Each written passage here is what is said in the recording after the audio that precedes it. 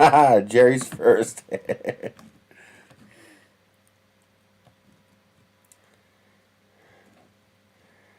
Yeah, sometimes it is the little things that matter.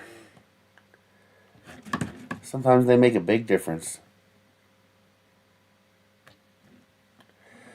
Doing okay.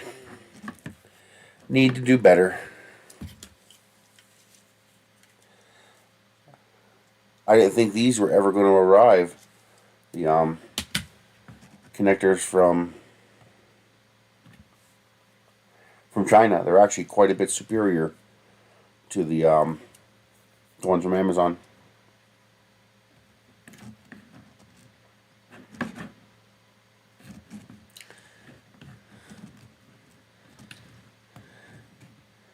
So I'm going to send the ones from Amazon back.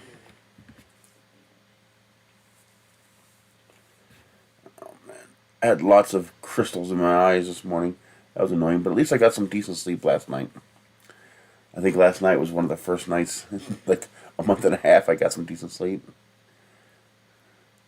But I was out and about yesterday. I was exhausted, tired as hell, and my eyes weren't bugging me too badly last night. I was like, maybe I'll get some sleep tonight. I'm tired enough that I'll conk out and go to sleep. And yeah, I did. So that was good. Isn't that amazing? I got links in the description to these. These are far, far superior to the crap from Amazon. You know, the ones last week we broke one of these opening it. You can just see right away that the plastic that this is made of is much denser. It's a harder plastic, so these should not have that problem that the Amazon ones displayed, where it's just destroying them. I've been opening and closing this, and I haven't broken one yet.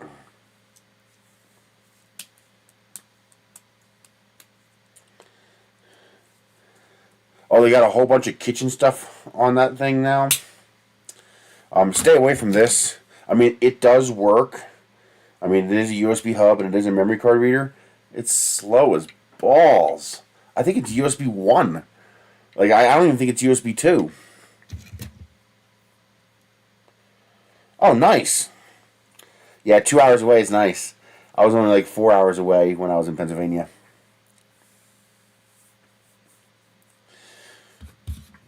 And they're 83 cents a piece. You know, it's $8.32 for 10 of them. These are nice. It just feels denser. Everything about it feels heavier.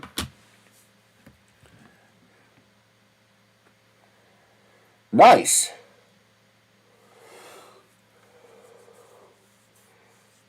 Oh man. Just on a lark, in that $1.99 section, it's like $5, but it's in the $1.99 section if you can find it. They had a pencil case, you know, for coloring pencils. I love coloring with pencil, and got it. You know, it's a nice case to hold your pencils, and I'm blown away. I mean, this is actually made of canvas. It's made of a thick, heavy-duty canvas material. I mean, this is not junk. I was like, God damn, I was expecting like some, you know, thin polyester, usable but clearly not good. This is something you'd expect to find in like a Michaels or a, what's that other one? AC Moore or something like that, you know, a craft hobby store here in the U.S. Really freaking nice. Well, I'm about to get started, so the first thing I'll do is I'll build the control box that will that'll just, you know, go from AC to start splitting through these things, and it'll also contain the power meter unit, so I'll be able to remotely turn off the entire circuit and also see how much power it's consuming.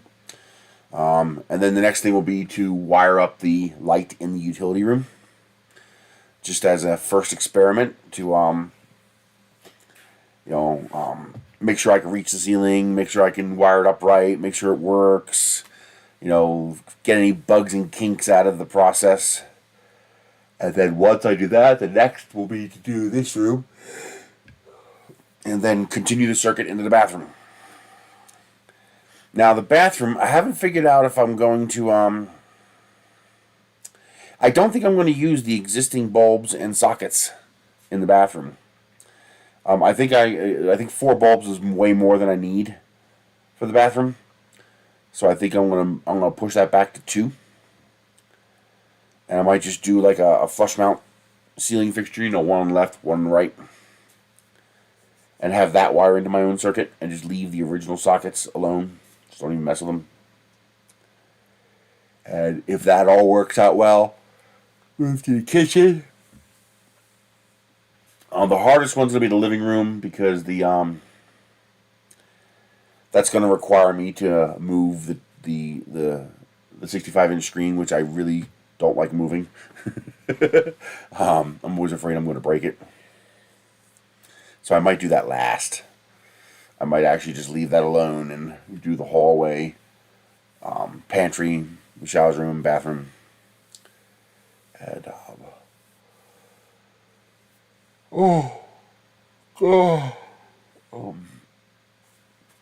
I think I have everything I need. I have 30 of these, which is more than I need, so that should be good.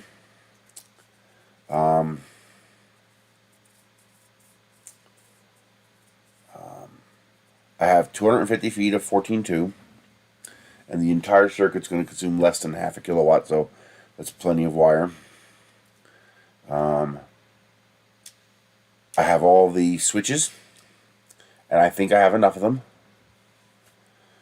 I do want to get more of these, but since I do have some square ones that take 6 volts or 3 volts, I'll be using those too. I still have to experiment with that. I got to build myself a little mini circuit, figure out how to hook these up correctly, see what kind of range they have, stuff like that. So that'll all be, you know, I'll probably make that first circuit down here for testing, and this way it's already done to put up for that first light. And then of course I have to print all the boxes. Although I find out I don't actually want a white box, I need a cream colored box, like a khaki. I just realized that all my walls, well, out there they're white and here they're not. Oh, interesting. I didn't even realize they were different colors.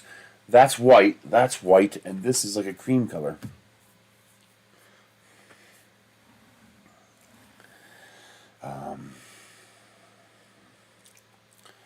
I also got to work on the fridge. I got to pull the old fridge out. That's going to be a bear. Oh man, that's going to be a nightmare. Because I got no help. I got to do it myself.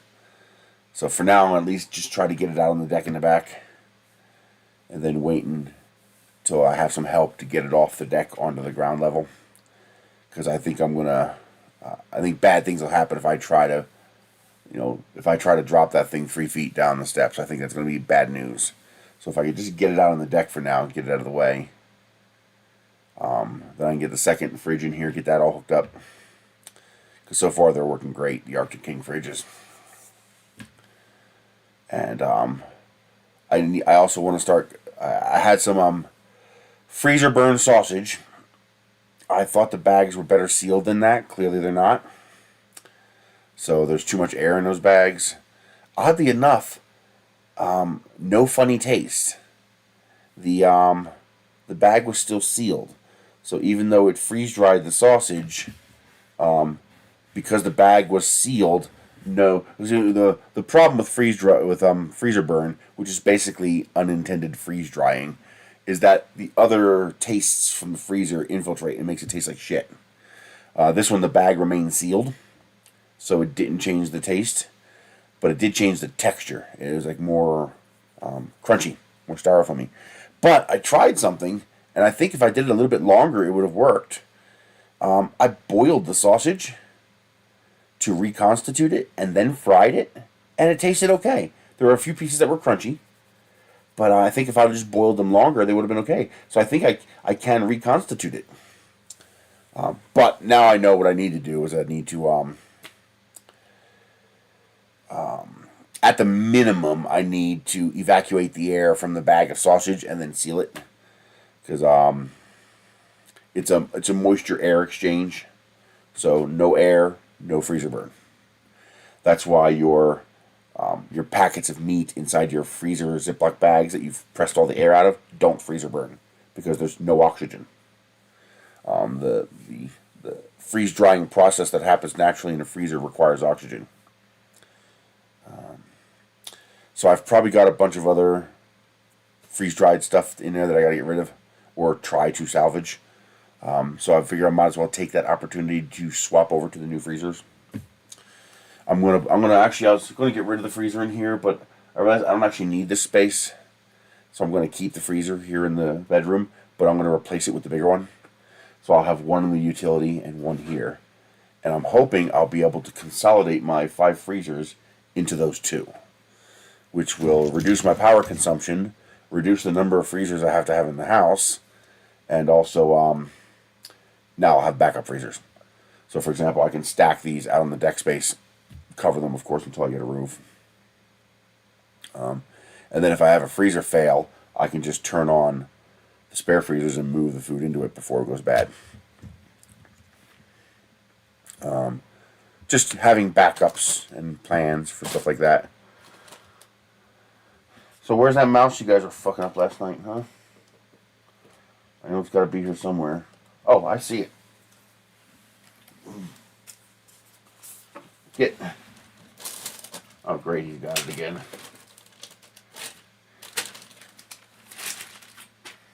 He's got it in his mouth.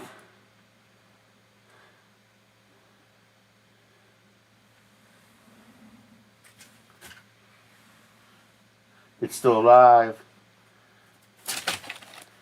And you let it go, you douchebag. Oh, you let the fucker go. Oh, did I get it? No. He let it go. He caught a mouse and he let it go. Goddamn cat.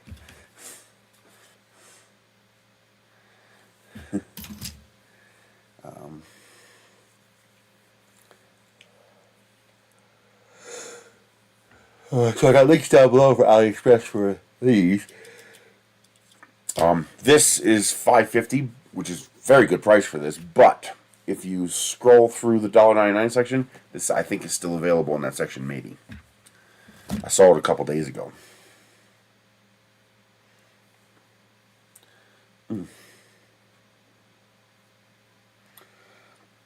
Another thing I'm going to work on is I want to make a battery back for this, so I can run this on 2 AA's.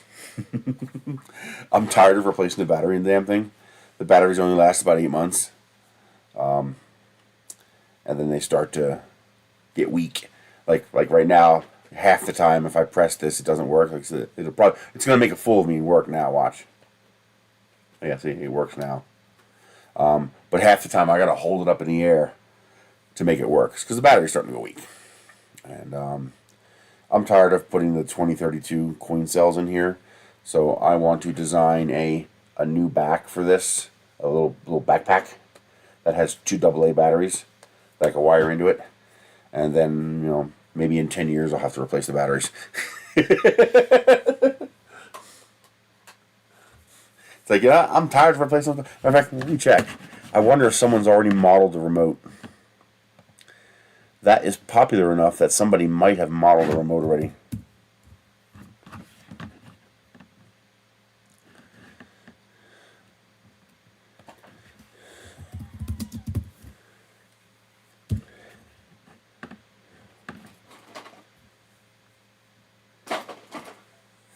Hunter fan lampshade. Hunter fan control cap. That's for the old style remote, not the new style. Looks like remote holders.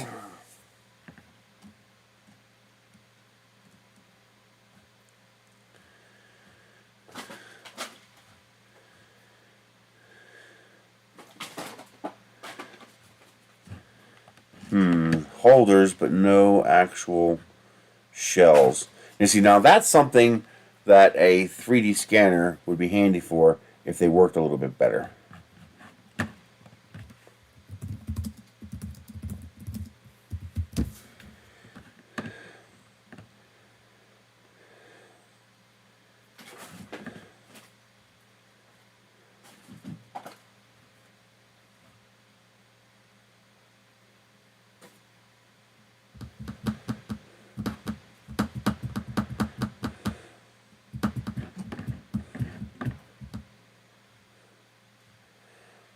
I don't even know how to find it.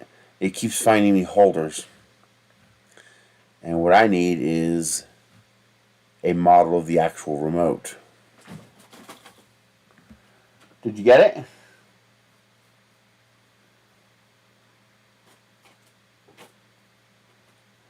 There's no way it came back out. It's hiding underneath the freezer now.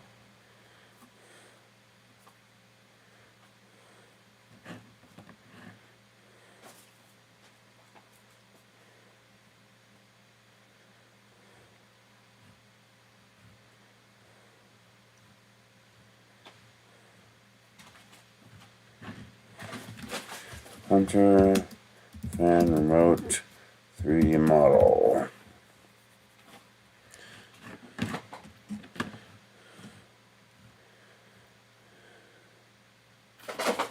Nope, none of these is it. I need the actual remote itself.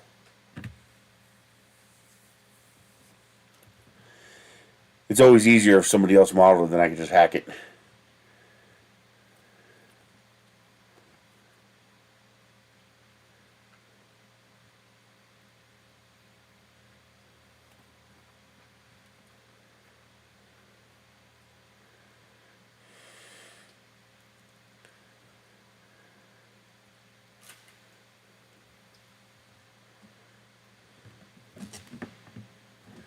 I might as well. I need a 2 AA holder.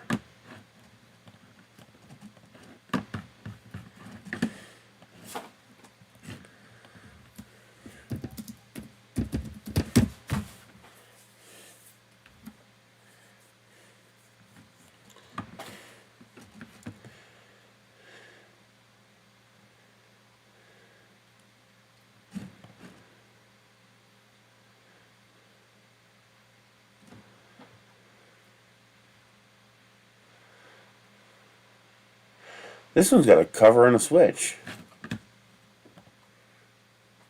That's AAA though. I don't want AAA.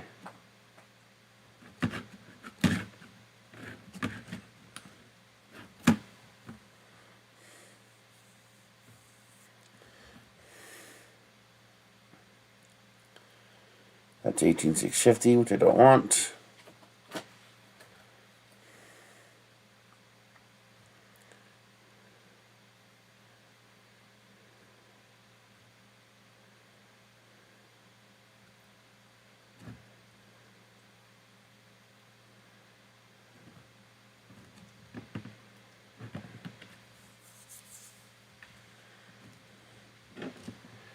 Let's see. I need 1, 2, 3. These are all AAA. Why do you keep showing me AAAs when I'm asking you for AA's? Like, are you mentally disturbed or something? There we go. $1.62 for 5 pieces. Any shipping? It's $1.99 for shipping. It's not bad. It's still less than $1 a piece.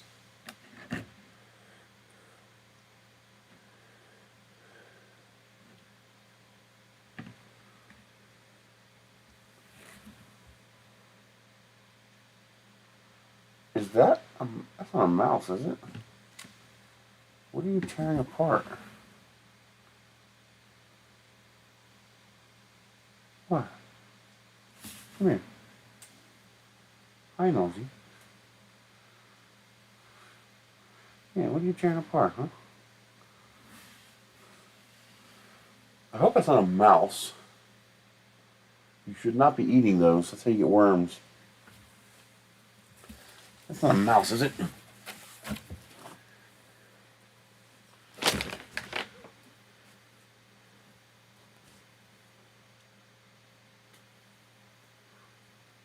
Yep, it's a mouse. He's eating the mice. Great. Great, he's eating the mice. This is half a mouse. Oh yeah, this is just what I need.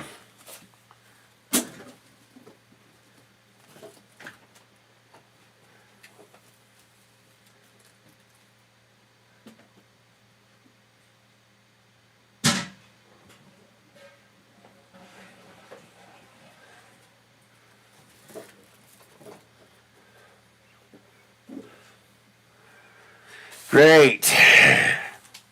Oh, just wonderful. He's figured out the mice taste good.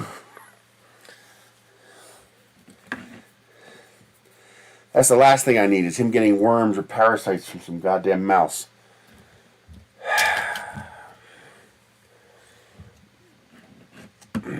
Cat, if you get sick, we eat you. You understand me? Your dinner. So don't get sick. The eyes seem to be on a 3-day cycle.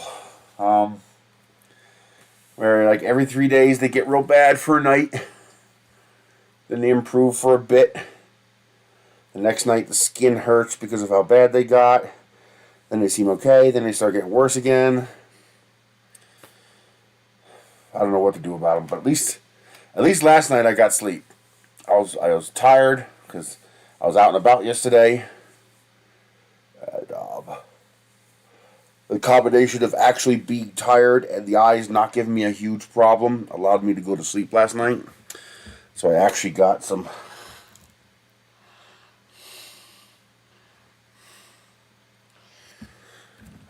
sleep last night.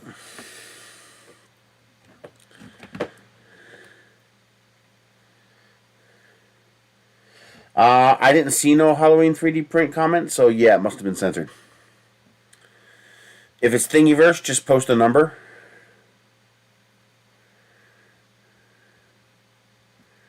Does printables have numbers?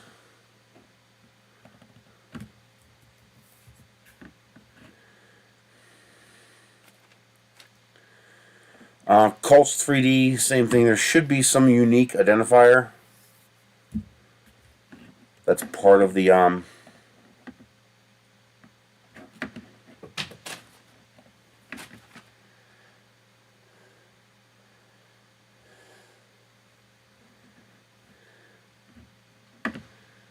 see.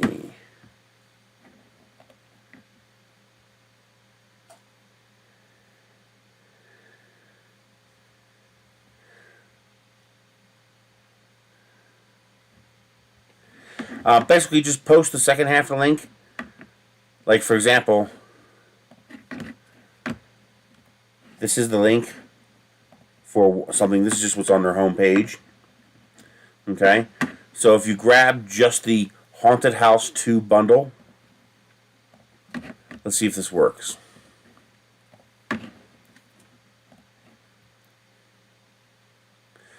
Zero search results, so that did not work. Okay, what if I search for the name without the dashes? Is the search that specific?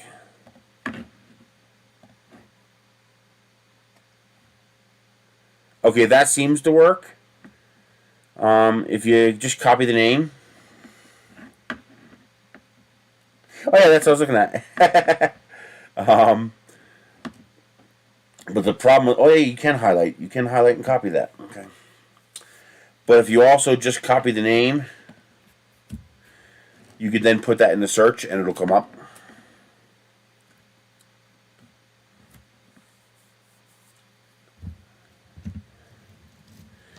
I wish there was a way that I could control links like that. So like I can declare certain sites safe. So I could say, okay, anything from Thingiverse, printables, cults, My Manufactory, you know, let those links display.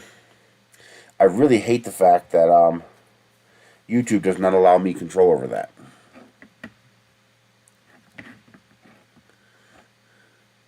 Boy, did you guys hear what happened with 3D Print General? First they demonetize his channel, and then a few days go by, and they delete everything. They delete his entire presence on YouTube. It's almost like they decide... The 3D Print General is definitely a 2A supporter. He's a Pew Pew supporter. And we think they demonetized his channel because of the Pew Pew aspect. Even though it was minor and well within the community guidelines. Nothing was outside the community guidelines.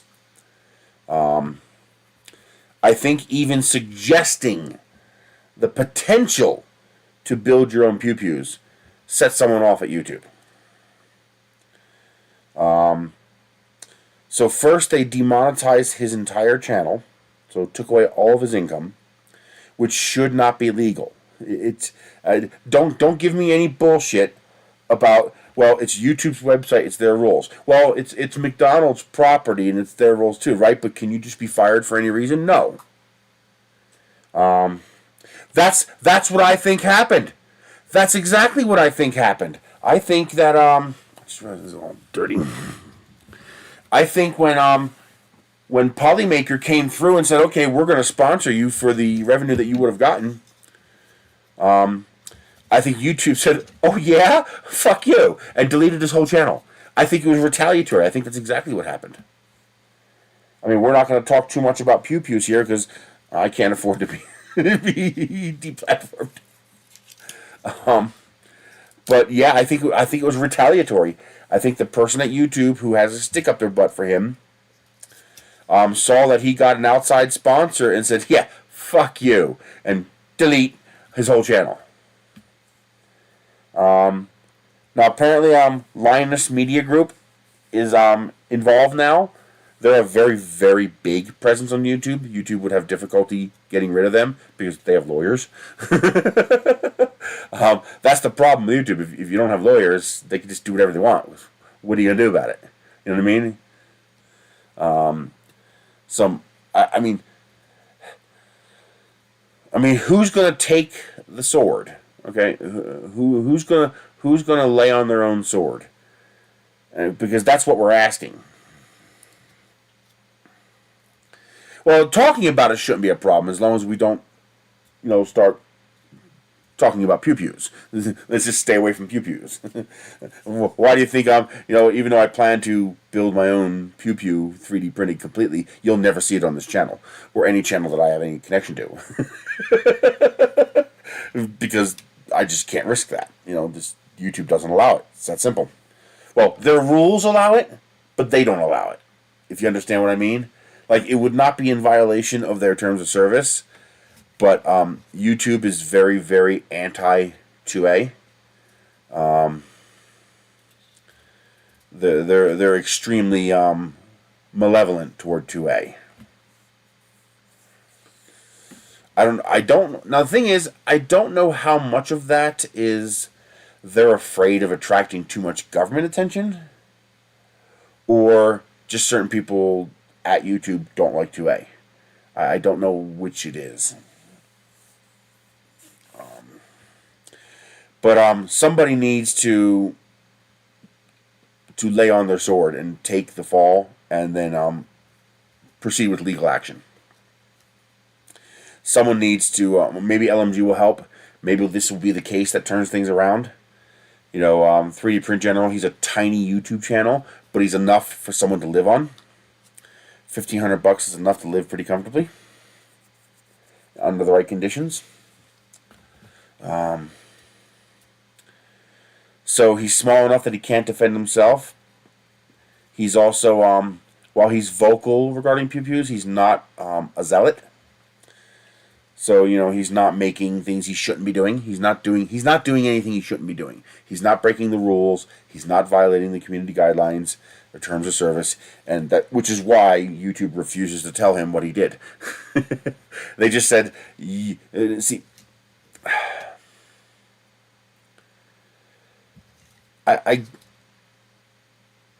okay, so for example, when you go and get a job, a standard W-2 wage job, you are, in almost every location in this country at least, you are at will hire. I refuse to call it right to work because that is a Nazi-esque, 1984-esque bullshit phrase where you're saying the exact opposite of what it is. Because right to work laws are literally you have no right to work laws. So I refuse to acknowledge them by that name. At will is more correct. At least that's not deceiving you into thinking the law means something else than what it is. At will means I don't even need a reason to fire you. I can just decide, I don't like your hair color today, you're fired. Any reason I want or no reason at all. Okay? However, hey Mike, if you do have a reason to fire someone, there are certain reasons for which you are not allowed to fire them. So for example, well, you're black, you're fired. That's illegal. You're not allowed to do that. Okay? You're not allowed to fire people for retaliatory reasons. There are certain things for which you are not allowed to fire people for. Now, if they fire you for no reason at all, it can be hard to prove it. However, if you actually do go in front of a labor board, the measure is not beyond a shadow of a doubt. The measure is reasonable person standard. So it's more like civil. It's more like a civil infraction, not a civil infraction. It's more like, okay, when the state charges you with a crime, think of that as being sued by the state criminally. It's beyond a reasonable doubt. So you basically need to prove the offense. However, when you're sued civilly, the standard is a little softer. You don't have to prove beyond a reasonable doubt. You have to prove more than likely this is what happened. That a reasonable person would think, yeah, you did it. Okay? I mean, they can't just declare it. A reasonable person would have to be able to come to the conclusion that you did it. And that's how labor is handled. So if a person fires you because you're black but makes up some other reason that is legal, if you have text messages and videos and stuff like that, you can provide enough proof to show that you were fired for an unlawful reason. Preponderance of evidence, yes. But what we call the reasonable person standard. Now, I'm hoping Linus Media Group actually takes up his case. I really hope they do. Because I think they have a good case. Because this is something YouTube does a lot, and what YouTube is doing is illegal. It's a federal crime, what they're doing. They're not allowed to do what they're doing. The problem is, unless it becomes a rampant problem that's affecting society as a whole, the state is not going to involve themselves. Which means the only way to bring this to light is to sue them. And suing something as big as YouTube, good luck with that.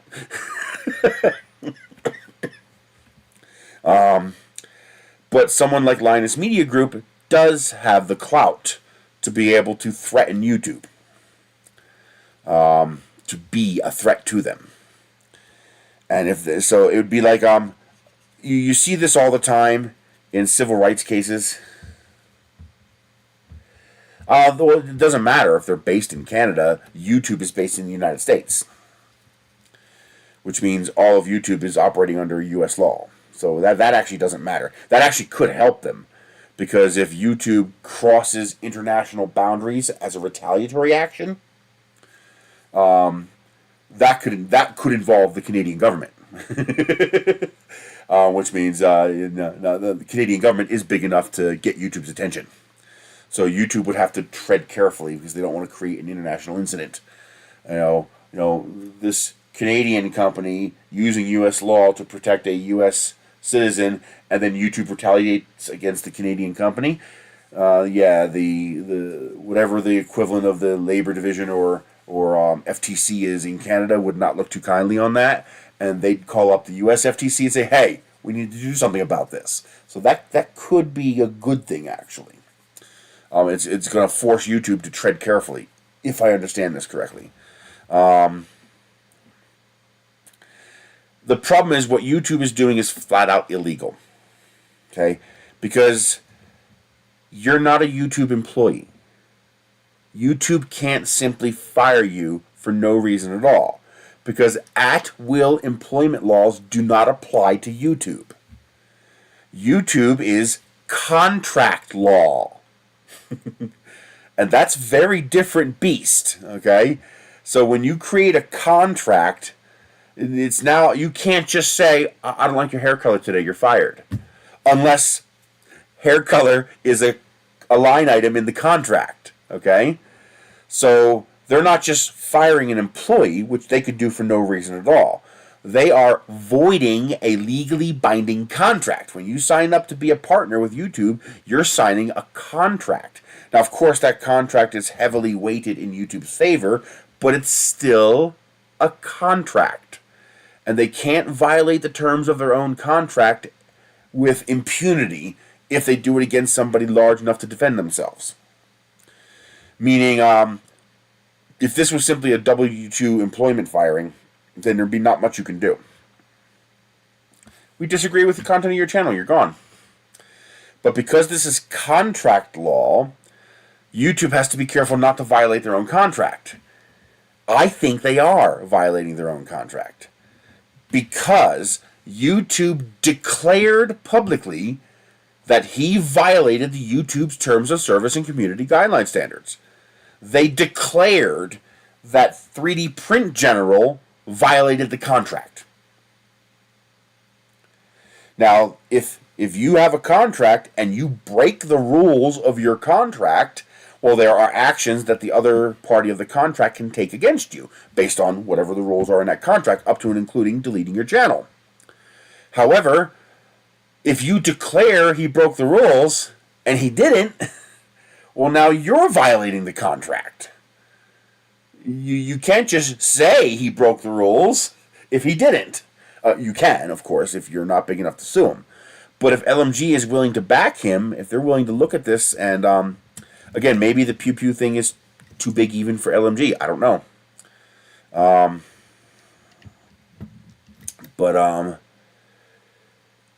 The problem is YouTube has declared that 3D Print General has violated his contract terms, and they refuse. They don't just refuse. They pretend the words didn't come out of his mouth. So they reply to him, and they make their reply as if he never said, "What did I do wrong? What part of the contract did I violate?" They reply while pretending he never said those words. So they're not even just saying, "Well, you did." They're pretending those didn't exist. They are refusing to even acknowledge the statement exists. So they're just saying, "You broke the rules," and they refuse to tell him what rule he broke and what exactly broke the rules. They just refuse to tell him. And in contract law, now, of course, contract law, you don't have the government to back you up like you do with labor law. Even though it would take forever, you do have the government to back you up. With a contract law, you have no one to back you up. You have to sue them in court. You have to hire an attorney. While he's big enough to make an income on his channel, he's not big enough to hire an attorney. A case like this could cost $50,000, $100,000. Depending on how strong it is and depending on how ornery YouTube is willing to get. So, theoretically, you should be able to force them or legally compel them to declare the reason. Because unlike labor law, you can't just fire for no reason at all. To break the contract, there has to be a clause in the contract that allows it. He didn't. He didn't violate the terms. He didn't do anything wrong. He didn't do anything that violates YouTube's terms of service or their community guidelines. YouTube is just declaring he did.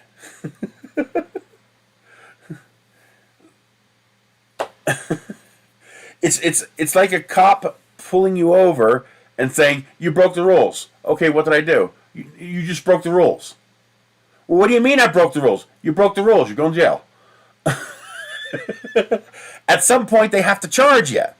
At some point, they have to declare a charge. They have to declare an offense.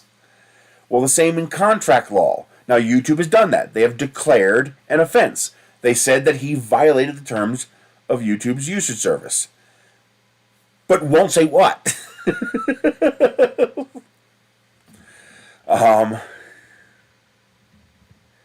3D printing guns isn't illegal and isn't a violation of the YouTube terms of service.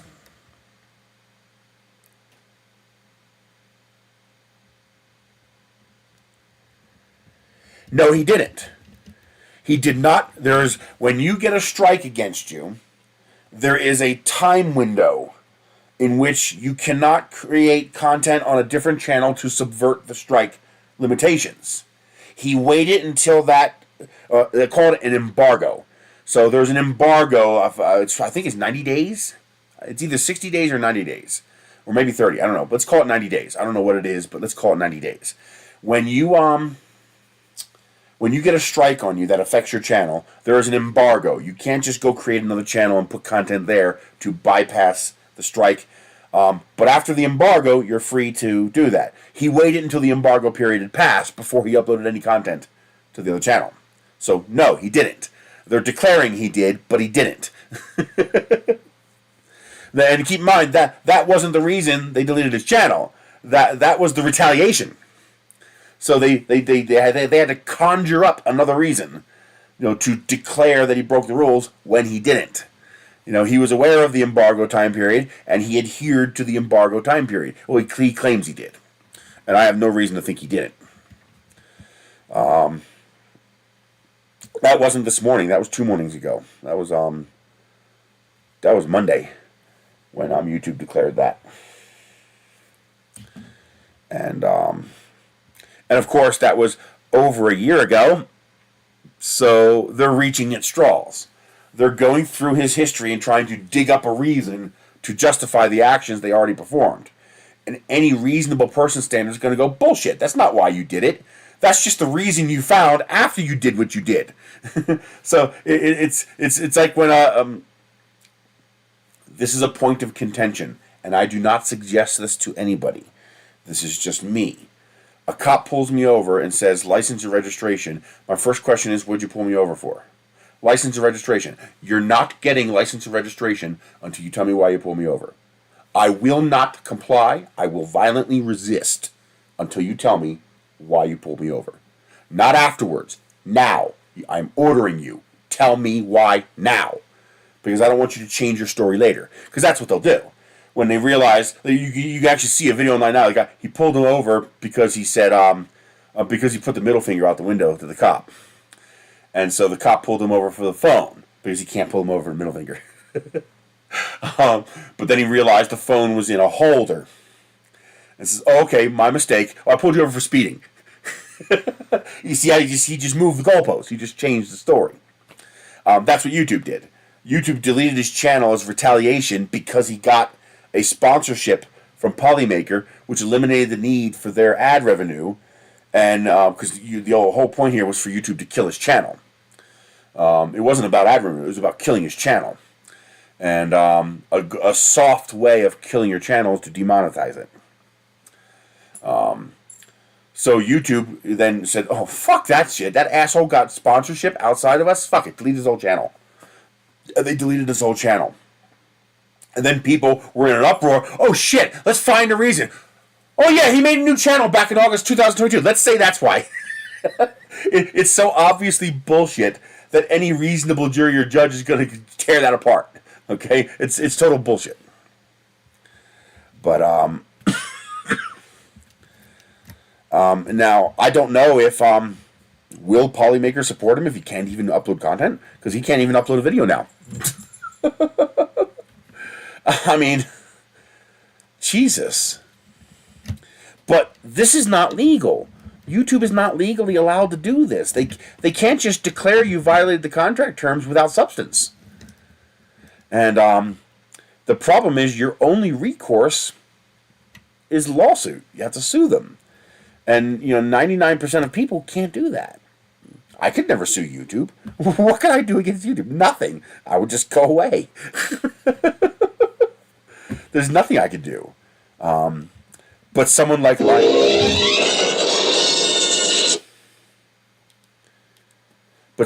Linus Media Group, yeah, being on Rumble is like not existing because Rumble doesn't exist.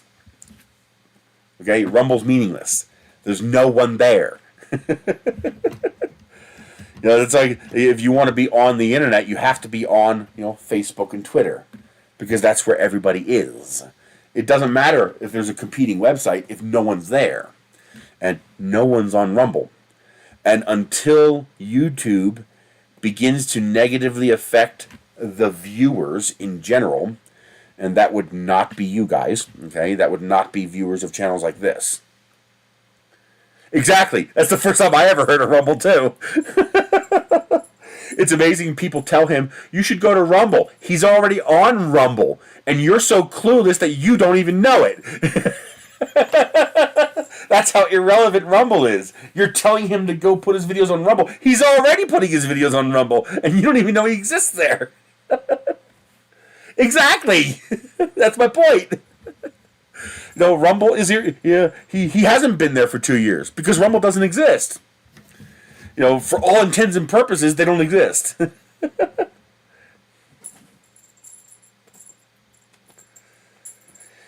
Oh, that's interesting. Anytime the FTC gets involved with two companies, you know, interesting things happen.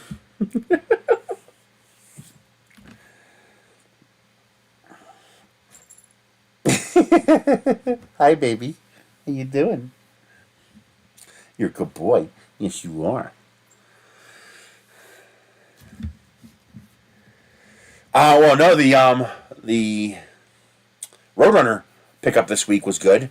I got onions, peppers, sweet peppers, the little ones. I got oranges. I got these sun golds. They look like kiwis, but they're all gold colored. Really good. They're delicious. I got Michelle some pineapple, big tub of pineapple, and they also had flats of peaches. I actually sat there for an hour, waited till 3:30 when they closed because they're going to throw away whatever they have left, and I got more peaches. I got the peaches all chopped up in the fridge. I'm going to make a peach pie today. Oh, I haven't had peach pie in so long. There's a program they have at the Community Health Center here where every other Wednesday they, I don't know where they get it from. It's local businesses, donations, whatever, but they have produce. And you can come and just take produce. You know, we don't have a... Oh, interesting. There's definitely heavy manipulation of that. A classic one... Yeah, getting access to fresh produce is nice. It's because that's something it's a little more difficult for me to get access to because fresh produce is more expensive and it doesn't last. So you know you don't tend to buy it at your one shopping trip. You can only buy like 2 or 3 days worth because it'll just go bad. So you know, getting access to some interesting fresh produce that I wouldn't otherwise have access to is pretty cool. Oh, and the onion's awesome too. I got a white onion this big. Like, yeah, that's a nice onion. Oh, I also got I got some Yukon Golds, so we're gonna make some mashed potatoes. Yukon Golds are the best for mashed potatoes, and I also got some sweet potatoes, so we're gonna cook them up too. Yum yum yum. Was that fully charged? I guess it is. Well, that must be a tiny battery in there to charge. It charged at 1 watt and it's already full. That must be a really tiny battery inside this thing. I might have to open one of these up and. Because there's a screw right there. This might be easy to open. I might have to open one of these up and see if I can upgrade that battery.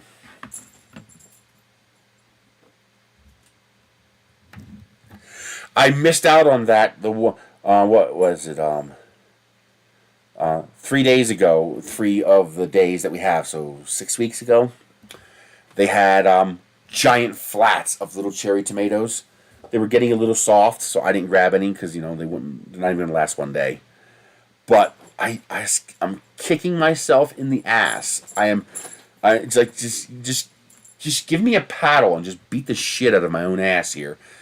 I should have gone back at 3:30 and grabbed an entire flat. And they would have had it left over and they would have let me take it because they're just going to throw it away. I could have canned pasta sauce out of that. It would have been easy to cook that up into a whole bunch of pasta sauce. And I didn't think of it. Damn it! If that happens again, I'm going to do that because I've got enough jars that I can can 20 or 30 quarts of pasta sauce. I got a good deal on some ball jars one time at the grocery store, and I grabbed them, and they're just sitting in the pantry, for when I need them.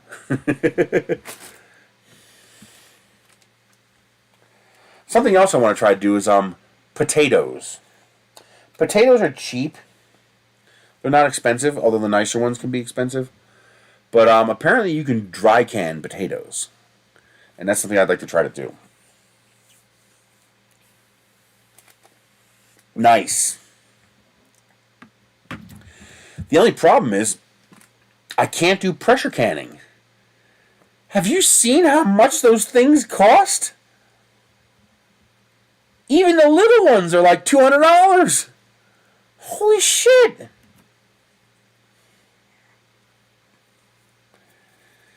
And you don't want to use a little one, because if you do it in batches, you're blowing god-awful amounts of electricity to do it. And I mean, too much electricity to, for example, can potatoes would, the electricity would cost more than buying the potatoes.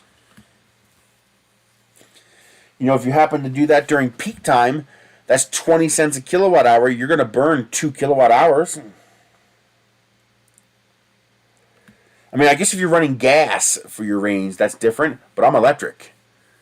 And, you know, if I burn 2 kilowatt hours and it takes, you know, an hour, you know, that's 20 cents to can 30 cents of potatoes. I just spent 20 cents plus, and then now you add the jars and you add the lids, and you are now 5 times more than it would cost you just to go to the grocery store and buy the potatoes. So I guess potatoes only really make sense if you're growing them yourself, because then your potato cost is essentially zero. But that's only if you live in a place where you can do that. Here, I have to spend money to grow. So I have to buy soil, I have to buy compost, I have to buy fertilizer, I have to buy everything, because we don't have fertile soil. We don't have soil that we can use to grow things. It's all rock and sand, basically. It's desert. You know, it's dirt. It's not arable soil. And you can't do the work to make it arable, because the voles and gophers will just eat everything you plant. So everything would have to be above ground. And now your water usage is going to skyrocket, because again, live in a desert. So,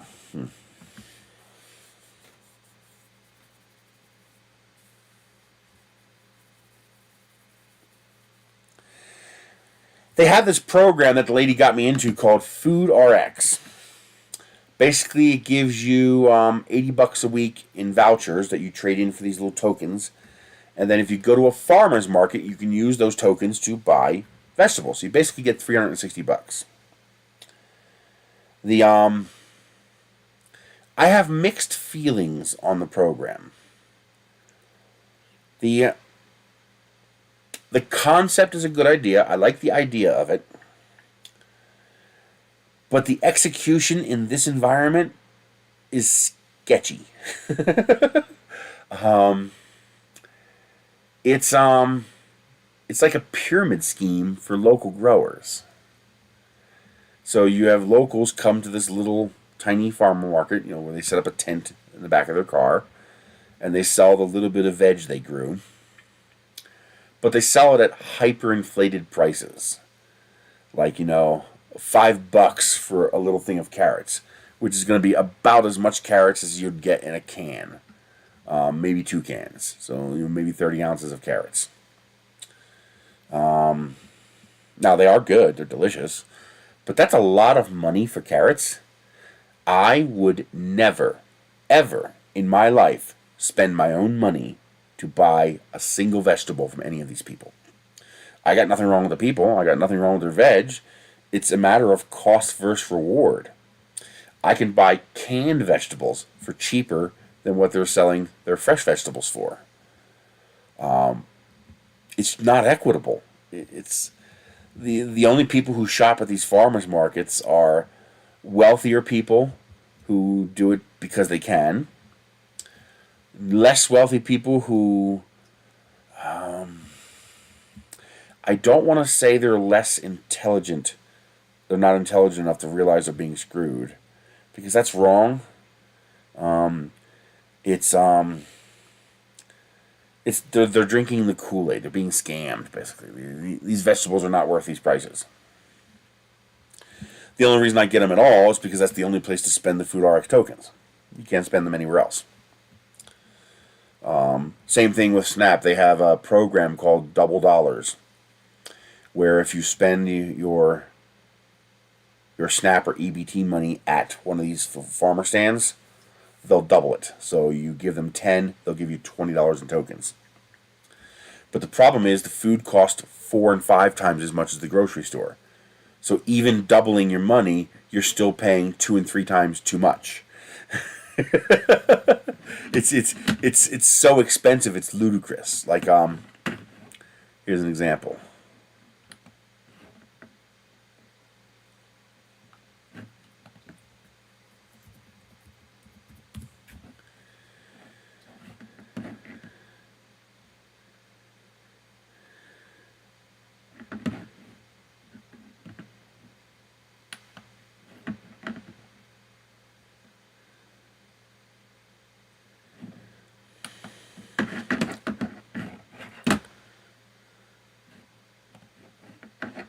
So you could go there and you could buy like 1 pound of carrots for like $4.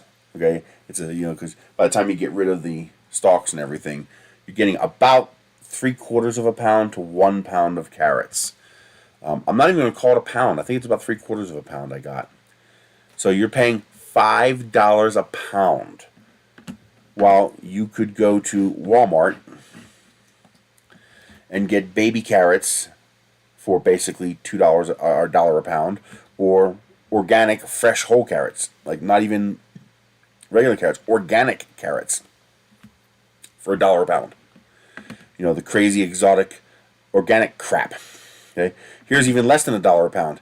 Here's a 5-pound bag of carrots, all cleaned and cut and ready to go, for $3.88. And that's out here at my expensive, Why do you do that? I click it and it goes full screen. It's like, that's not what I want you to do. So it just doesn't make, even if you're doubling my dollars, even if you're quadrupling my dollars, if you gave me 400% of my dollars to spend at these produce stands, it still costs more money than just ordering Walmart right there 1 mile away. And let's forget about the fact that you have to drive 30 miles to go to the place. It's about 30, not 30 miles. Probably 25 miles. Yeah, about 25 miles. It's 12 or 13 miles each way. So you're spending, $6 in gas to go and pay 5 times too much for vegetables. I mean, it doesn't make much sense. I think part of the problem is there's no produce stands in New Mexico. It doesn't really exist. It can't. It's a desert. Produce stands require farms, and we don't have farms. So the program has merit, but it's ineffective, and I don't know what to do about that. How do you fix that? I'm genuinely not sure how you'd fix that.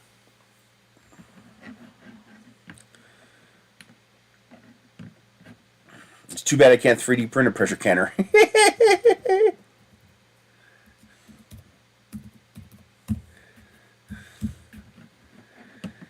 Let's see, pressure canner. I mean, well, I guess that's not entirely horrible. 23-quart pressure canner for $140.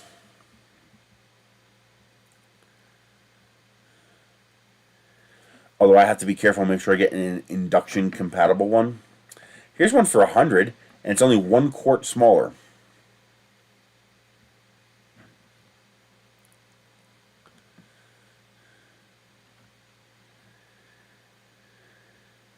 And I don't think something like an Instant Pot I don't think it has enough pressure to pressure can.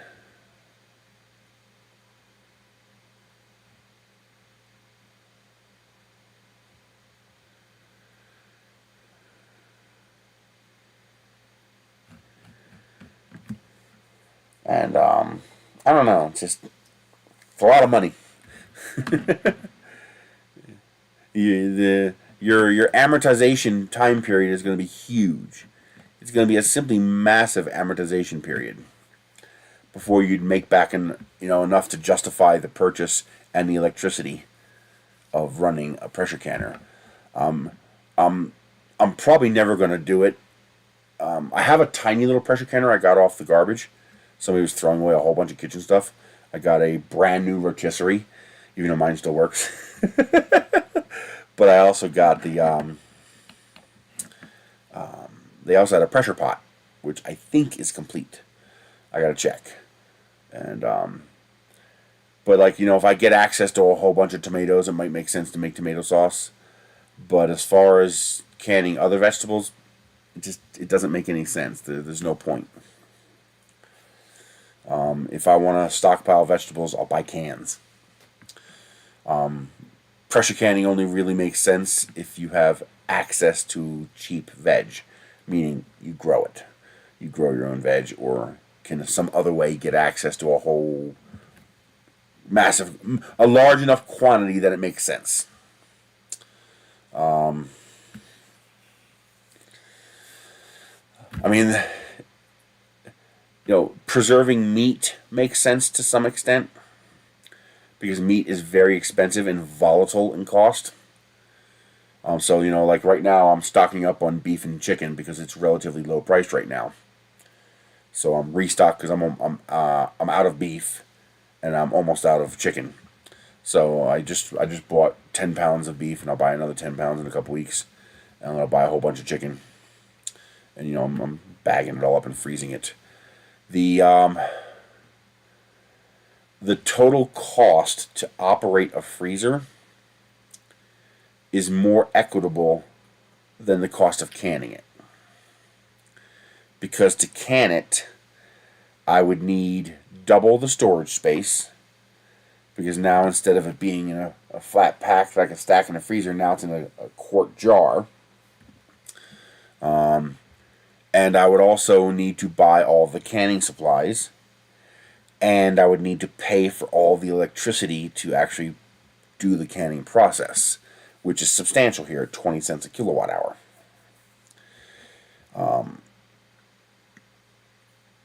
At that point, the $20 a year that it costs to run the freezer is cheaper than even the cans, the jars alone, not even counting the electricity and all the other stuff.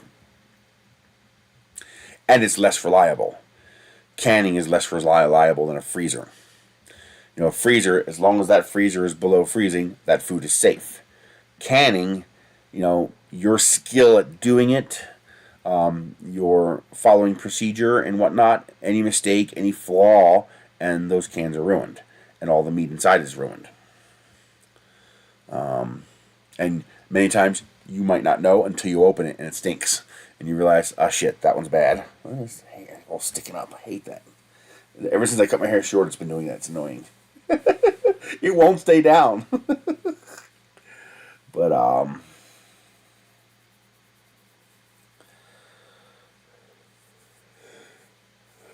now again, if you have all the canning supplies, you have gas. Exactly. Canning makes most sense when it's your own local supply.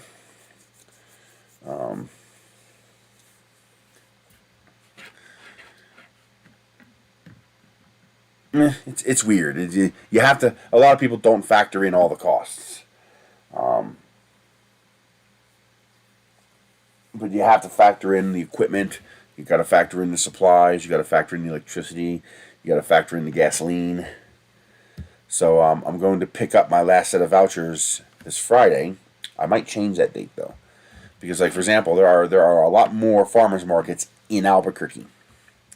But I can't go to Albuquerque to go to these farmers market, because the cost of the gasoline to go to Albuquerque and back, the gasoline cost alone is more than what it would cost me to just buy the stuff locally. So even getting the food for free doesn't make any sense, because it's not free. I got to spend $20 in gas to go to Albuquerque and back, and the cost to buy it at the grocery store is less than $20.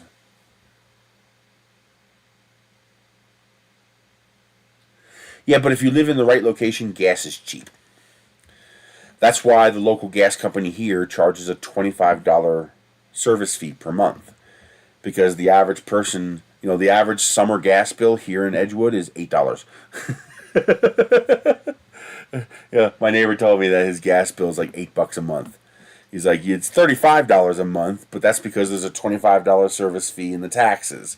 He's like, but if you look at just how much gas I used, it's $8. So if you get the gas cheap enough, that makes sense.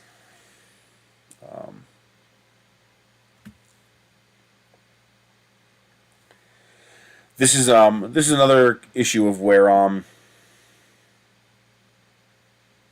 propane's expensive. Propane is really, I'm talking natural gas. You know, where you have a pipe going to your house. I'm surprised we don't see this more often, and it's probably because it's illegal in most places. This is where community homes make more sense.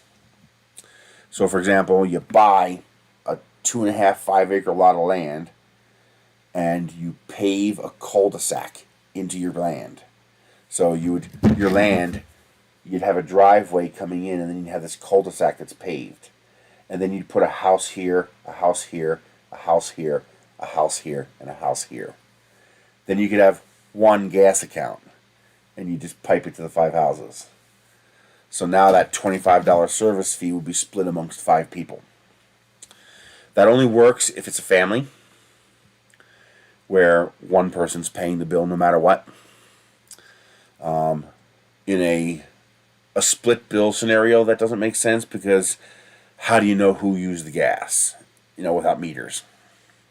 So that really only makes sense for an extended family type situation. But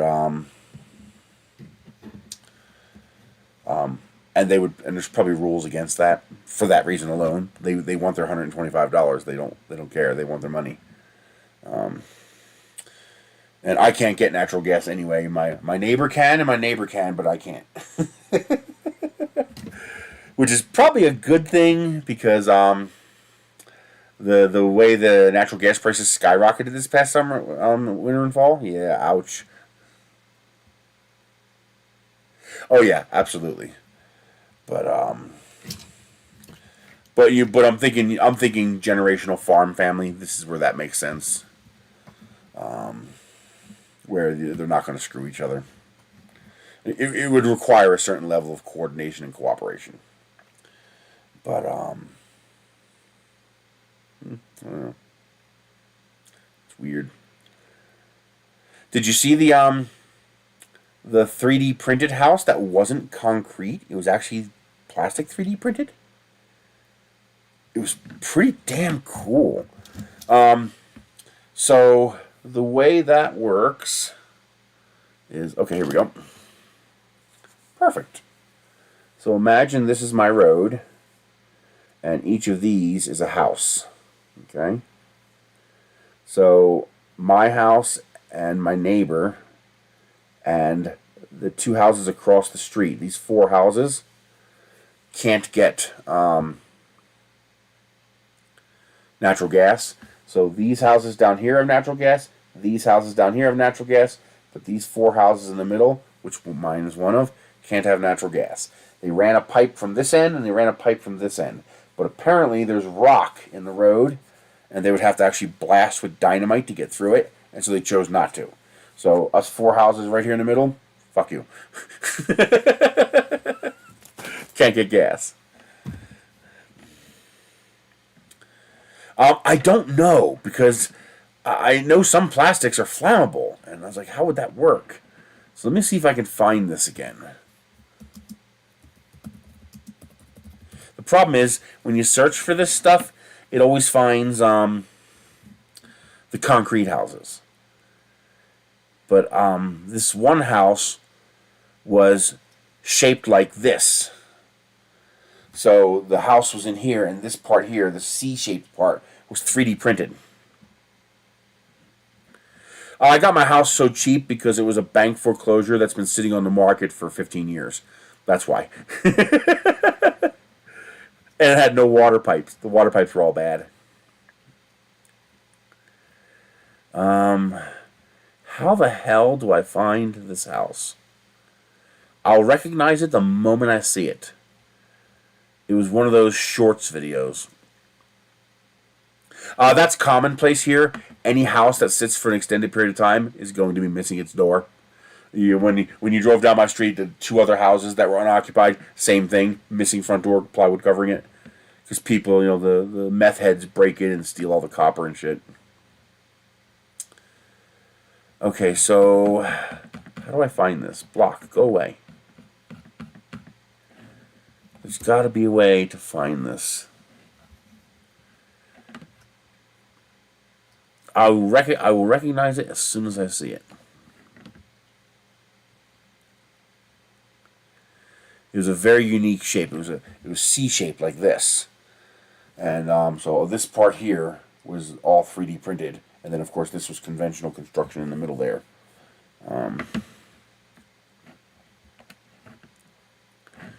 Images. So not this. This is all concrete. It was definitely not concrete.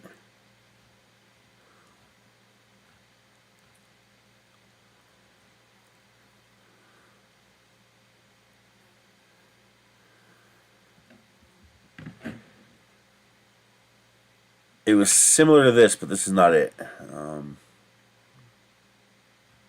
I'll switch screens once I find something that I can show you.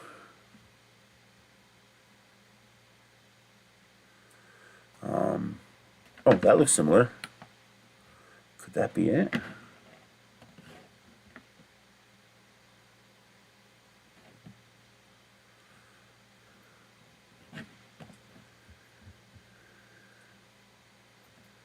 I think that is it. Come on, show me a video.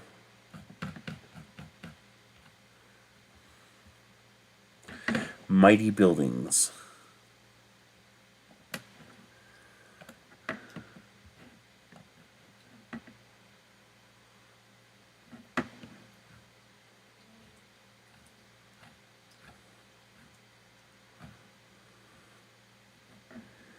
Yeah, this is it. I think. I'm almost certain this is it. It's a patented material called Lumus. A stone-like... Oh, it is stone. It says stone-like composite. Interesting. But it has 5 times the tensile and flexural strength of concrete while weighing 30% less. But that definitely looks like it's it.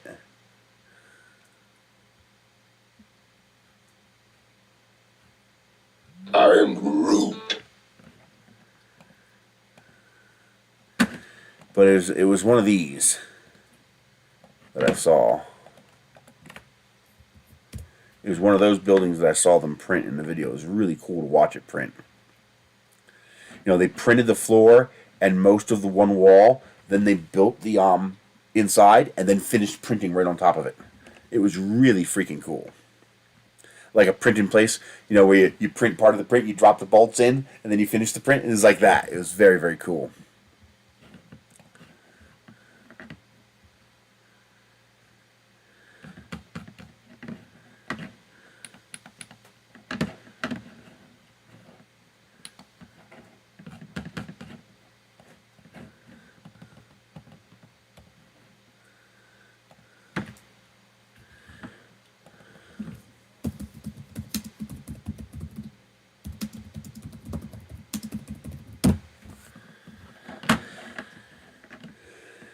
That looks like it. There it is. Now, can I find one in progress? There it is. There you go. There's the partial. Are you going to load, or are you just going to... It took a while for some reason.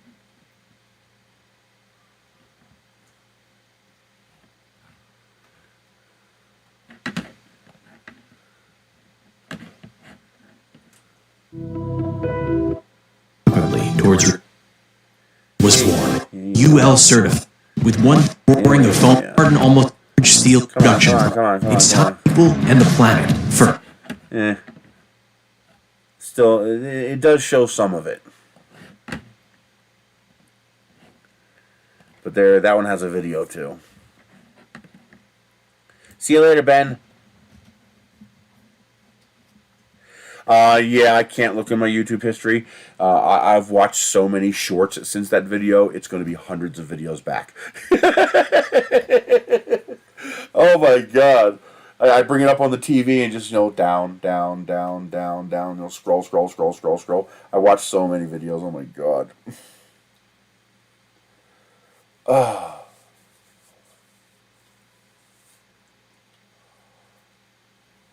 Sometimes with this eye problem, I can't even watch videos because it makes my vision blurry. The mucus that's released from my eyes makes my vision blurry, which is really aggravating.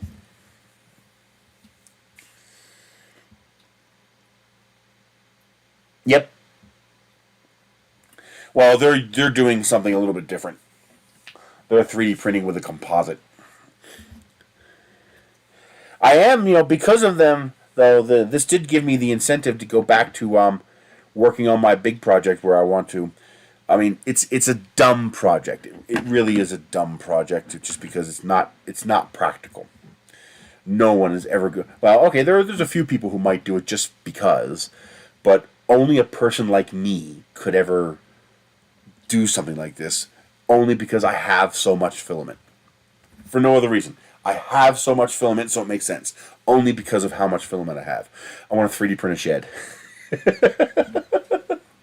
I want to 3D print an entire building. A small little 4x6 shed. Just something. I want to 3D print some kind of structure, some kind of building. And it's not practical. The cost is ridiculous. But I already have the plastic. I can even probably get away with using PLA. Because, the whole thing is going to be with the 1.2 millimeter nozzle. And acid. And when you're printing that thick, no, it's actually going to be, let me see if I can show you. Sort of Lincoln log.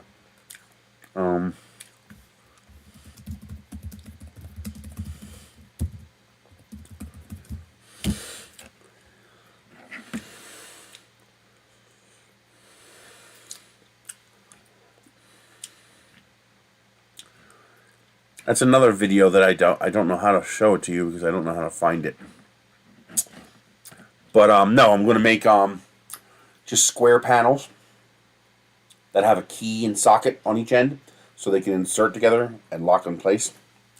So you'd print out a whole bunch of this one panel and you'd print out corner pieces. So the whole building would be made of the exact same panel plus the exact same corner piece. So the corner piece would just be a panel, but with a curve in it.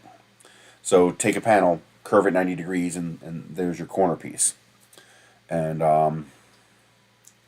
so you'd only have to print two pieces. You'd have to print however many corners you need and however many main segments you need. And they would just click, click, click, click, click, click, click, click, click, click, click, click. You just assemble them. And how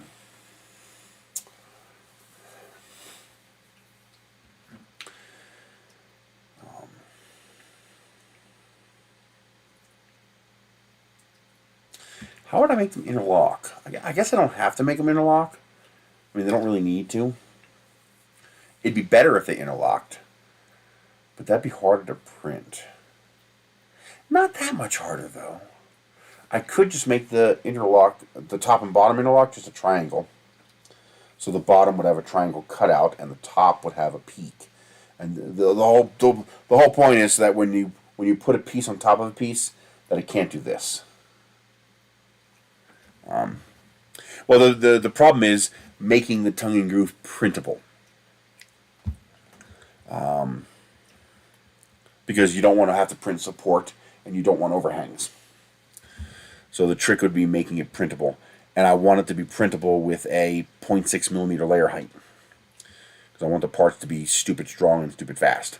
So the trick would be to design a tongue and groove style interface. Now this interface would have to be locking. But that's vertical, so that's easy to print. Basically, you'd have one end be a circle like this, and the other end would be the receptacle for that circle, and the two pieces would just interlock. So that's not a big deal. The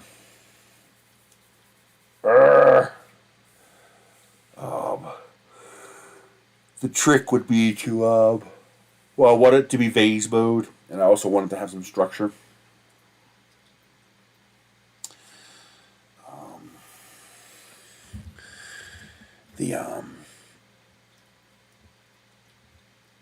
I started working on it. Let's see if I can get my thought juices working again on this. It is something I was working on.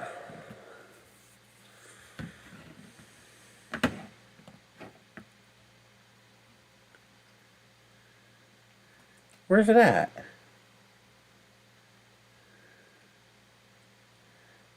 I was working on it. Where? I don't see the file. Did I delete it?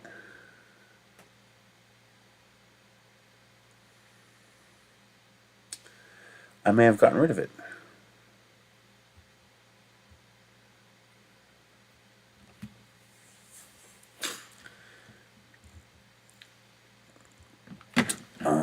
Okay, let's create a new one. Let me switch over so you guys can see what I'm working on.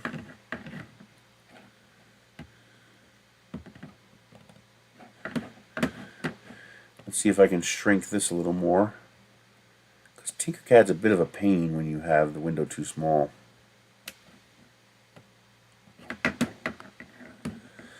Okay, so can I make this grid big enough? I need this grid to be...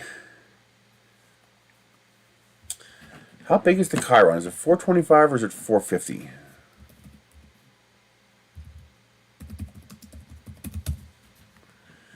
It's 400 by 400. Okay. So I need to make this 400 by 400.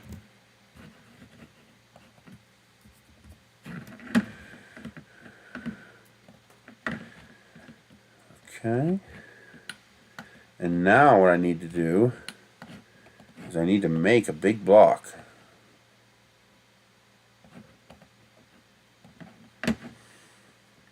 See how all this stuff gets in the way? It's a pain in the ass. So what I need to do is I need to rotate this 45 degrees. No, let's pick a size first. So it's got to be bigger than 39 millimeters. So let's say...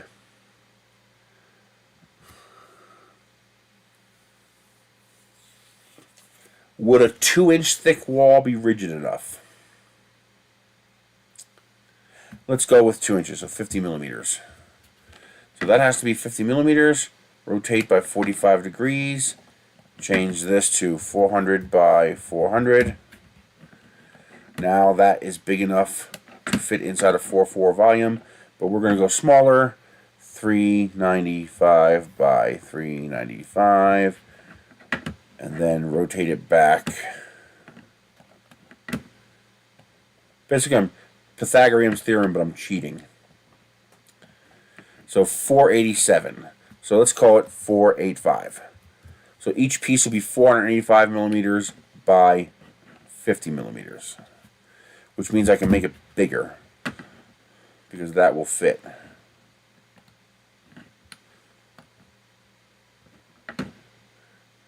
Yes, I can make that bigger. Can I go 490?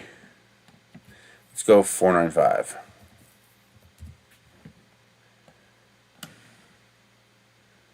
I can go bigger.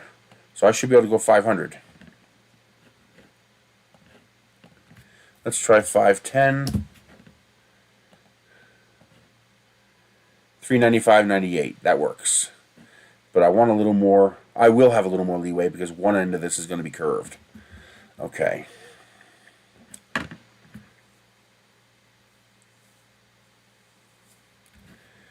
So I will have a little more wiggle room there. Okay, so we need a 50 millimeter cylinder.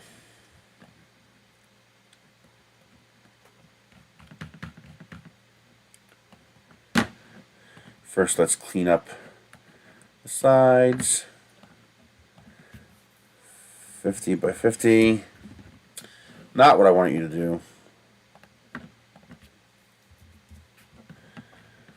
Okay. We take this, and we align them on end while shortening this 25 millimeters to make it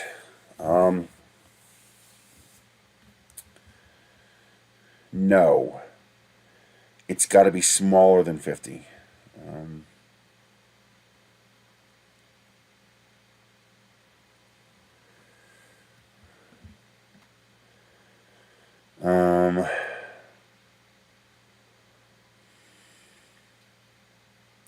I'm going to zigzag my vase cuts so that I'll have the strength, 3D integrated strength, since I only have to do it once.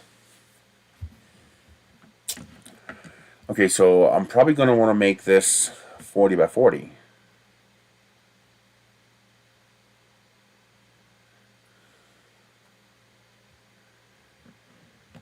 Yeah, this can't be 50. It's got to be smaller. 40 by 40.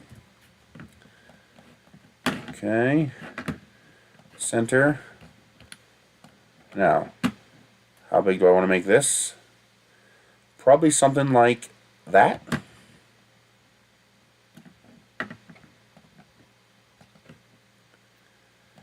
We are going to make it 100 tall, and then I will scale it in the slicer.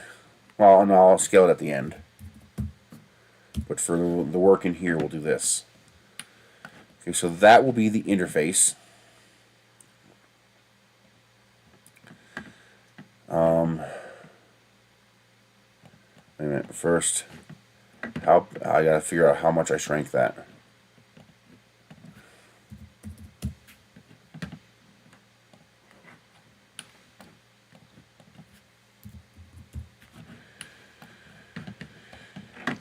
Okay. So this is 510.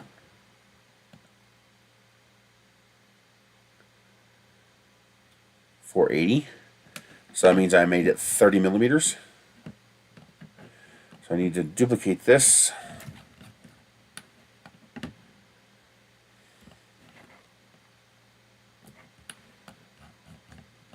You gotta highlight these, align, freeze you, put you in place, grab you. How do I grab it? I have to go this way, -30. No, I screwed that up. That's not aligned? Why isn't that aligned?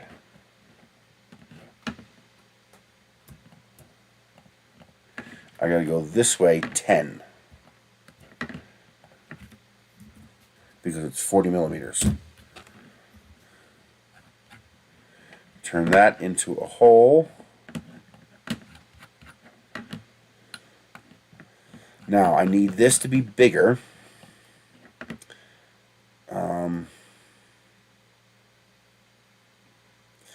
I'm going to have to duplicate this because I need to center it.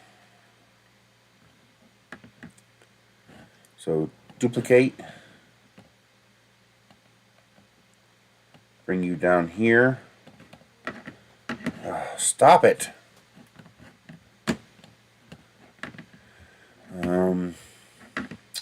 How much bigger? Is 1 millimeter enough, you think? I'm thinking 1 millimeter will be enough. So 41 by 41. That might be too much. Let's go 40.8. That gives me a 0.4 millimeter tolerance on each side. Okay, now we select these two, align on this one, you and you, and then we take this and join. Delete that, and then join. Okay. It should be that simple. Meaning if I print that, that should join with this. But is that enough of a joint?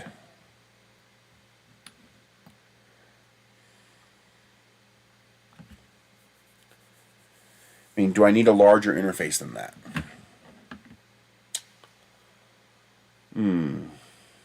I might.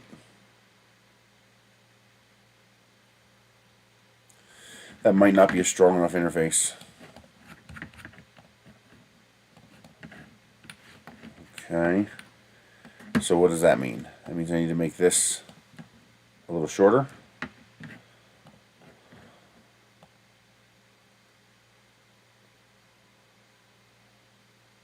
Yeah.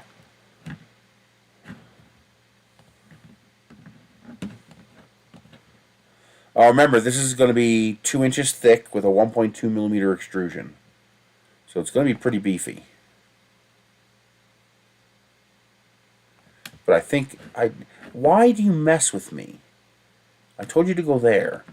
Now that's 5 extra millimeters, which means I need to move this in 5 extra millimeters. Minus 5. Okay.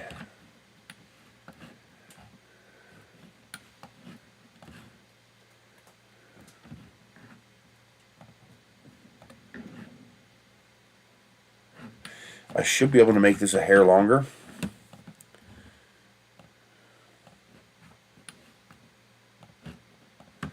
.480, and then just move this out 5 millimeters.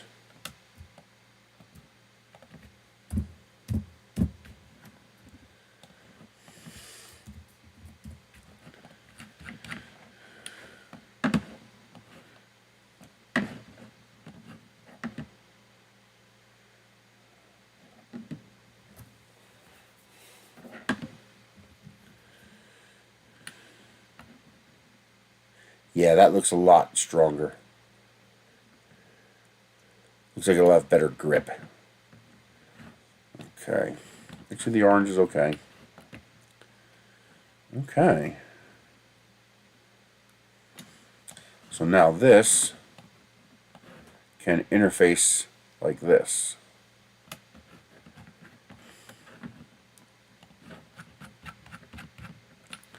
Seriously? So now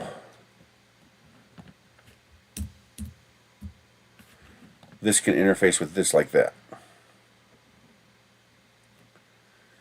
Now, how thick is this? Plenty.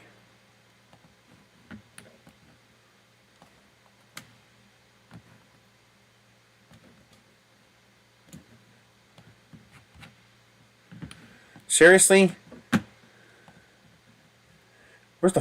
Why has it got to be so far down here? 5 millimeters. That's plenty. That's enough for both extrusions.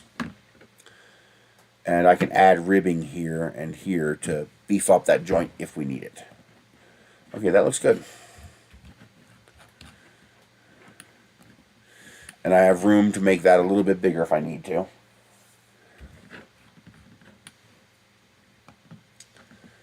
Okay.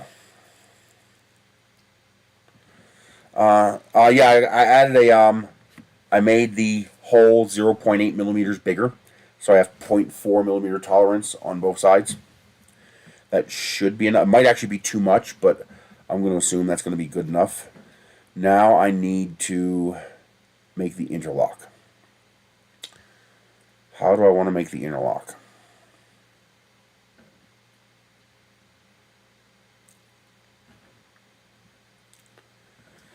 I think the easiest way to make the interlock is to, first let's make this 400 tall. Let's make it 425 tall.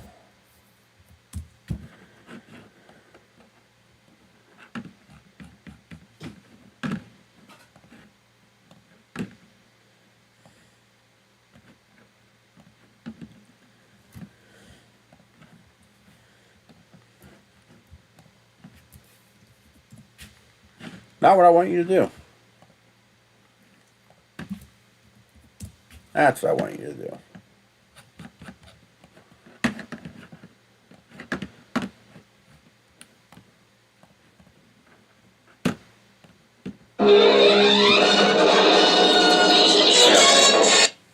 Hey, I'm on a stream. What's up?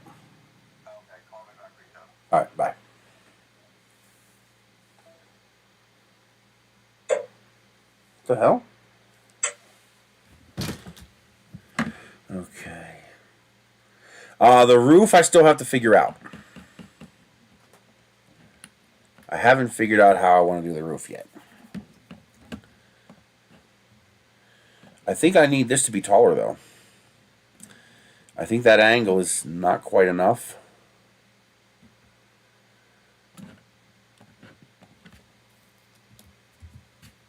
I think that is. Which means this needs to be 415.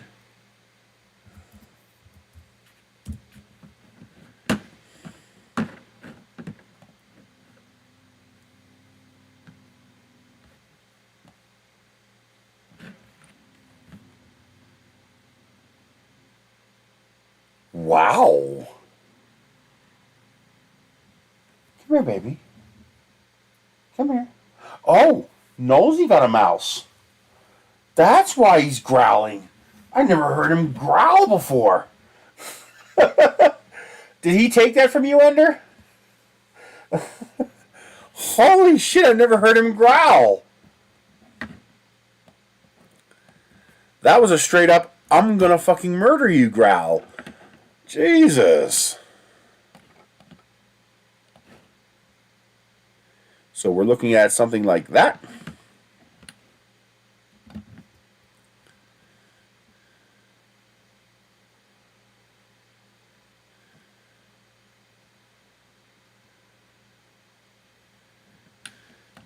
Wow. Yeah, I think we're looking at something like that.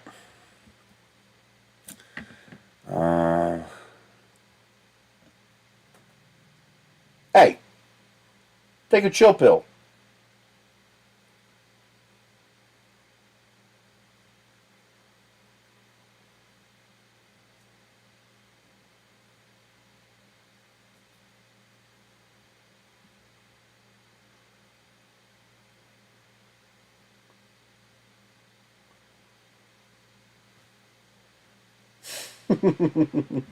I would love to have two mousers. So did you catch that, or did you take it from Ender?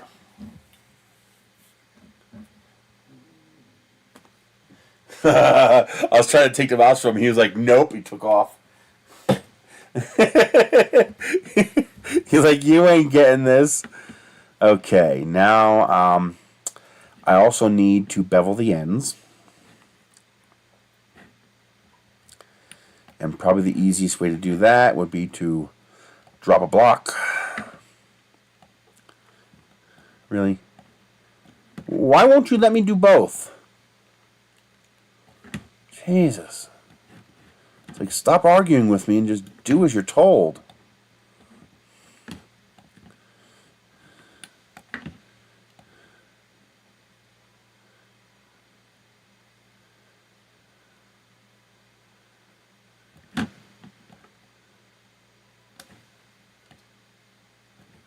Okay, and duplicate, or rotate 180, and put you down there.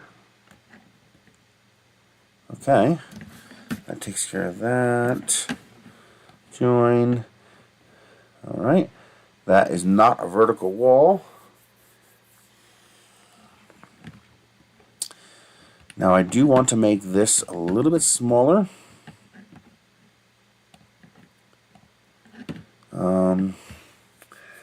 So I want to make it 1.2 smaller. So it's half a perimeter smaller. Let's just go to 49.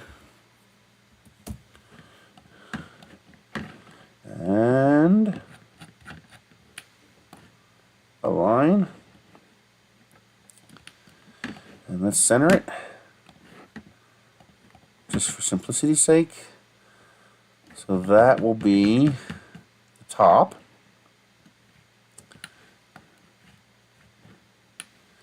We also need to chop off a bit off the top.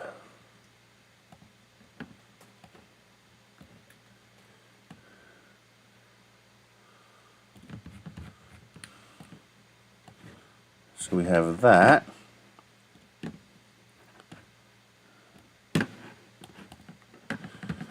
Okay. That will print cleanly.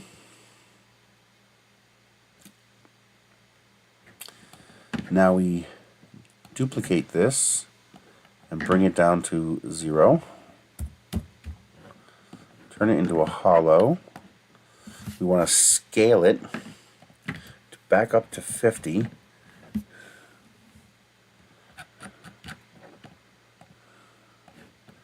Alright, and center.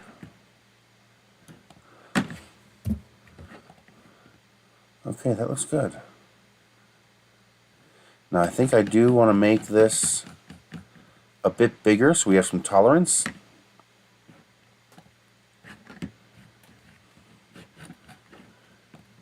So 375.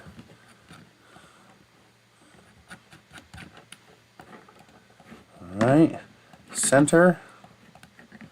That should do it.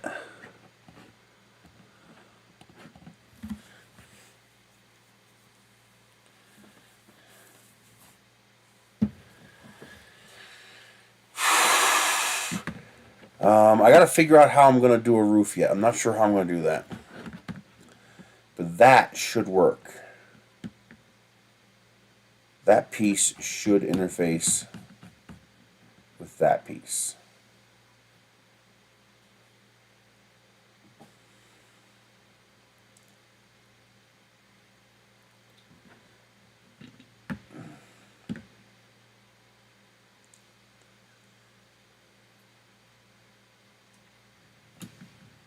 Hey, chill.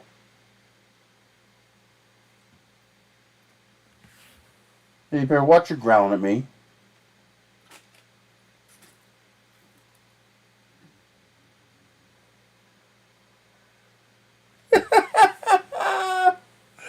That poor mouse. I feel bad for the mouse.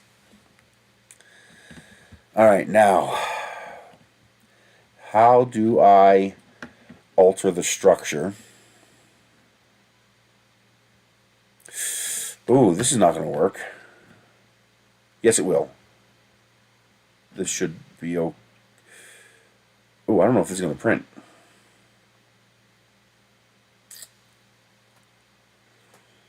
Because this is a 0 edge.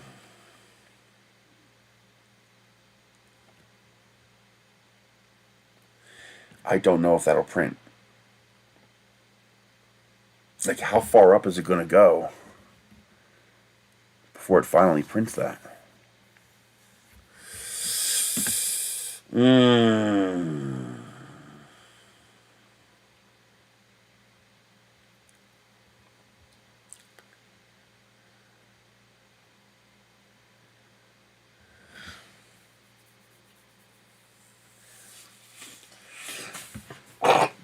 Yuck.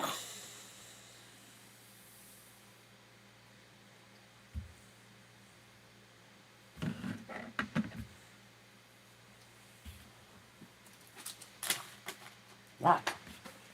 That was nasty. That's a problem. That's not going to print. Can you guys see this? Yes, you can. Okay.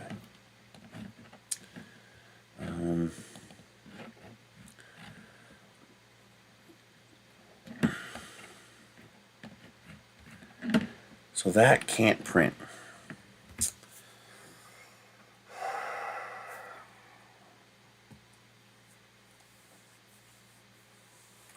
How do I make that print?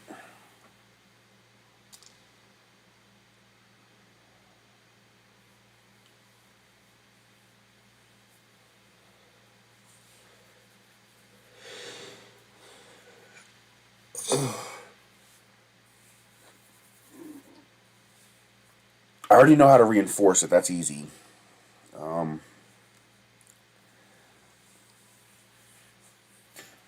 The problem is I need this to insert into this.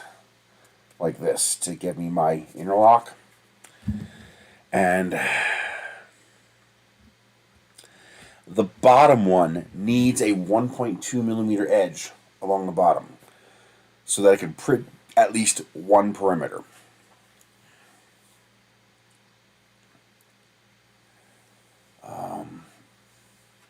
The problem is that means I need 2.4 millimeters of surface area, which means I need at least 3.4 millimeters of surface area for the top one, because the top triangle has to be smaller than the bottom triangle so that they can fit.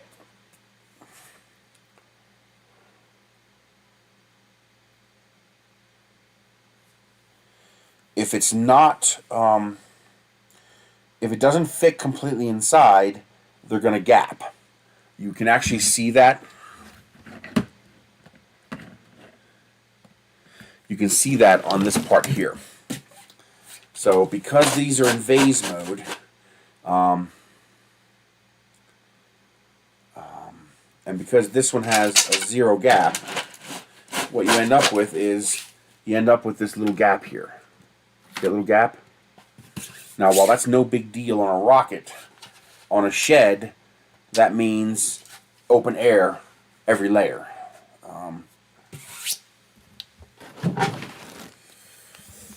The way to fix that is to have, if you have this going inside of this, you have to account for that gap there.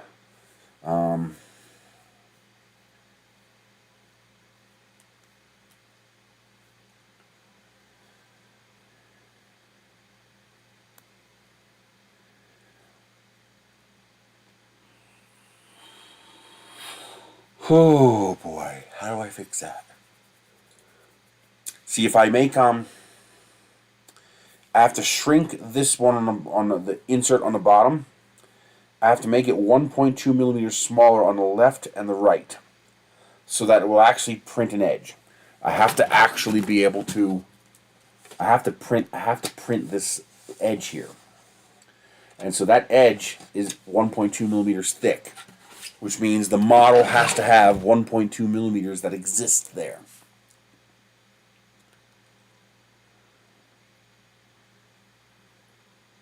Now, the solution in the modeling program is easy. Move this triangle down until I have a 1.2 millimeter edge, and then move the other triangle down the same amount. Well, let me show you why that's not going to work. Hey, 3D German. Let me show you why that's going to be a problem. It's easy. Maybe by showing you, I'll think of something. Stop it! So, the solution, I need you to not be transparent, is to put down, oh Jesus,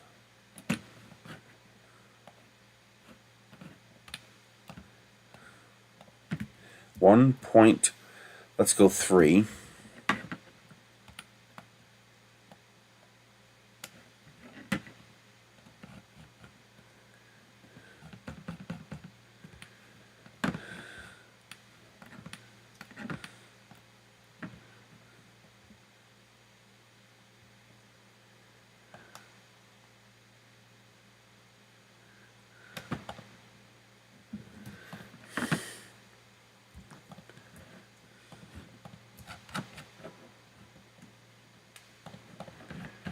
So what I have to do is I have to bring this down.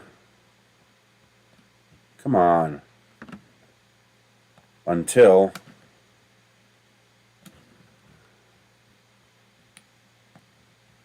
I see that edge right there show up.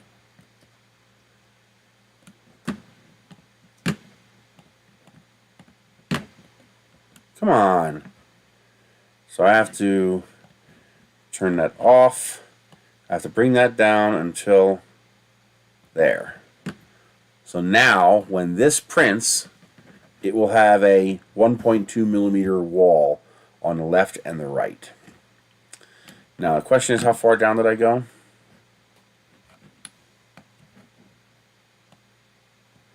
.59. Did that move it? No. That means I have to take this and shrink it by 2.59 as well. So this has to go down, negative 2.59. Do you see the problem yet?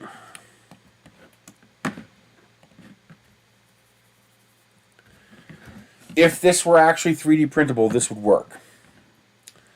The problem is this is not 3D printable.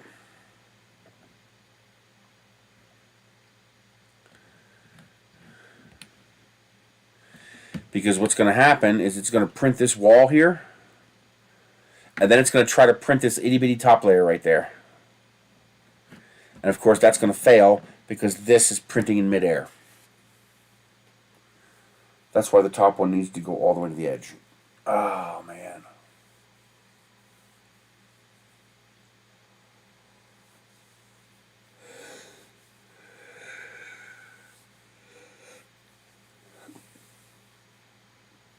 Okay.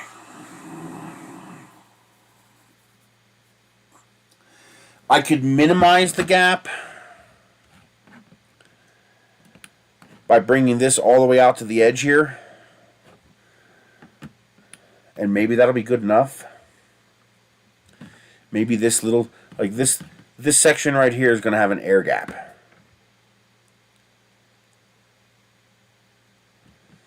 Is that acceptable?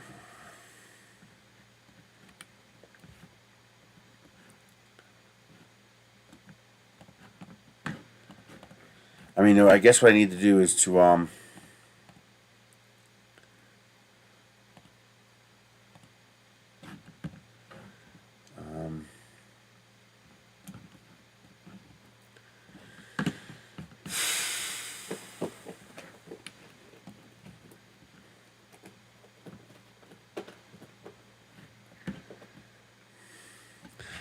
so this will print.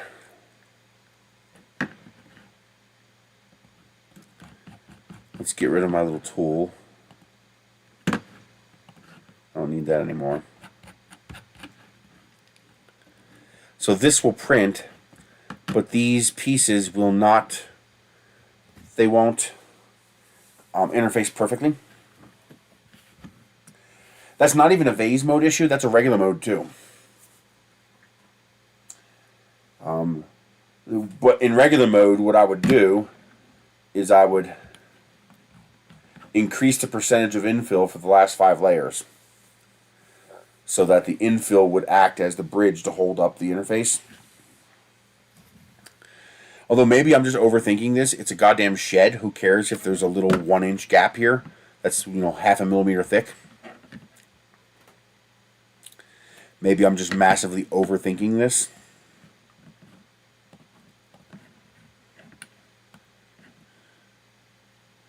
I'm probably just massively overthinking this. A tiny little gap is probably perfectly fine.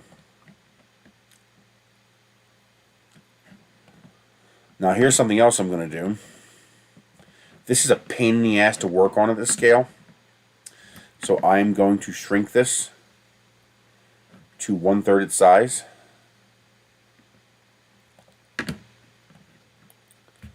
Let's go 515.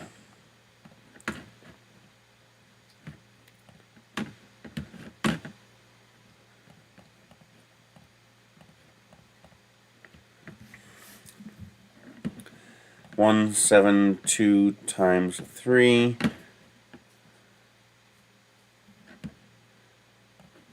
let's make it 516. Okay. Which means I can now scale this whole thing.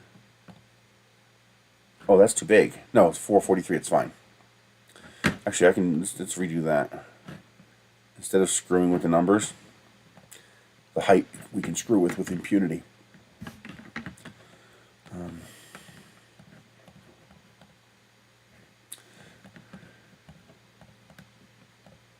So we want this to be 444 tall. So I can now scale it on a factor of 3. So now I can shift, select 148, Now this is 1/3 scale. So now I can do all my gapping using 0.4 millimeter scaling, which is a lot easier to work with because the part's smaller, and then I can just triple the size of the unit for the nozzle size. Okay.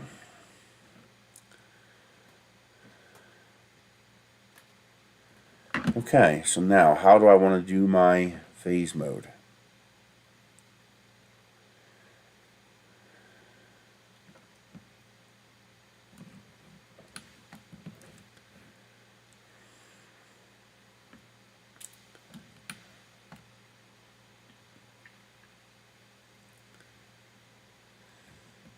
Let's separate this.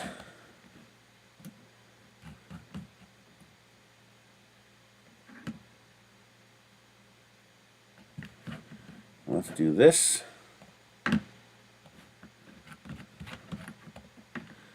That is the height of that.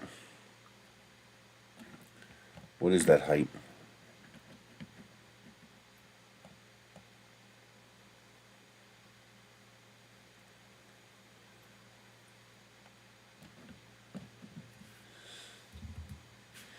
It is 9.02 millimeters tall,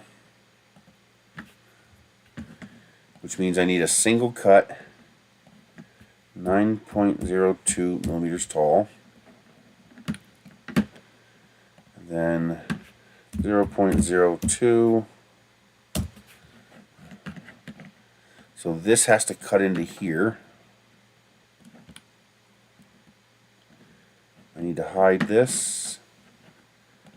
There we go. This needs to cut into there.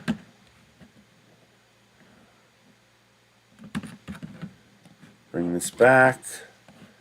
Let's just to keep everything simple. Let's center it.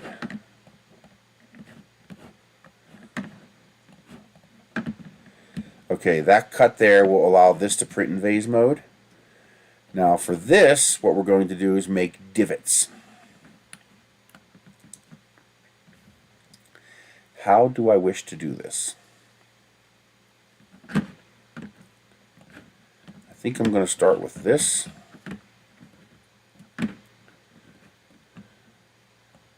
Let's do that.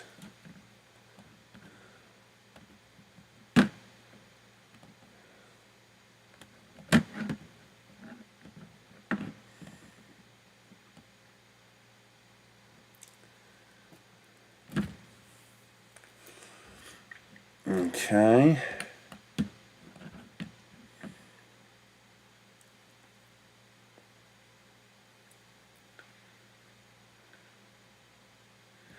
Well, this needs to be raised up 9.02.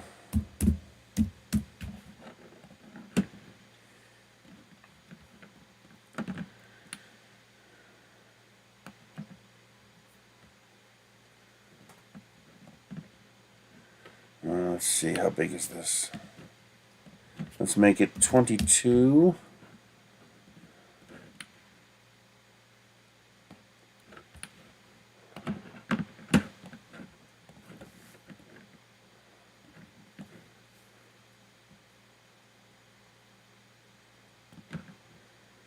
That is pretty close. Close enough for government work. Let's make it 23. Okay. Now I don't want this to be a point. Although I think that's wide enough that I could leave it a point. Especially if I make this a little wider. I think that'll actually print fine. Yeah. Let's see. Align this edge. Now I need to bring this at 0.8. Negative 0.8.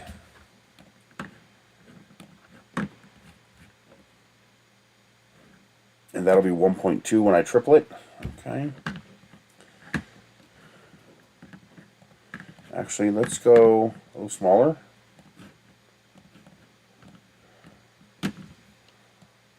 Let's do negative 0.75. Jesus Christ, stop doing that, you son of a bitch. Okay.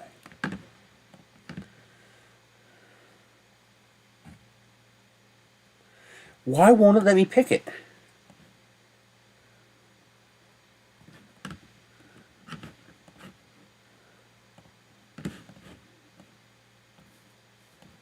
Do that. Join. Okay, so we're going to want to put one right there.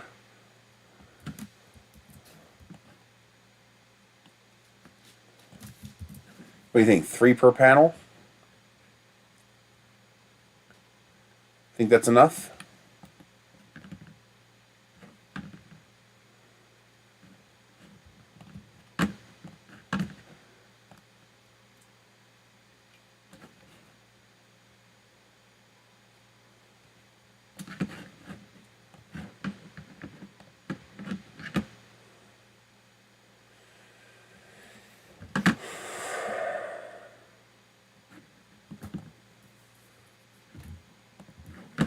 I think I want this a little bit more. I want a bridge.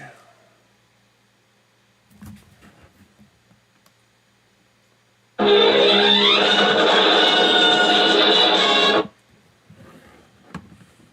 want a little bridge here to help support this when it prints that. Although, I don't want that to go all the way to the top. I want that to be beveled. Yeah, that needs to be beveled. Okay,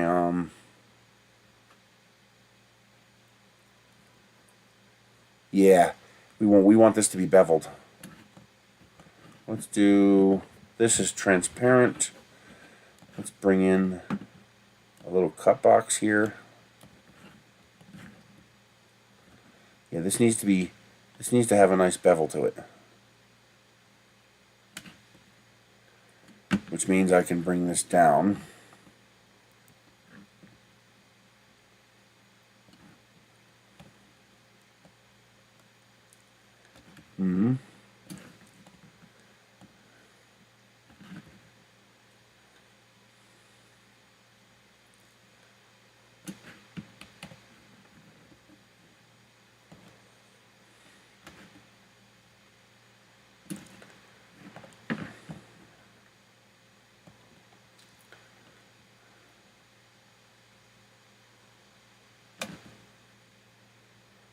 That is bigger than that one. Okay.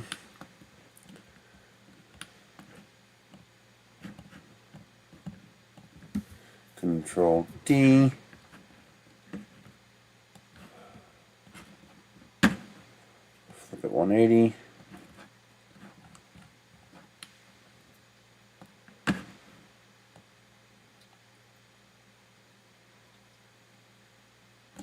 That should do it. That, and that.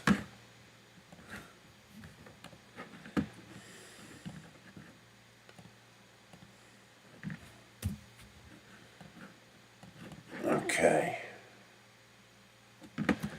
All right. Control D.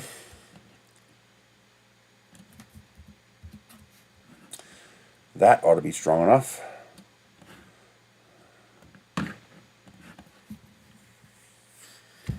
There. So there is the 3-dimensional insert that will, yep, 3D print a whole shed. That keeps vase mode. And now these divots will add 3-dimensional structural stability and also connect this wall with this wall.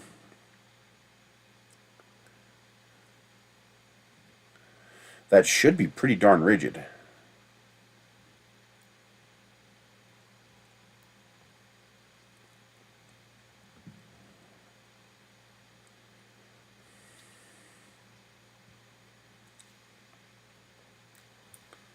I want to make a shed. I've got 500 or 600 kilograms of plastic, so I'm in a unique position to do something most people couldn't practically do: 3D print an entire shed. Oh, Vase mode's the ticket, man. Phase mode lets you make really lightweight, really strong parts that are failure-proof, basically. Okay.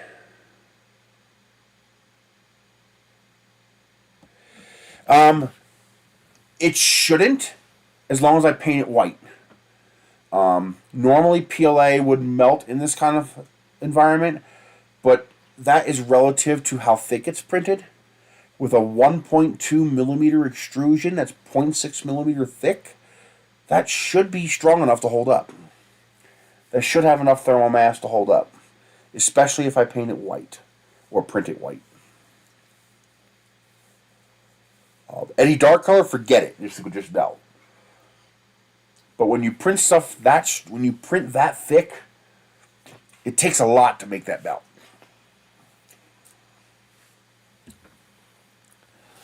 Oh, definitely. I'll be printing a 1/3 scale model. I designed this so that I scaled it down 1/3 so that it will work with a 0.4 millimeter nozzle. And then when I'm done testing and I'm satisfied with the testing, all I gotta do is scale it 300%. And now it'll be set for the 1.2 millimeter nozzle, and it's scaled so that if I rotate it 45 degrees, I can fit it on my Eryone print bed. Now, if I make the part small enough to fit on the X and Y, I could print two. But I think I'd rather have the bigger part.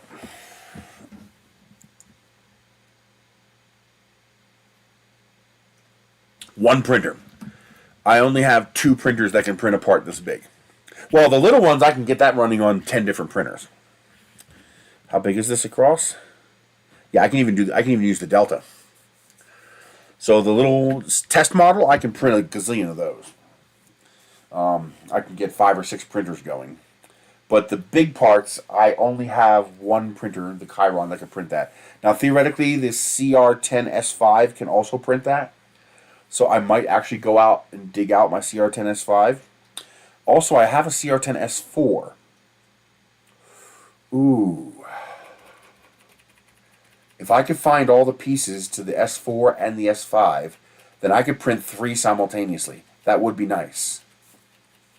Because otherwise it's going to take a very long time to print all this.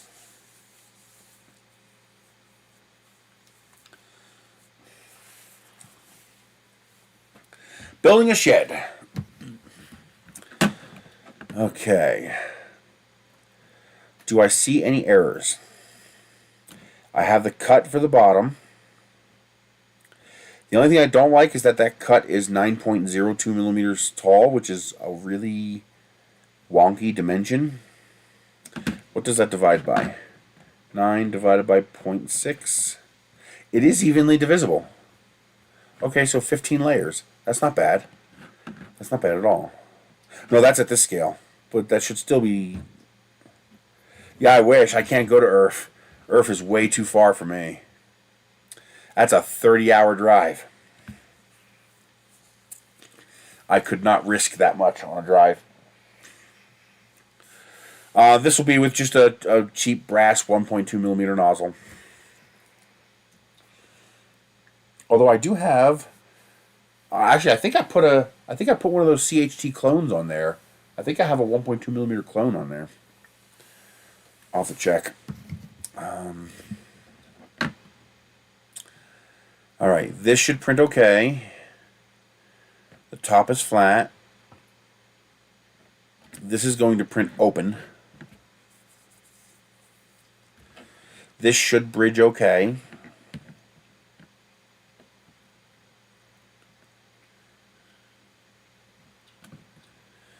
This should vase okay. Everything is sealed. I have an opening for the middle. Top is flat, so there's no pinch. All the divots have chamfered edges. That should be okay.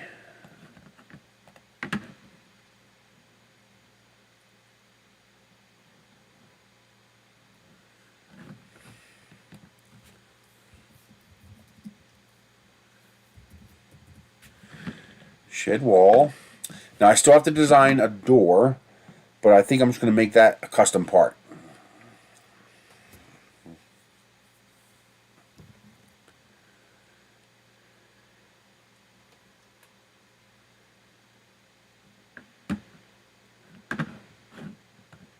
Shed wall. Small. So let's export that for now. Okay. Now I need to make a corner.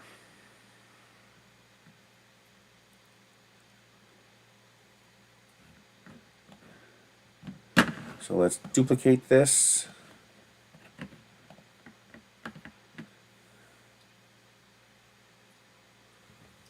Exactly, I just need a custom hinge piece and a latch. That's exactly what it would be. The door would be these pieces, probably 2 of them for a 24-inch door. And then maybe like a 28-inch door or something like that. No, bigger, 500 millimeter. Yeah, 515 millimeter, I believe. Times 2, divided by 25.4, 40-inch door. Oh wow, that's a big door. Okay. Yeah, so 2 pieces for the door, plus a custom hinge piece.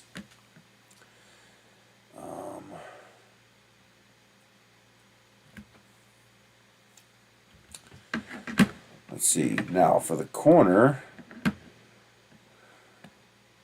I don't need those. Let's keep them.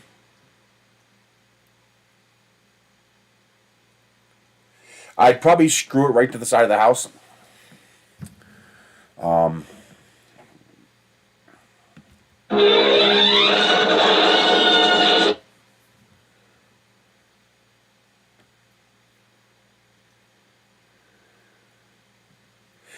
No, you wouldn't want to put anything running inside the shed. It's going to be made of flammable plastic. So this would be like, I would bolt these right to the side of my sea containers. Most likely just a couple self-tapping screws right into the side of the sea container to add more storage space. But this way, if they lit on fire, it's next to a metal sea container that can't burn.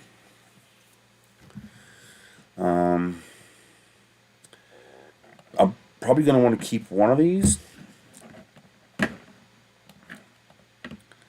Okay, I don't need these.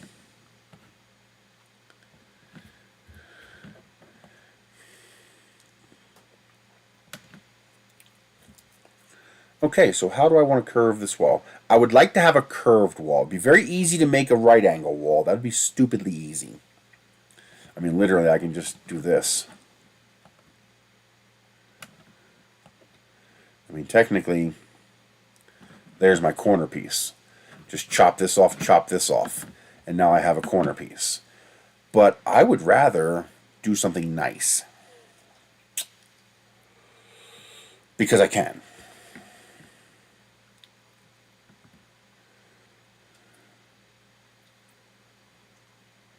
Well, let's make this real quick, just because I can. So put this over here.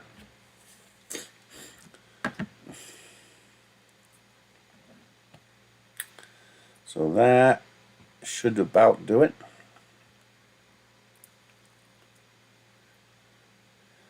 That's going to be your minimalist wall piece right about there. Actually, just to make it easier. Yeah, that's going to be your minimalist wall piece right there. So now we just put a piece of this on here.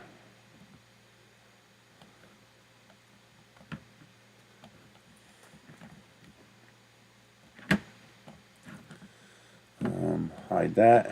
And we have to do one on here.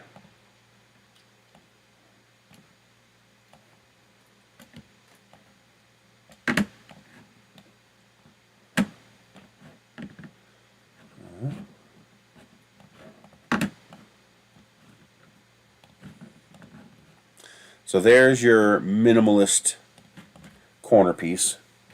So that's your basic 90-degree corner piece. But you know, screw that shit. I want something nice.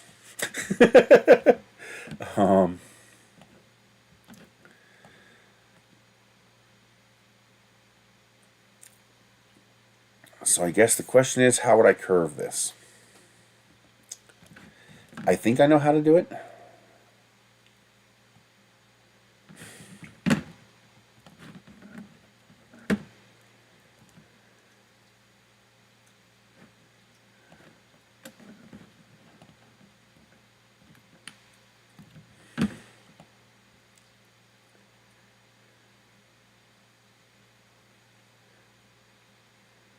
Nah, I don't want to do that. So if I do this, that gets pretty close. Now, how do I curve this? What's the best way to do that? So this is 16.67. Neris Storage Incorporated. Oh no. Nope. I got the name. We're gonna call it the Grr Shed. Yeah, it's the Grr Shed.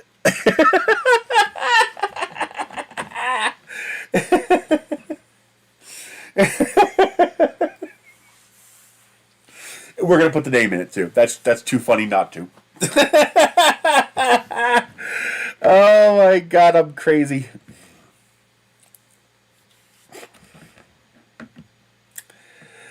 Yep, it's gonna get. We're calling it the Grr Shed.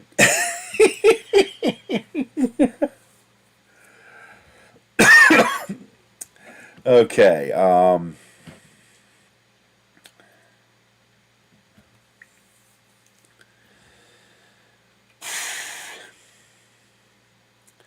I think I know how to do it. Okay, so let's do this.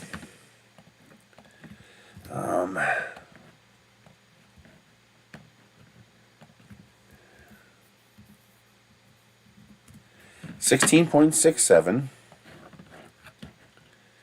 Maximum number of sides.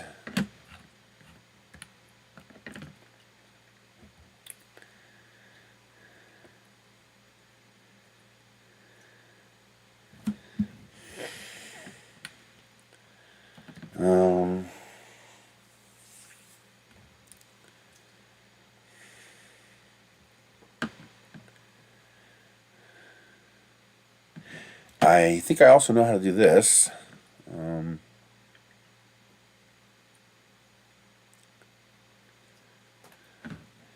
If I take this,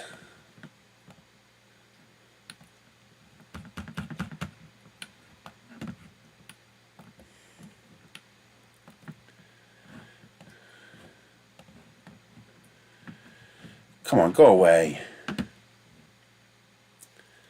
So 20 by 20, so Control D, and we go this way 20.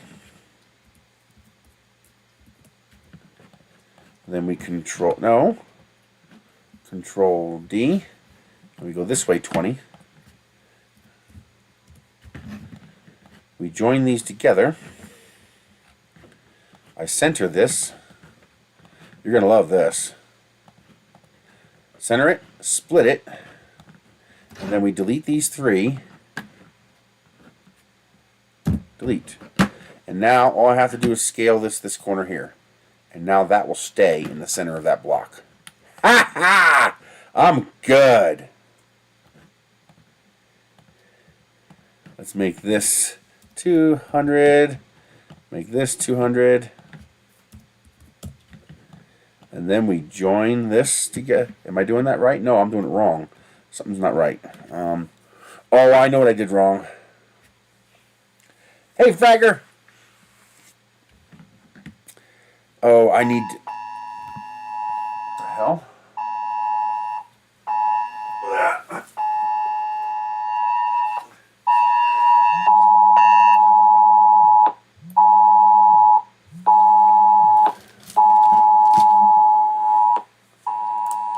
Shut up.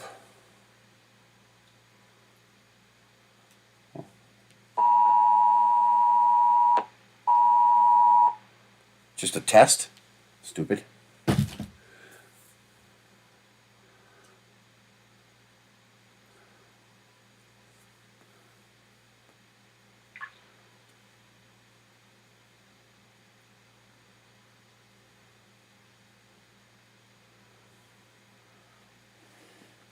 Good. Okay. I need to shift that the other way. How do I do that?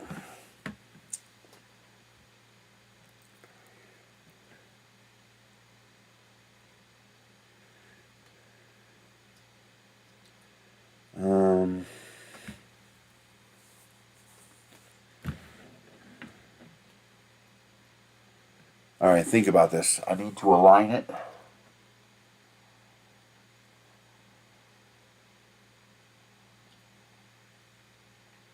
How do I do this?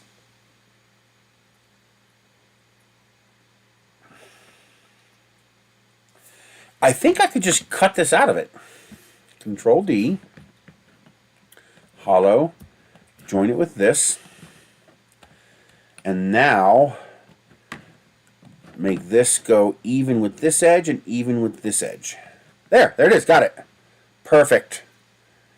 And then I join this together and make it a hollow. There's my inside edge. Okay, I got the inside.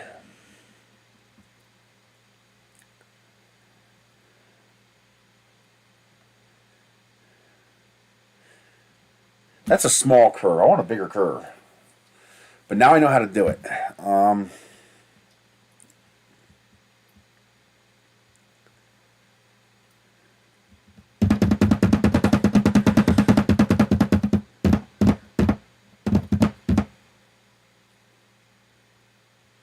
I want a nice big curve.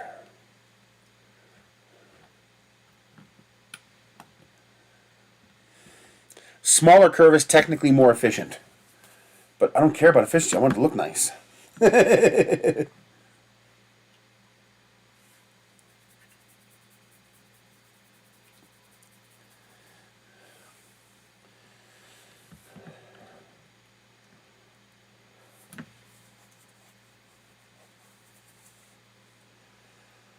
Okay, how do I want to do this?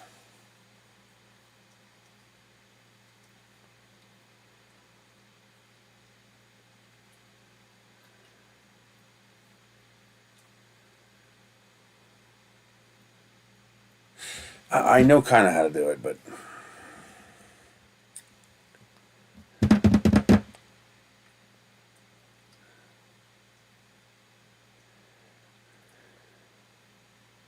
let's do it this way to start with. Okay. Now, that was an easy way to do that. What's an easy way to do this one?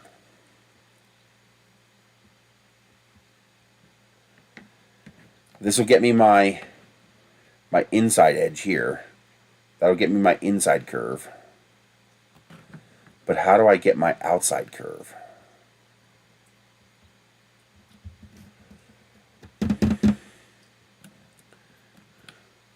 See, I'll show you.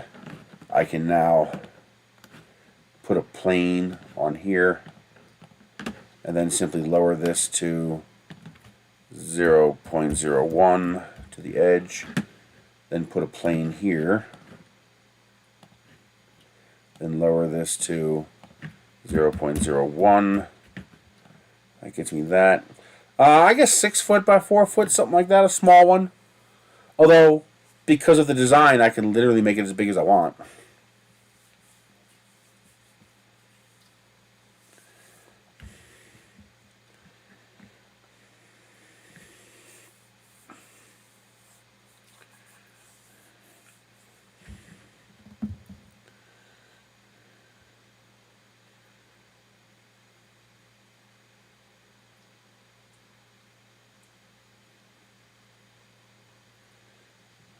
That gets that. And then what I can do is, this is that tall. So all I gotta do is put a box in here. something this big. Just make it overlap both of these walls. Like that. It's just got to be inside both walls. And then make it the same height. 138.65.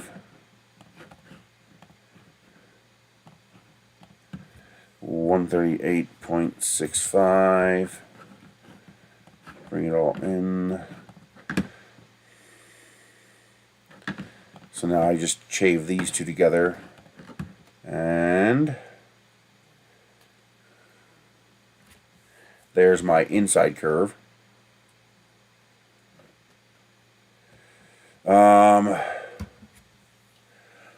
What?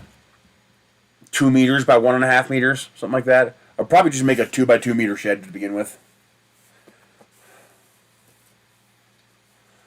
You know, 2 meters by 2 meters by 3 meters, or whatever this comes out to, or whatever comes close to that. So that gets me that edge.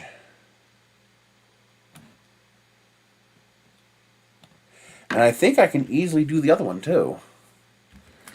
Not as easy as I want, but it'll work. Duplicate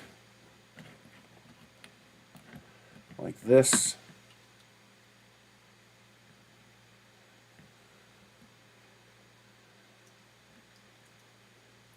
I gotta chop these edges. So if I do this, I don't need this piece. I can shrink this down to this size. Oh, you asshole. About that size. Then take this. Delete that. Do about that size. Okay, that'll work. Then I join that together.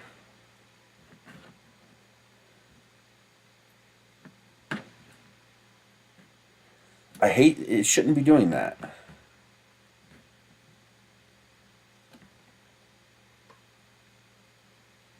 I know why. Yeah, it's my fault.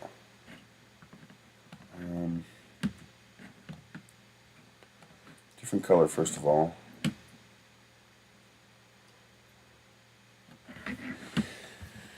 I know what I need to do. I gotta go negative 0.02. That's it. Go this way. 0.02. That's what I want.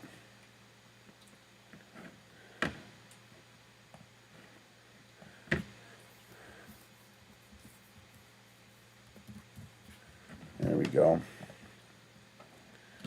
Alright, that takes care of that. Now I can join these together. Now I need to trim the outside. So what I need to do now is do this.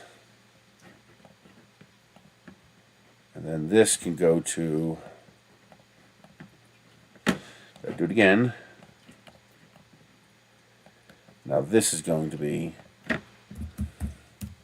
0.01.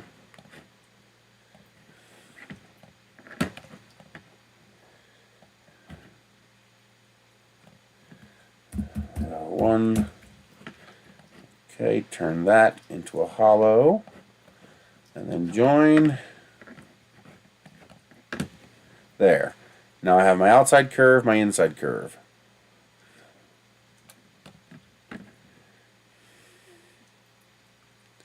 Oh, are these small enough?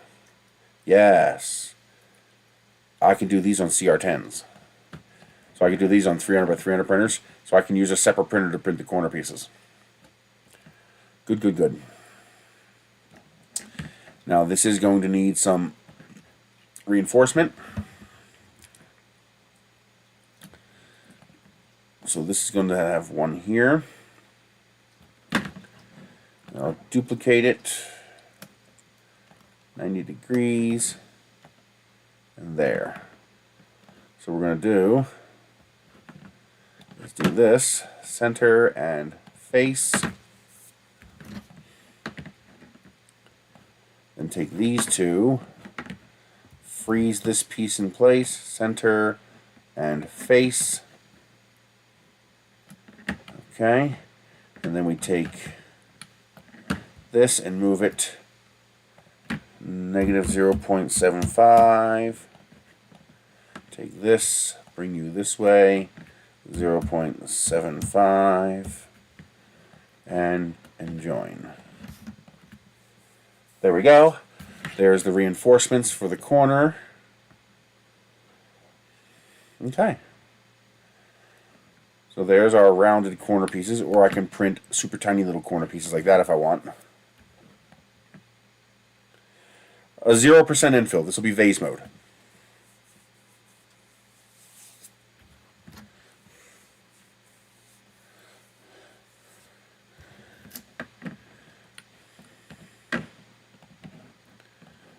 Okay. All right, there we go.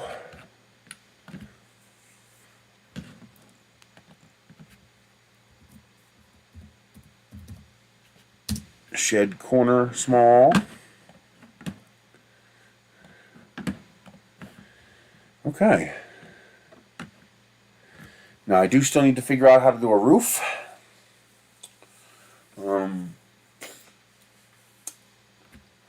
The roof will probably have to be custom pieces, and each one will be angled like this, or I could just do a flat roof. Yeah, I could just do a flat roof. The roof gets trickier though if you wanted to interface with the print.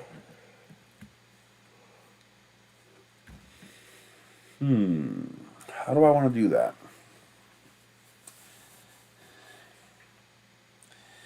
Is there any way? And I know how to do the roof. I can just build the roof as a model in here, cut the angle into it, and that would be simple. But each roof would be a custom piece. And I'd like this to be modular.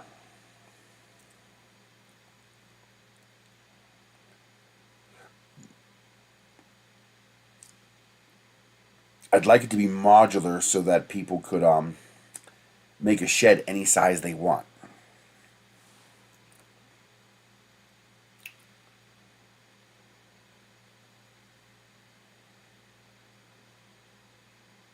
Which means I'm probably going to have to do some work to this piece here to make it a very specific dimension.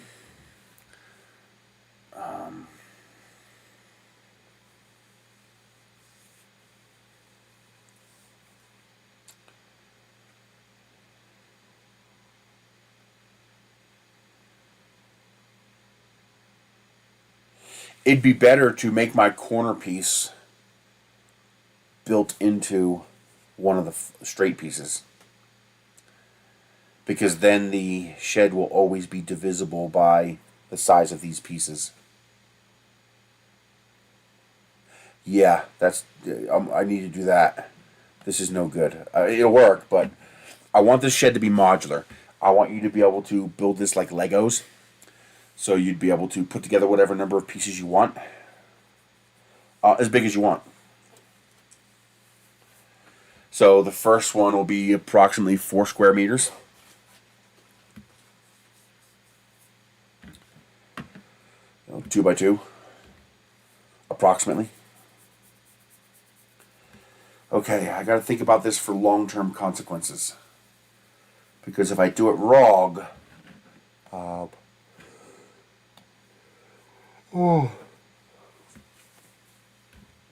what I need to do is I need to have no corner piece. I need the joint for the corner to be built into one of the end pieces so that it is always divisible by the number of pieces you're using.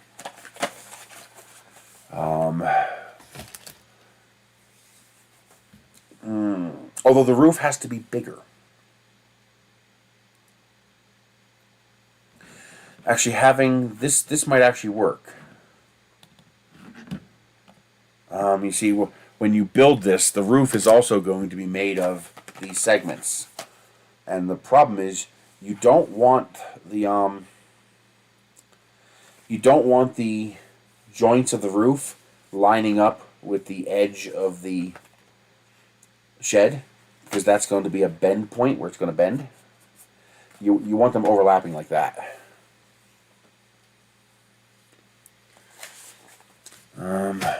Do it. Start off with a 1/3 scale. Okay, how do I want to do this? So now the big exaggerated corner piece might actually make sense, because that's going to force the roof to not overlap evenly. Oh my god, that reminded me of that, what's that? I don't know if it was a Muppet or some other character that had a red hair and it was like a flat top.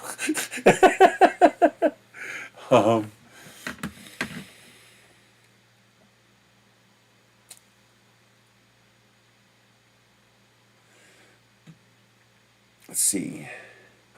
Gel, yeah. I gotta think about this.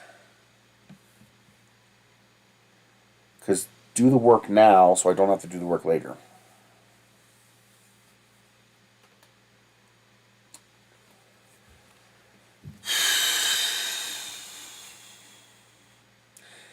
Now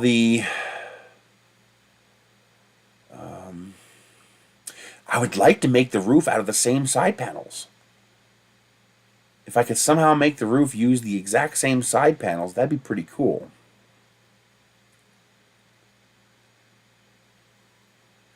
And that's a place where this might come in handy.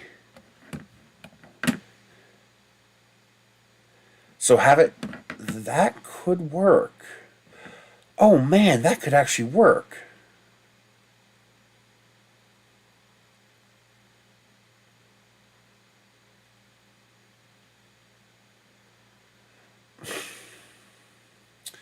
Boy, that really could work. What I'm thinking is using the little tiny piece. Because if I make the roof panels exactly the same as the side panels,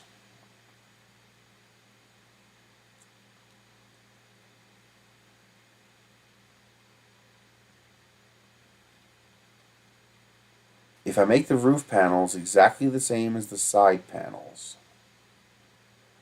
then you would have, here'd be your shed, and then the roof would be the exact same piece sitting like this, and then have the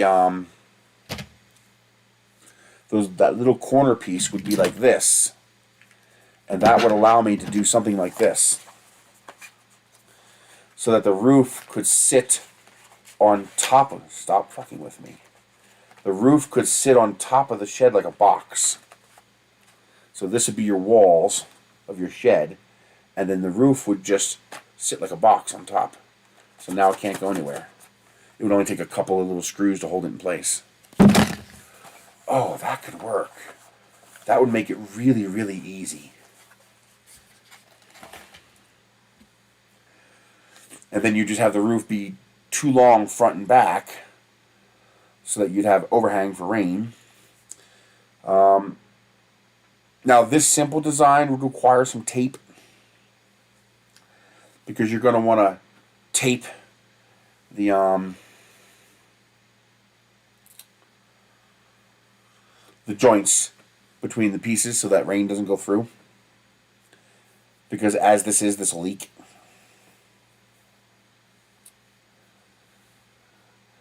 I mean, I would love to make it so it's watertight on its own, but that would require using regular print mode, and that would dramatically increase the time it takes to print it and how much plastic it needs. The whole point is to vaguely make this practical, to make it affordable.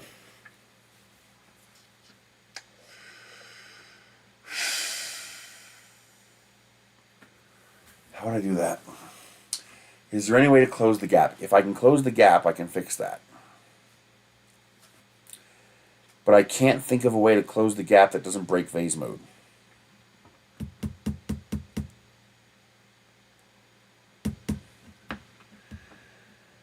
How do I close the gap without breaking vase mode?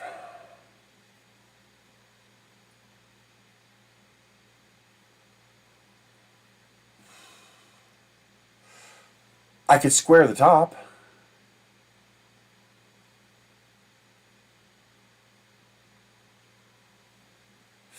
No. If I square the top, then how do you print? You'd be able to print one end, but not the other.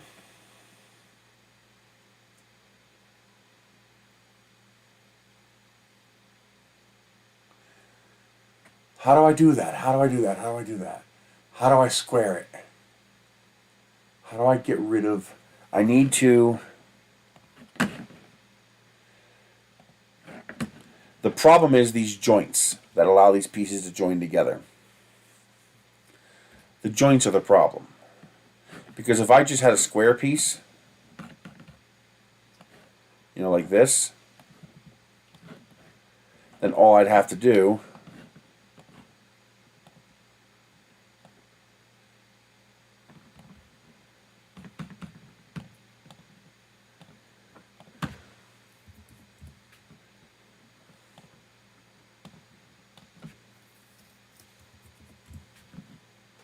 Why aren't you working? All I'd have to do is this.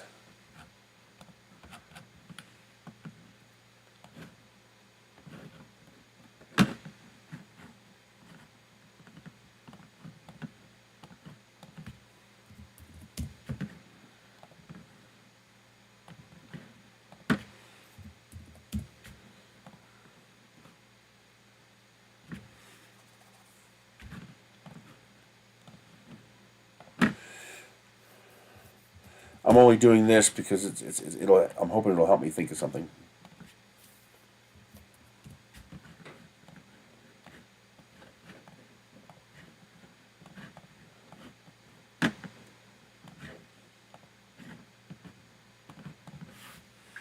See, this would work.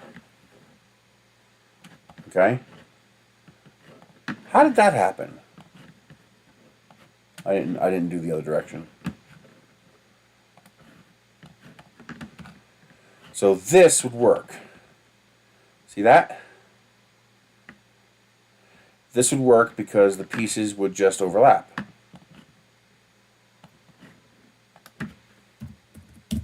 See? Now they'd be watertight. Well, in theory. That would work. But then how do I join them?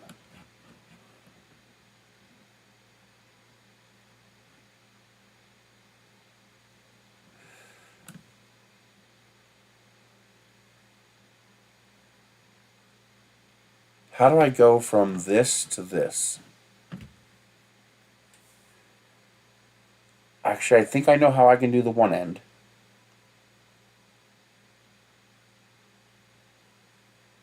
But how would I do the other end? Is it that simple?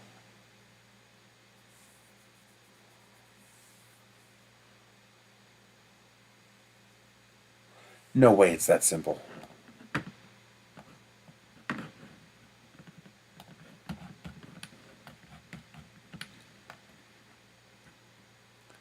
It can't be that simple.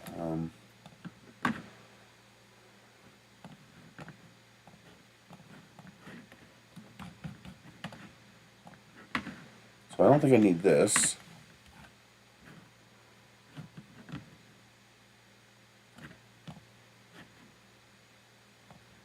$171.73.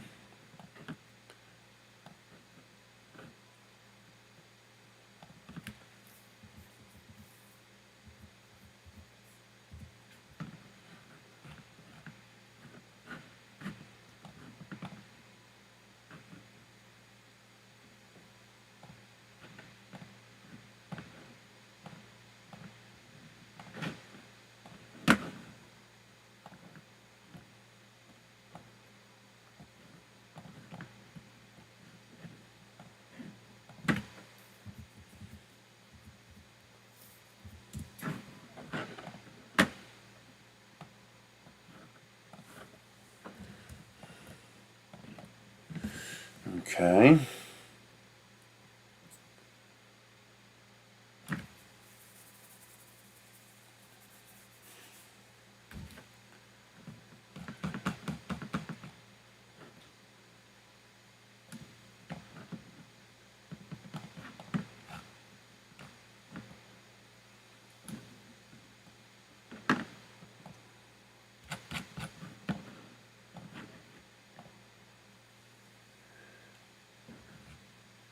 $160.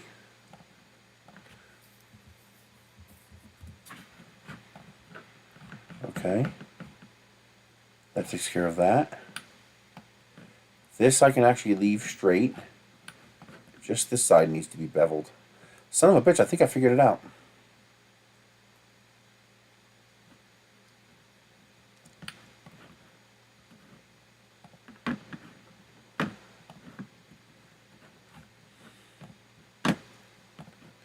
I think I figured out how to do it. To have no gap.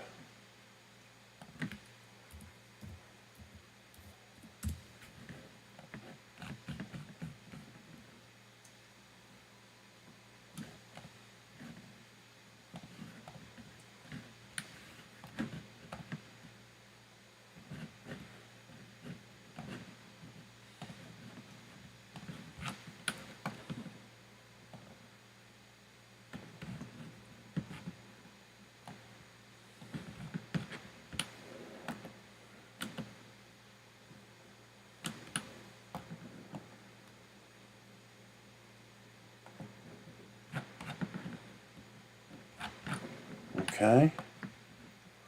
Oh, wait a minute. I can't have that.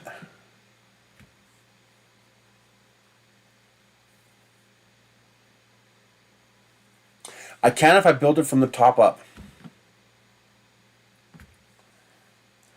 Instead of building it from the ground to the top, if I build it from the top to the ground, then I can have that cap.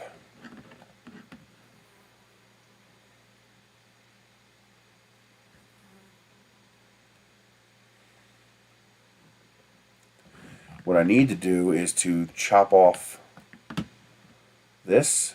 No, I can't.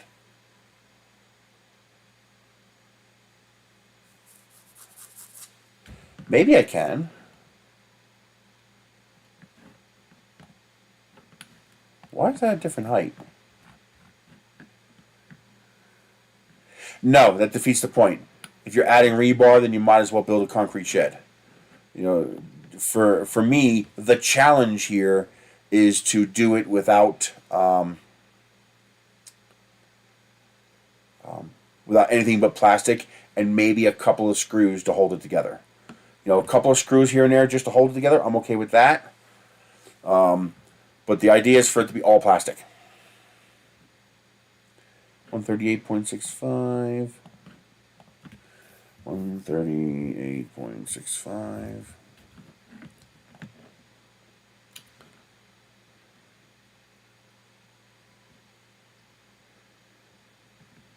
Let's see what this looks like.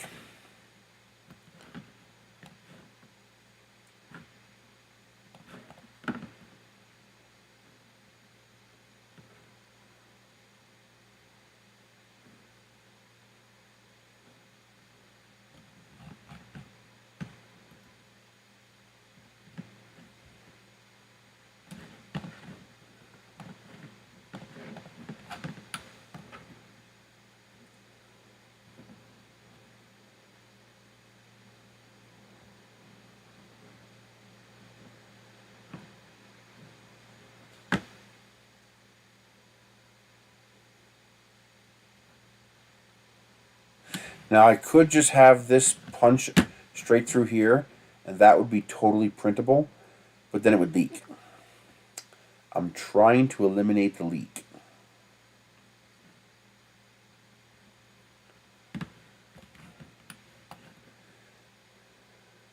See, this is okay because that's going to be covered up by this.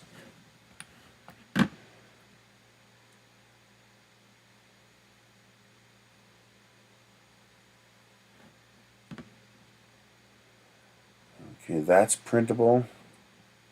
Oh, that's wrong. Well, how'd that happen? Okay, that needs to come up to here. Okay. Actually, if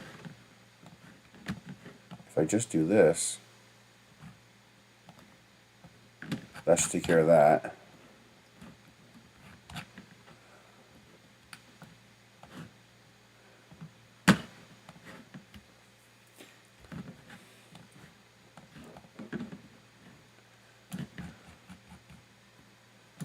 Yep, that takes care of that.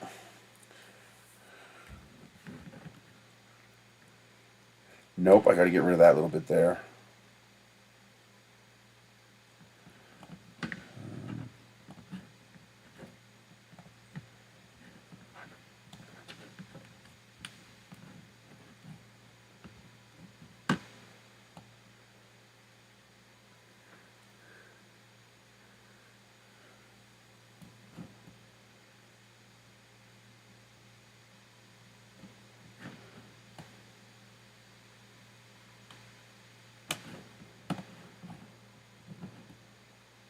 I need to make that right. So there.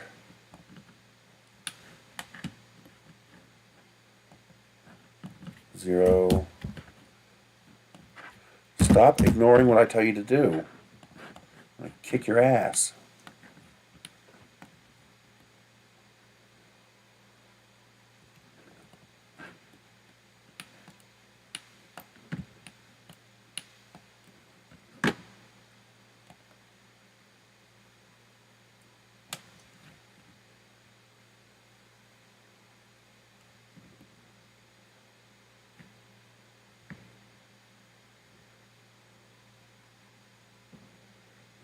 I think, can I get away with that?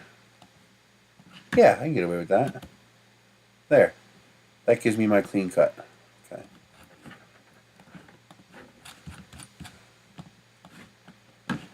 Okay.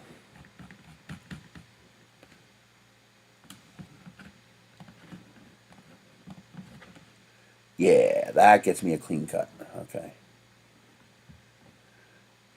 That's a constriction though. That's not gonna, that might not print correctly. It goes below 0. It's like an infinity point. That might not print.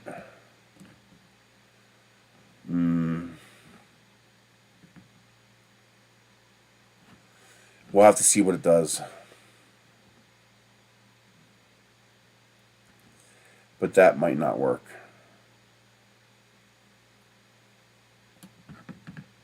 I'm trying to make it modular, but also vase mode, so these parts don't take forever to print, and they don't use up a ridiculous amount of plastic.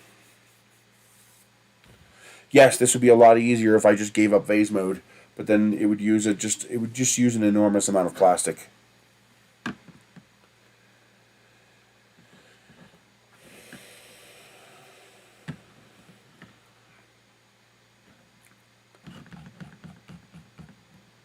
Okay, will that print okay? Yes, that should print fine. And I think this will print okay too. That's just going to be a simple bridge.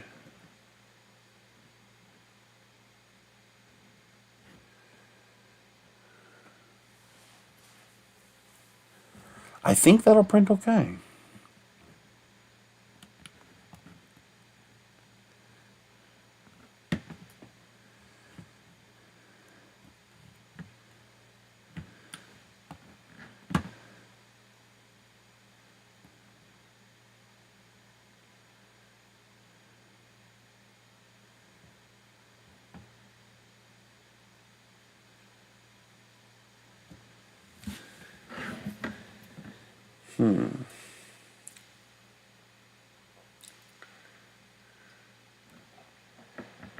No, I don't want airflow. What I want to do is make sure water doesn't get through. I want to make sure rain doesn't get inside. Exactly. I don't want to do that. I want to have this. I would like this to be. I would like the basic structure to be three pieces, or 2 pieces actually.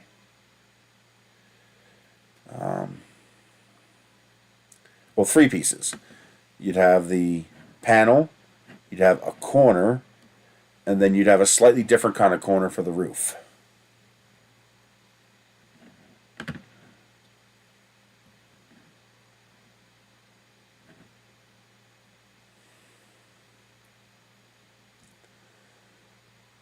And then just have a flat roof, no angle. It's going to be small enough that you shouldn't need an angle.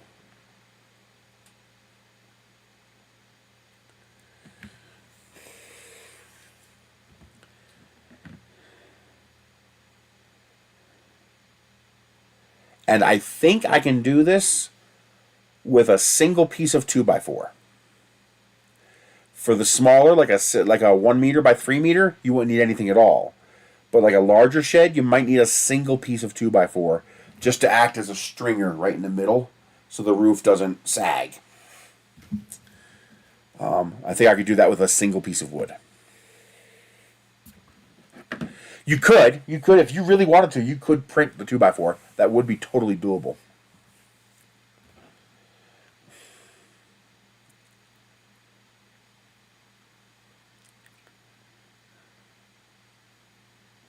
In fact, at that point, we would actually curve the roof slightly. It'd be better to curve the roof a little bit if we could. But that would require separate roof pieces, which I'm trying to avoid.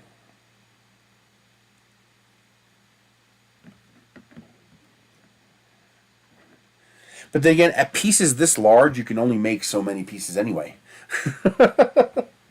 I mean, there's only so many sizes you can make. I mean, these pieces are 40 inches.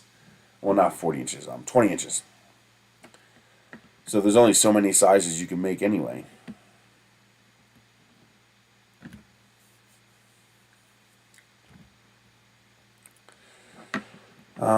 No, it's not done yet. I think this is not going to print. I think that point right there is not going to work. That's gonna break vase mode right there.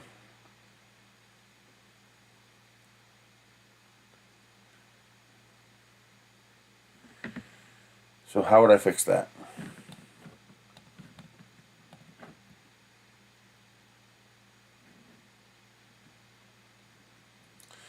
That might not be that hard to fix. It might be as simple as this.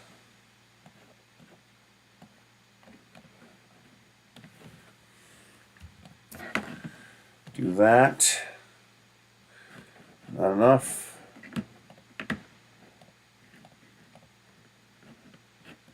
Is there any particular reason why I don't have measurements? Because you're an asshole?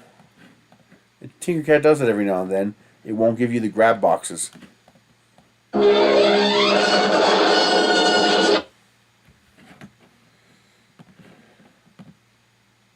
I grab something else. I hate when it does that.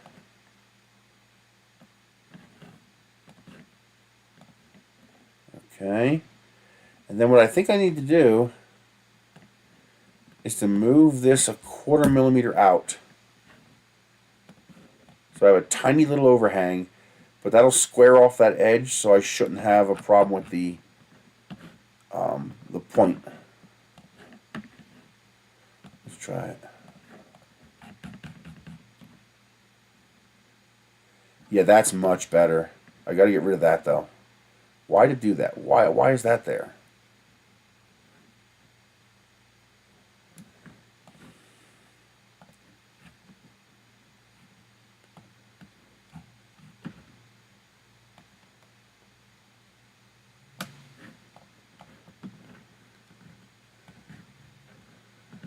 There we go. Now we have that little step right there, and it doesn't come to a finite point. See how there's some dimension to it? I think that'll print a lot better.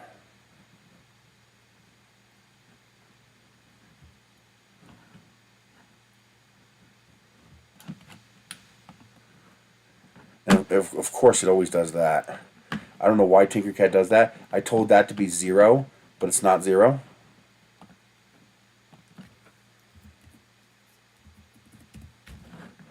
You got to make it 0.1 smaller, and then it stops putting the lines in your prints like that. It's a weird Tinkercad thing.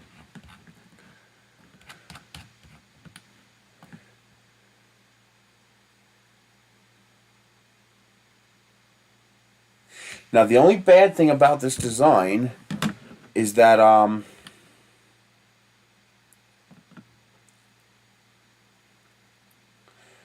wait a minute.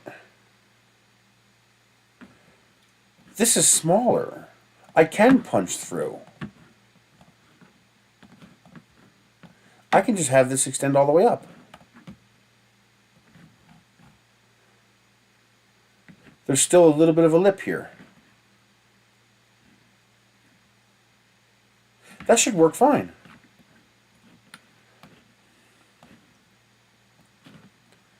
Boy, that fixes a lot of the problems.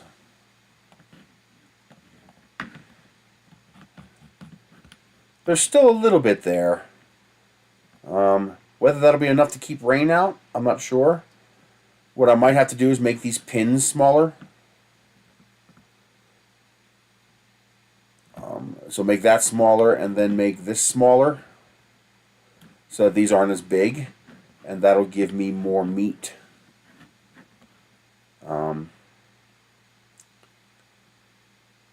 Here. Although any rain that does get in here is not going to get around to this side, it's just going to go down. So that's okay too.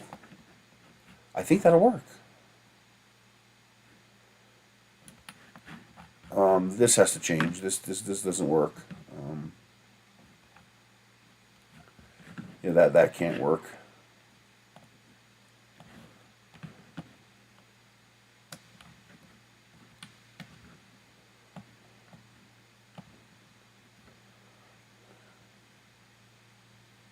What about there?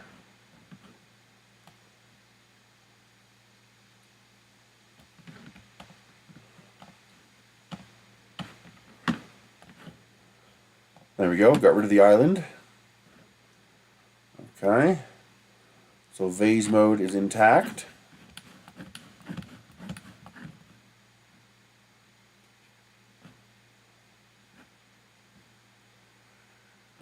I could actually help it further. This is open, so I could put a little shield here. So this needs to be 2.5.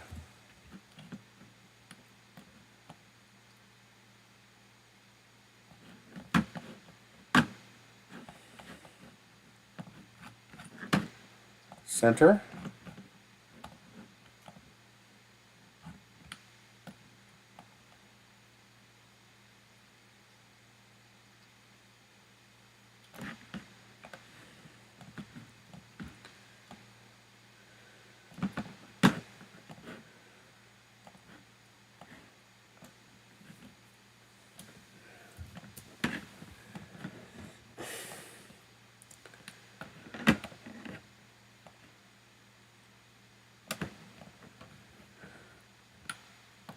That'll work. Okay. Yeah, that'll work. I could go a little overboard if I want to.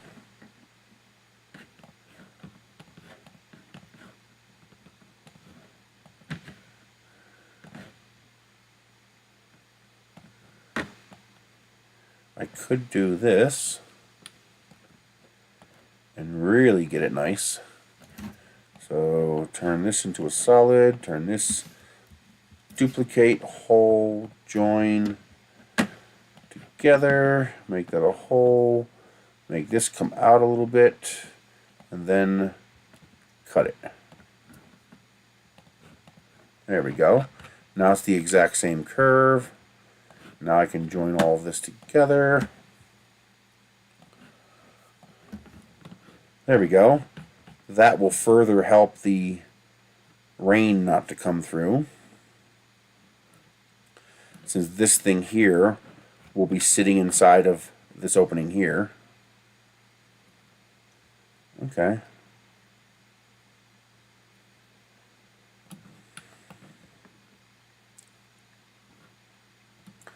And I don't see any vase mode violations.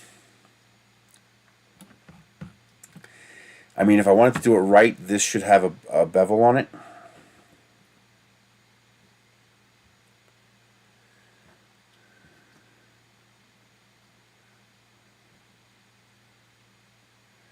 It'd be stronger if that had a bevel.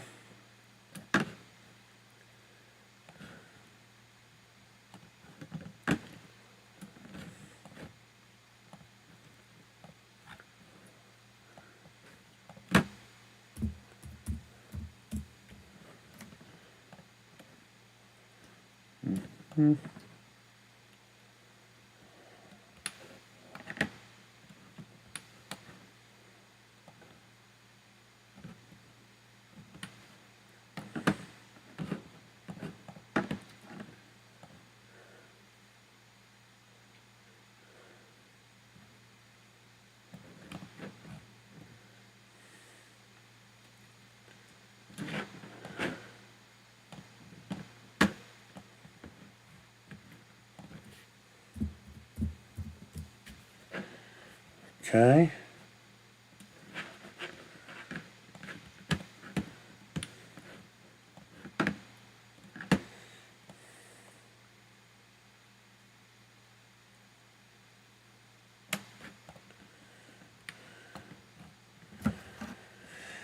That's the correct way to do it.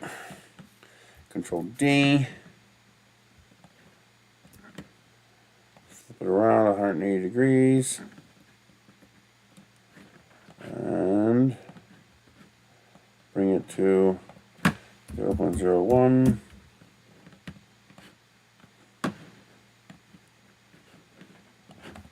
There we go. That will make this piece a whole lot stronger. Ooh, no, we're gonna not create an island. Did I just create an island? Yes, I did. Did I? Maybe not. Over. No, it's because of the bevel. It's connected. Okay, we're good. We're good. No supports. No supports. No infill. All in vase mode. That's the whole idea, is to make it all super simple.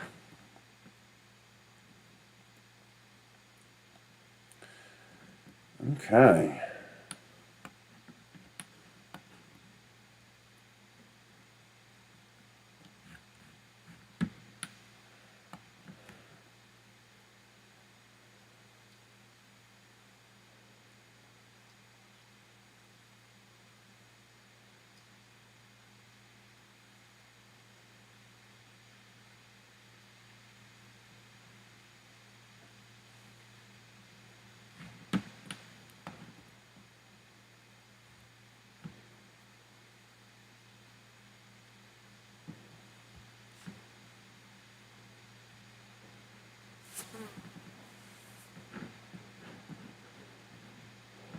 Okay, am I missing anything? We have reinforcement ribs. We got rid of these islands.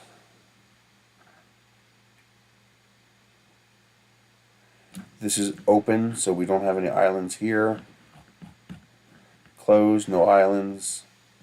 Open, no islands.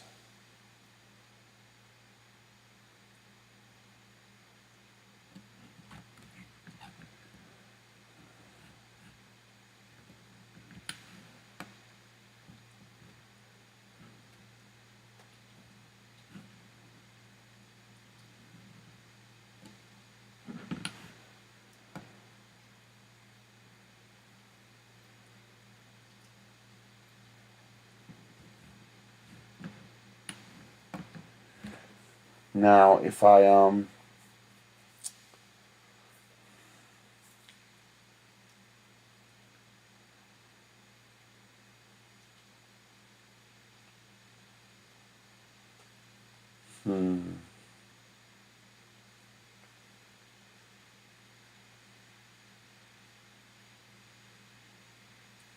if I make a half size piece, I should also be able to do it so that you can cross hatch the pieces. So for example,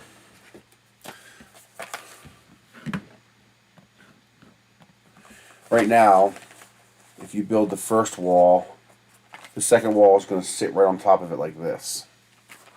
However, if I build a half piece to go here, like this, screw you. If I build one of these that's half size, then the next row will overlap the wall like that. And then the third row, no piece. Fourth row, piece. So every other row, you would install that little half piece, and that would allow, so instead of the wall being this, it'd be this. And this is a lot stronger than this. Because this, you know, no matter how well I make it, this is going to want to bend like that, while this is not going to want to bend. So by having a stiff piece at that joint there like that, so your entire wall would look like that, that would make a lot stronger wall. That's why they make brick walls that way. Now that would be pretty easy to do. But I would need, now for a small shed, just 3 or 4 pieces, you don't have to worry about that. But for a larger one, that's going to come in handy. And it will need to be exactly half the size, because you're going to need 2. Because otherwise, when you get to the end, you can see here, you need a piece here and you need a piece here to fill in the wall. Normally, you would just have this half piece here that stuck out too far. That would then just be the next wall segment under here like this. So the reality is you would have something more like this. So there'd be your piece, and then this piece would be like this. And you'd have that kind of a corner. Okay. Now we can't easily do that. That's beyond the amount of effort I'm willing to put into this. But because that would take if you're off by a few millimeters, it doesn't work. Plus, I want to make it modular. I want to be able to bigger, smaller, however we want.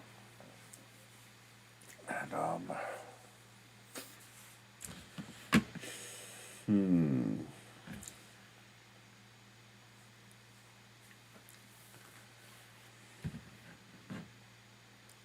cat flow.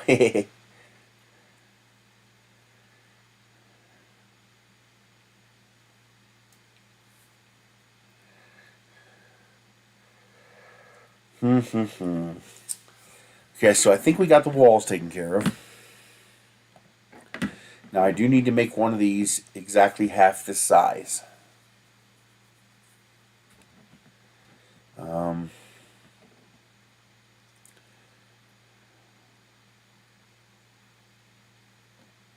How do I do that? Half of what? I think it's 1/2 not counting the pin. No, because the pin is inside the wall. The pin is not separate from the wall.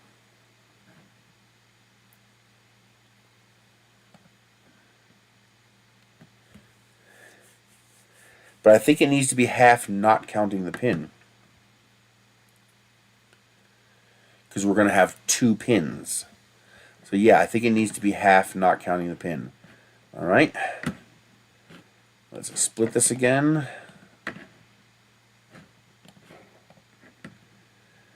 So we need to do everything except the pin.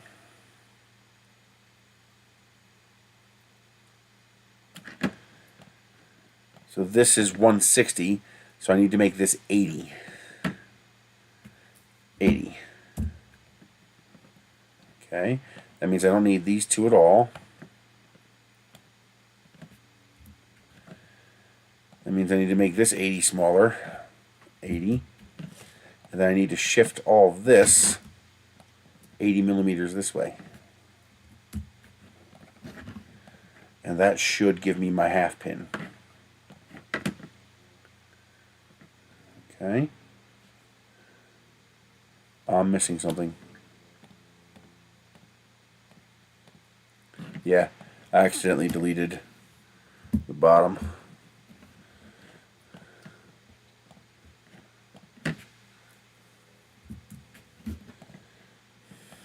So I need to select all this, but not this. Then take all this, move it this way. 80. Oh! Sorry. Okay. That should do that. Why is that there? Oh, that's the center line. Alright. Align along this edge. Which means I should be able to take this over here like this and put it partially inside. Now I should be able to take this and move it this way. -80. That is this overlapping this, and they are the same size. Okay. That's 0 tolerance though, but I think a slight tolerance gap will be okay. Okay, so there's my half wall. So to show you what I mean by that, so if we take this and do a shift this way, -160, and then Control D again, and Control D again. Okay, so here's a wall. Okay. Now if we take this,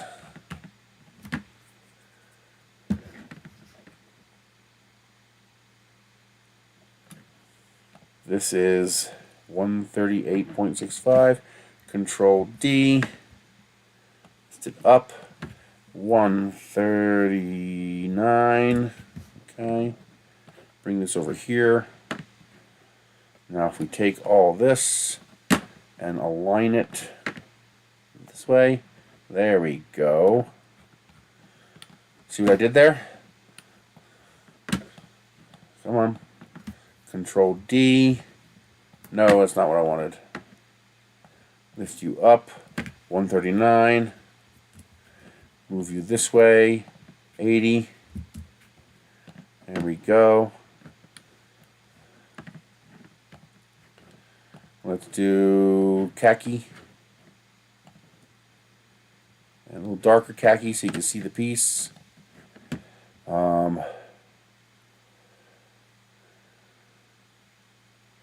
So now we take this, Control D, come this way, -160, and then do it again. Then we take this, Control D, and align it with this piece, like so. There, see?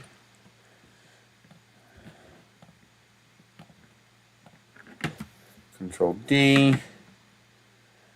lift it up, 139 to 140 is 280, 278, 278. See? Let's make these different colors so you can see what I'm doing here.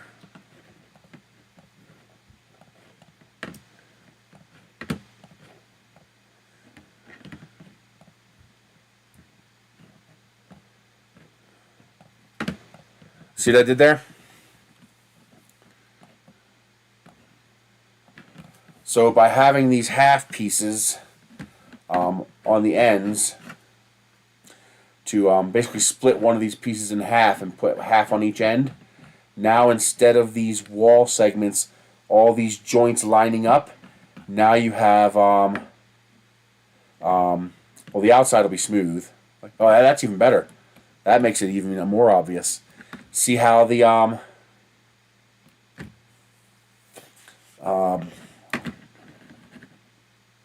see how now this weak joint is in the middle of this strong plane, and this weak joint is in the middle of this strong plane, like a brick wall. So that's what these pieces here let me do. So each wall segment will need 2 of these. and then however many of these you need. So if you're doing a 4-segment wall, every other wall will need 3 segments and 2 short segments. And that will give you a much, much stronger wall.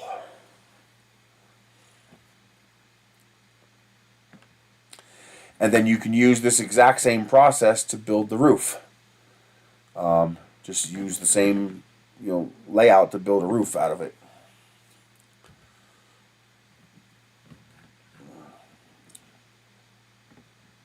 Okay.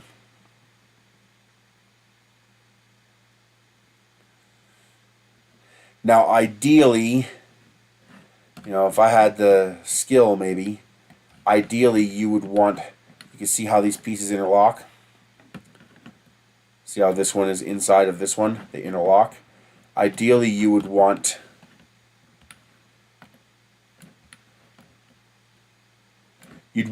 this interface to also be a locking interface. So you'd want to have the same round part on top, open part on the bottom as I do here. And so you'd have to slide each wall segment in. That would create the strongest structure. But that's a pain in the ass. Doing that, I mean, could I? I don't know. I don't know how difficult that would be.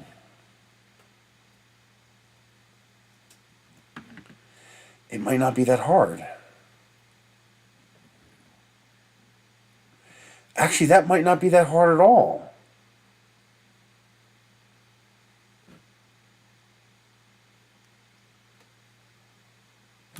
Could I do that? It'd be a little harder to put it together, but it'd be seriously strong. You'd be able to pick the damn thing up.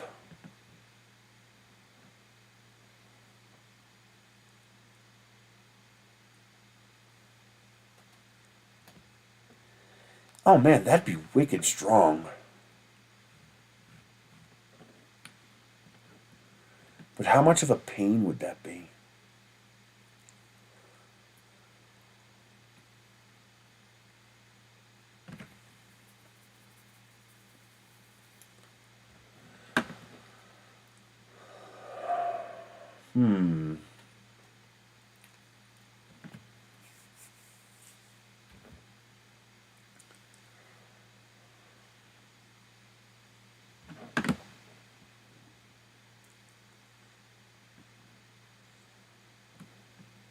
See, my plan was just to use some adhesive, just glue them together.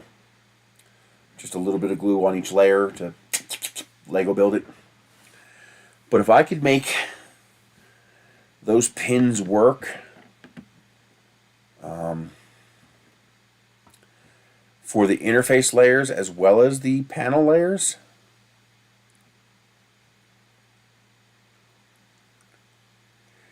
first of all, is that even possible? No, that's not possible. There'd be no way to no. Yeah, I could do it if I made sure the corners did not have that interface, and the corners would just slot right in. Yeah, that could work. Yeah, it does have a shipping container look to it, doesn't it? If you did this out of PETG, it would look pretty cool if you did them all in different colors too.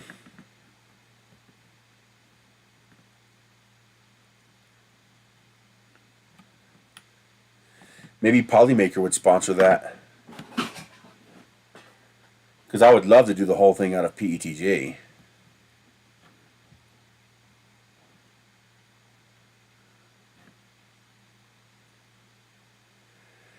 Interesting. How would I do this? Because the nice thing about making it interlocking without glue is you can take it apart.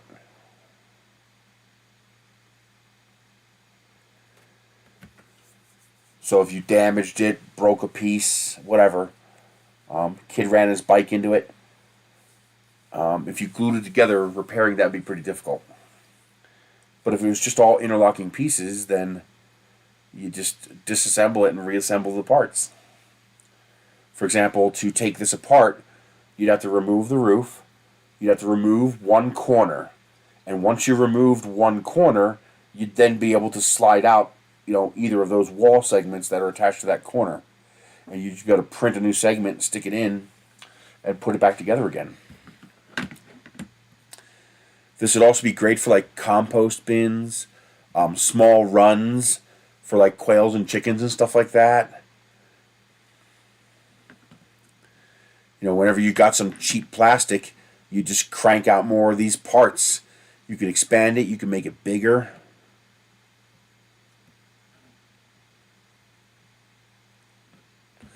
That's interesting.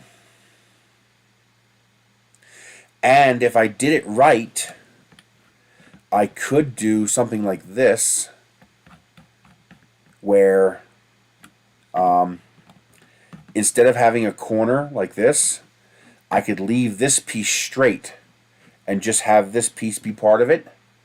So basically, instead of having a corner piece, make a T piece. A piece that formed a T. And by forming a T, you could integrate supports for shelves right into the design.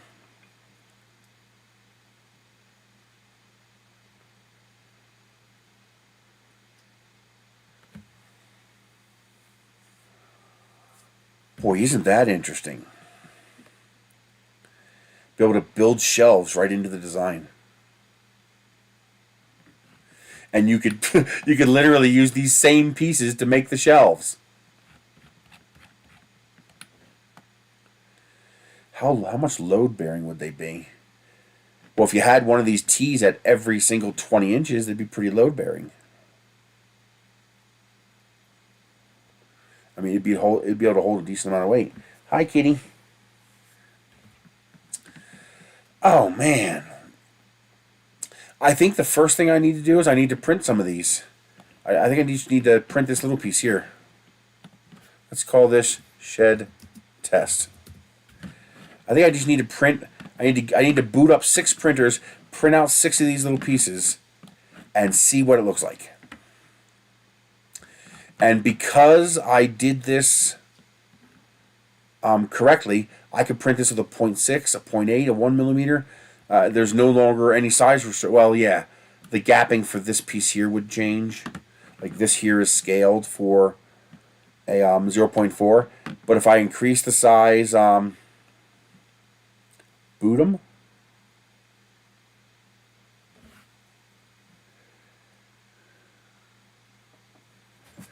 Yeah, with the T connectors, you can make multi-compartment. Oh man, that's... And maybe instead of having round pins like this, have triangle pins. So instead of having a round pin like that, actually probably a hexagon would be the best bet.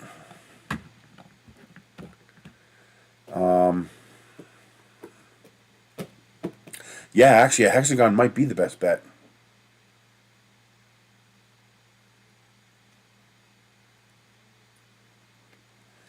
It'd be easier to square off edges, although you'd have less bite. Better would be a square. You take the square and you rotate it 45. And then this becomes your joint piece like this. Embed it like that. And then chop off the ends. Well, I would tell them to go fuck themselves at that point. Now, see, the problem is that it creates points. The hexagon eliminates the points. So that is the better shape. Then rotate 90 degrees. And then you could embed part of the point. Yeah, hexagon would be better. Although round is strong. Round is really strong. Because it's a continuous curve. I'm going to stick it round.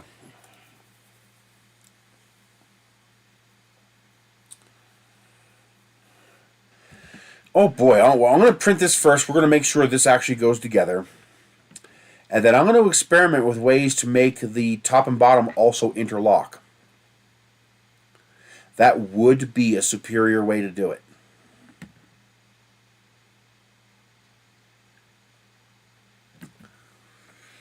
I also think I'm going to make this circle smaller. I think I'm going to reduce the size of the circle by 10%. So I have more meat here. And it's probably going to be Battlestar Galactica shaped. It's probably going to be square with chevron corners. Just chick, chick, chick, chick. And you'll just have little gaps on each of the corners like that.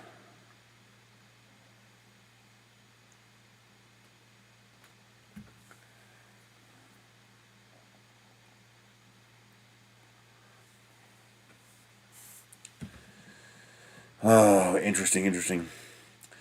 The problem is your opening's here, but doing this, having these half pieces means this opening is covered up by this solid piece. So that solves that problem too. Having these half pieces solves the problem of this leaking.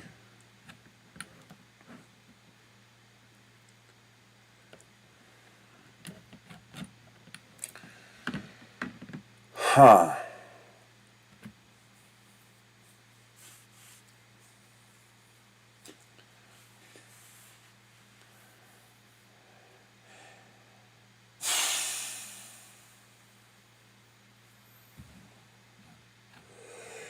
Very interesting.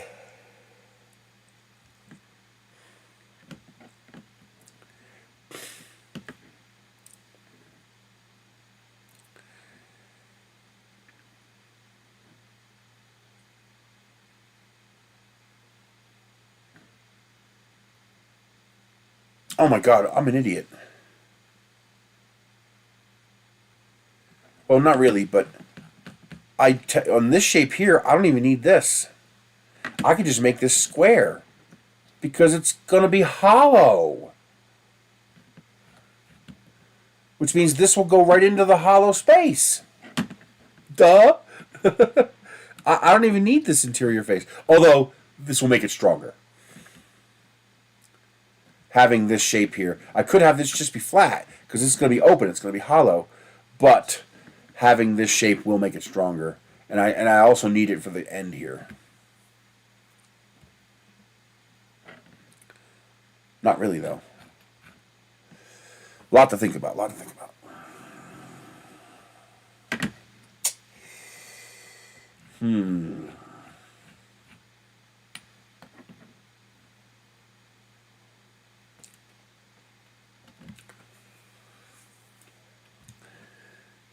I would definitely have to make it so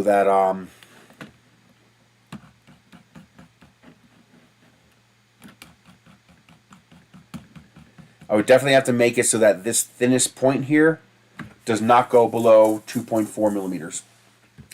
I need this to be 2.4 millimeters for the full scale one. So for this one here, I need it to be 0.8 millimeters. I need two walls. I need the outside wall and the inside curve section. I need two walls there. So this circle has to be 5 millimeters smaller than the wall in order to get me my 2.4 millimeters on each side. That'd be 4.8 plus a 0.2 millimeter tolerance. I would need to make that smaller. Okay, this is all doable.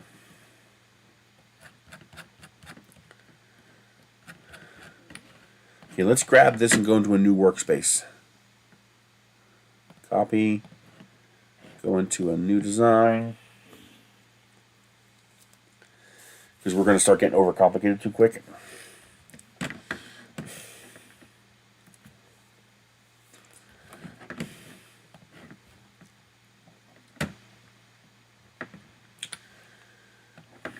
So, let's blow this apart.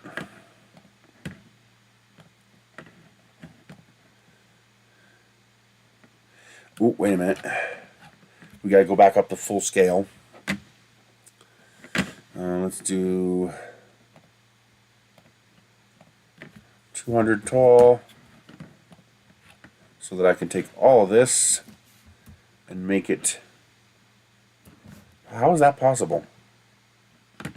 That's not possible. That's 200. Oh, I got extra stuff down here.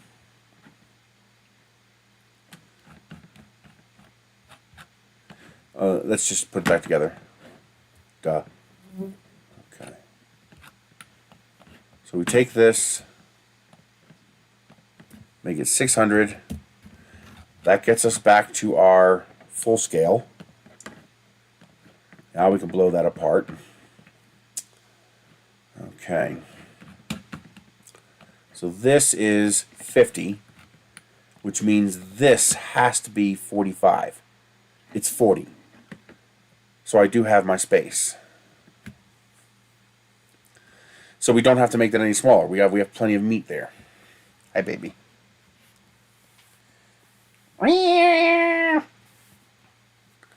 Okay, so we already have our tolerance. We have, oh no, we don't. We are too big. 50, I need 5 on each side. 1.2 is 2.4, and then 2.4, 4.8, my total. Okay, we have 9.2, which means we are good. We have enough scale. Okay.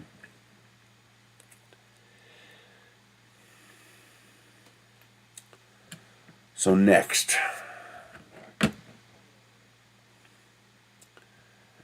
what I think I need to do is get rid of this and get rid of this.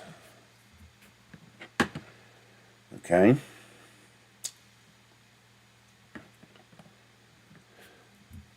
Let's get rid of that for now. Let's get. I want to keep these because they'd be a pain in the butt to remake. Ah, fuck it, get rid of them.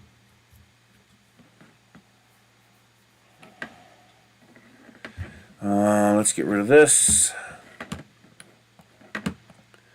Let's temporarily get rid of these.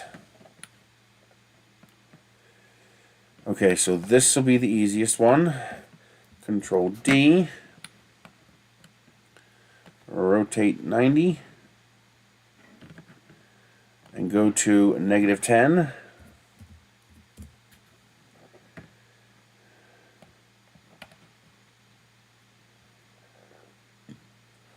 Okay.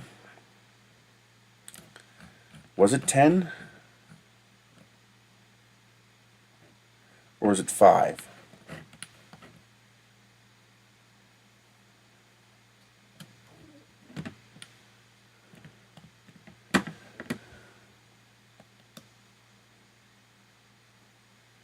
It's 5. Okay. So this needs to be 5. There we go. Okay. And Control D. Rotate. And bring you up to here. Freeze you in place. Bring you up 5. No, I gotta. Come on. Come on.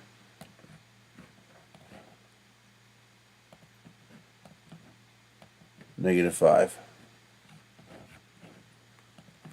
-5. Okay.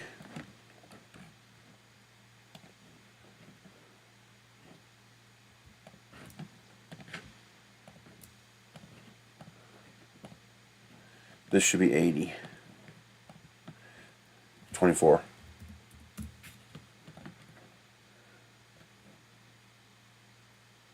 No, it's got to be the full width. 275.2.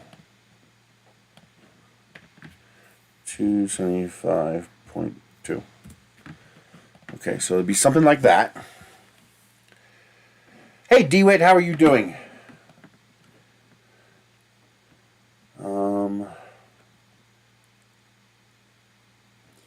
Now Now the question is, how do I interface this?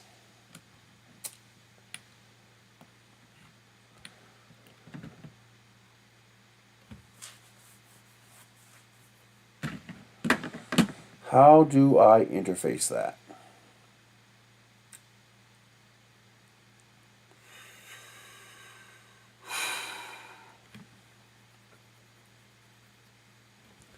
That's excellent, dude. Let's join this together, see what it looks like.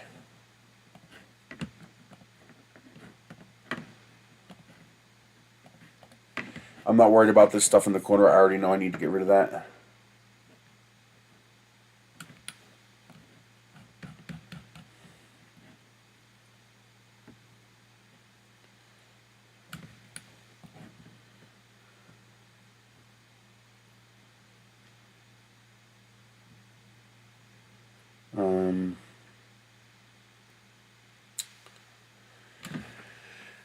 How do I want to do this? Hi, baby. I think I know how to get rid of that one.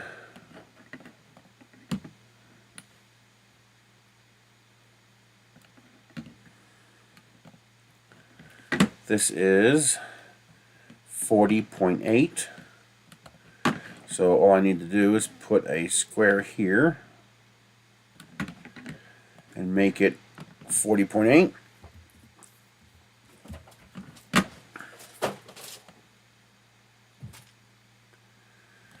Take this and this. Ooh, not enough. Okay, take this and this. Cut that off. No, that's wrong. Oh, yeah. 40.8, and then I have to shift it 5. Just make it 35.8. Why is it always off the screen? No matter what I do, it's always off the screen. 35.8. Join that together. That takes care of that edge.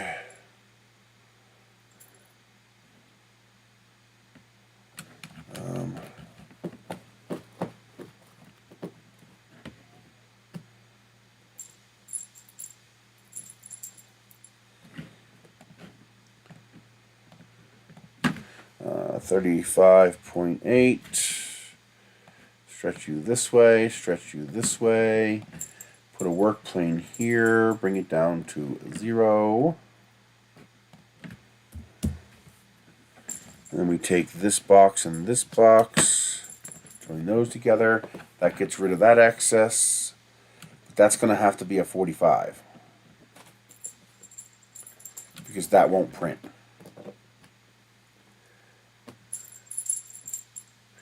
Oh, it's worse than that, dude. It's way worse than that. They concocted some bullshit reason to demonetize his channel. Basically, someone at YouTube got a stick up their butt.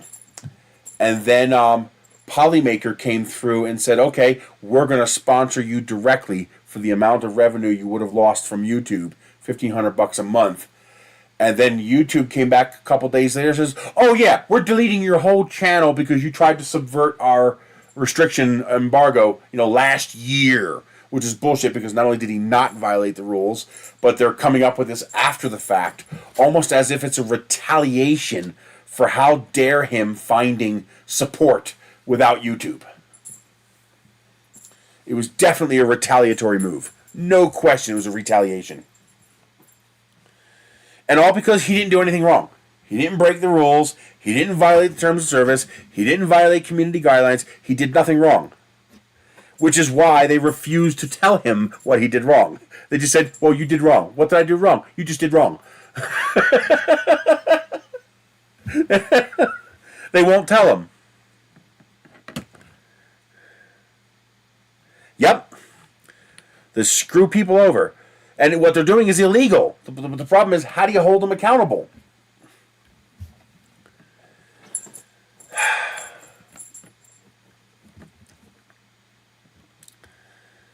Okay, now how do I do this? I think I know how to do this. So there's my block. Now this is 20 by 20 by 20. So let's make this 80. Nope, I gotta do that and then that. 80. Okay.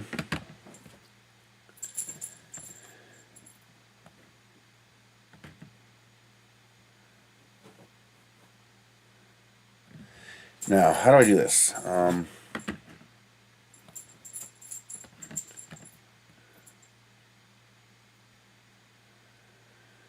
Okay, think about this. Think about this.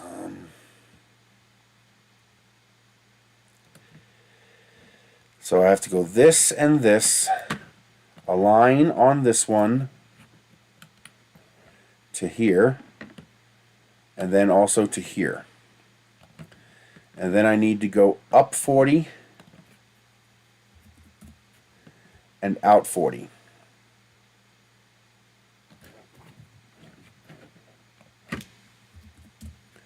Yes, that gets me my 45 degrees right there. Okay.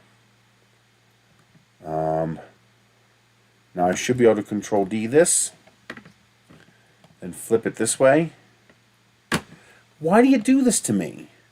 Do as you're told. Don't argue with me. Now, select this, Control D, align on this, and then move it 40, -40. Okay. Do that. Join those together. Copy it. Let's flip it this way. We're going to go to -40. -40. Okay, so that should do it. Which means I should be able to bring this back and get rid of that square. Delete that. Okay. And I don't need that anymore. Let's see what that does.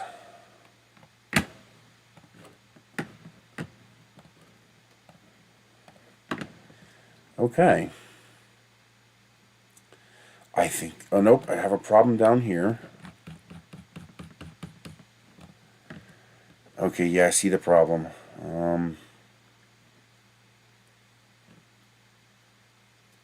Oh, that's got to change too. Okay.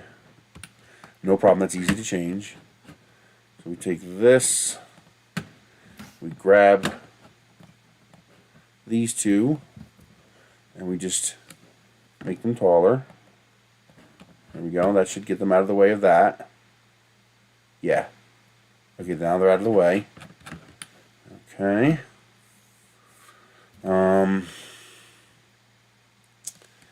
I think this one, I don't need this at all because these are two cuts. So this is not needed. I think I need to bring this out another 20. Come on, do as I tell you to do. What is your problem? Why would you change to a different box? I hate when it does that. Oh, it's 40.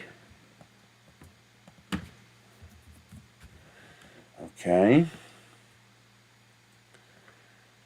And then I have to bring this to 35.8. 35.8.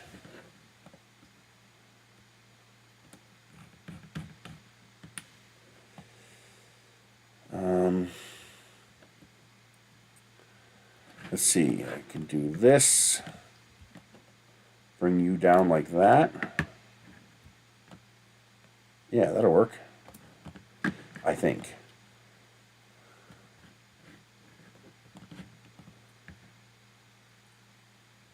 What did I just do? I have no idea what I just did.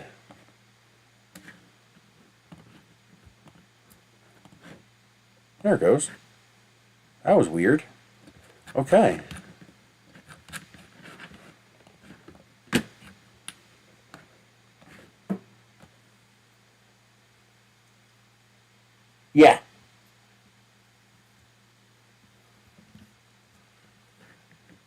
Well, the whole point is to try to do it 3D printed. Because anybody can do 3D printing, but not anybody can do milling. Oh, wow, that got screwed up. So where am I out of bounds? Something's out of bounds.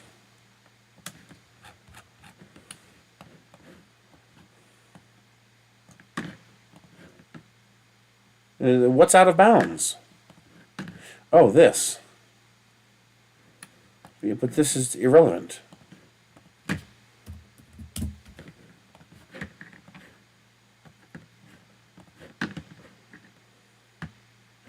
Object does not exceed size.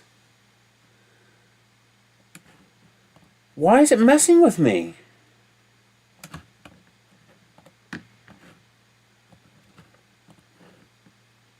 Oh, maybe 500's the max? Okay, why is this happening? I mean, technically that's okay. That'll print. Even though I don't like it.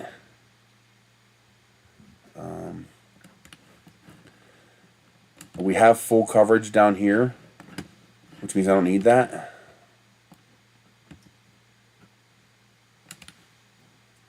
Yeah, I don't need that. So I don't need this. I need to turn this around.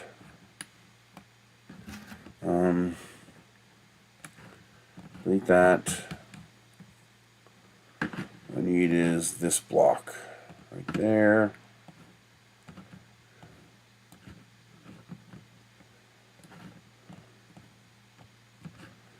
Align, lock you into place. Go to there. That should do it.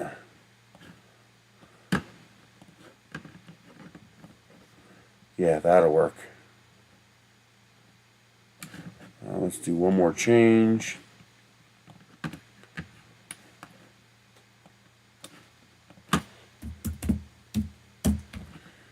Okay.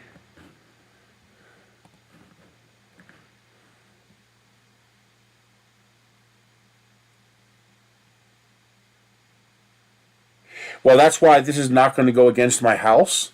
This is going to go against the sea containers. Sea containers are solid steel. They can't burn. So if the shed catches on fire, it's just going to burn out next to the steel container. But also, if I use PETG, PETG is fire retardant. It self-extinguishes. PLA will just burn. If you light PLA on fire, it'll catch on fire and it'll burn. PETG also burns when exposed to an open flame. However, once you extinguish the flame, the PETG, once you take away, not extinguish the flame, okay. I would prefer to use, the first small ones will probably be PLA, just because I have lots of PLA, but I'm hoping to make the big one out of PETG. Hoping, maybe, we'll see. But either way, PETG, if you take a lighter to PLA and light the PLA on fire and then pull the lighter away, the PLA will keep burning. PETG, however, self-extinguishes. Well, most, at least the ones I've tried so far. If you light PLA on fire and then take away the flame, if you light PETG on fire and then take away the flame, it goes out. Well, yes, it can, but remember, I'm only adhering a single perimeter of plastic to the bed. So while the part's going to be big, the actual amount of plastic touching the bed is very small. So, for example, I print this big tube. Right? But only this much plastic is actually touching the bed. And that's going to be the same for these pieces. It's going to be a perimeter, one layer thick, touching the bed. So it'll pop right off. Otherwise, yes, you would want to use a release agent, because you obviously want to print on glass, because PETG loves sticking to glass. But also, if you're going to print, like if I were to print this with a closed bottom with PETG on glass, you need a release agent. So hairspray, glue stick, nanopolymer, something, fission miner. You need some kind of release agent, otherwise it's going to take chunks right out of the glass bed.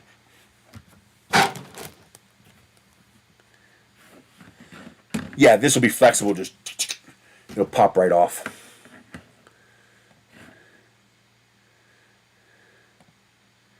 Now the point is though, 3D Print General was very careful to not break the rules. All right, so while he showed 3D printed guns, he never, for example, he never showed you how to do it, because that would violate their terms of service. He was very careful about that kind of stuff, and they still said, well, fuck it, we're going to ban you anyway.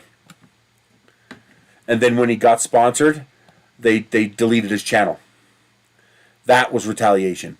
No question whatsoever, that was retaliation.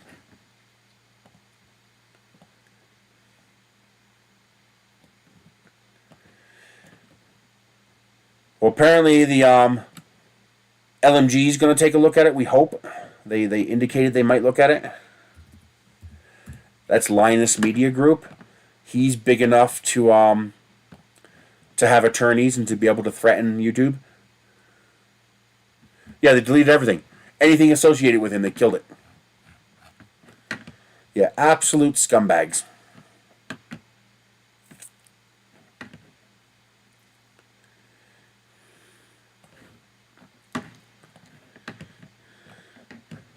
Okay. That should do it.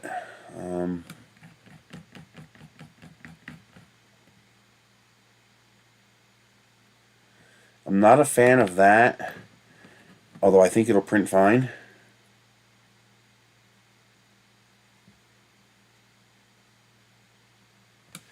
I don't think they took his channel down. I think they just demonetized him. I don't know if they actually deleted him.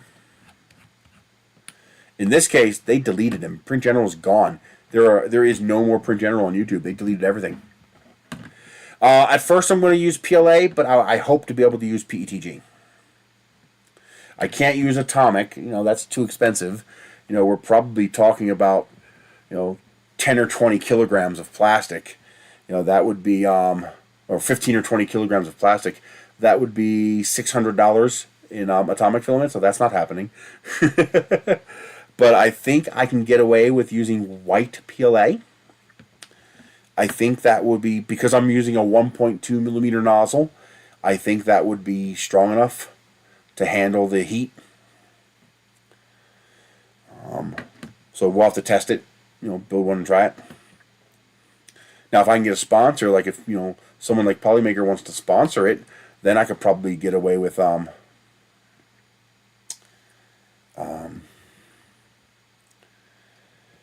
doing PETG. You don't even need a volcano. At that extrusion rate, your flow rate restricted, not speed restricted. I'll be printing at 25 millimeters per second, but so much plastic will be coming out of the hot end that it'll be like printing on a X1 carbon. It'll be like bamboo speeds as far as flow. You'd be surprised. Like this here, this part here would be 450 millimeters. That's too big. Ooh, that's too big. It can't be 450. Ooh.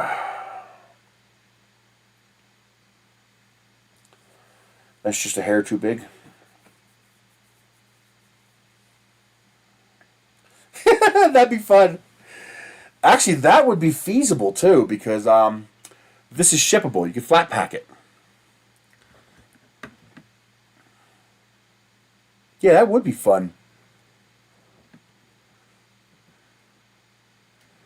Okay, so I need to get down below 450. Actually, I need to get below 400. Because if I can get below 400, then I can use the CR10S4. And I'll be able to, and the S5, I got to dig them out. I got to find all the pieces. But if I could dig those out, then I could have 3 machines making parts.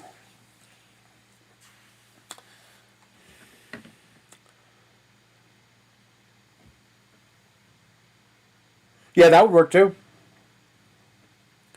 Although, yeah. How many of you have 400 by 400 printers with 1.2 millimeter nozzles? Not too many people.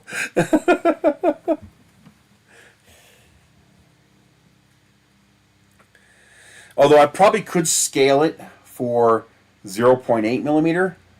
Then if you had a 0.6 nozzle, you could over extrude to 0.8, no problem. And theoretically, we could do it with a 0.8. Because not too many people are going to mess with a 1.2 millimeter nozzle. But you know something? Now that I think about it, I probably should be making this for a 0.8 millimeter nozzle. Because that's a nozzle people are more likely to have. That's a nozzle people are much more likely to have. Yeah, I need to scale this for 0.8 millimeter. That's actually pretty easy to do. Okay, I need to scale this without changing everything. Okay, so those are all separate now. Now, how much does this add? This is 40, but it's adding 36. So this needs to be 40. This needs to be... I can make taller pieces for my printers, but I need to get this under 400. That means it needs to be 360. 360.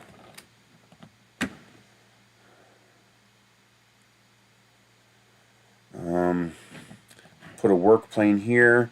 Bring this down to -5. Okay. And then this plus this is 395.4. That's 4 millimeters below the 400, so even if you're off a little bit, you should be okay. This is going to have to go down to 0.01. At least this is really easy to scale.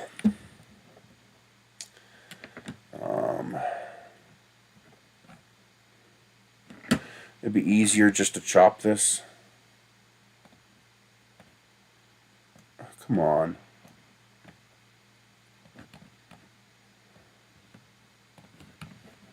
Okay, that takes care of that. Okay, that should do that.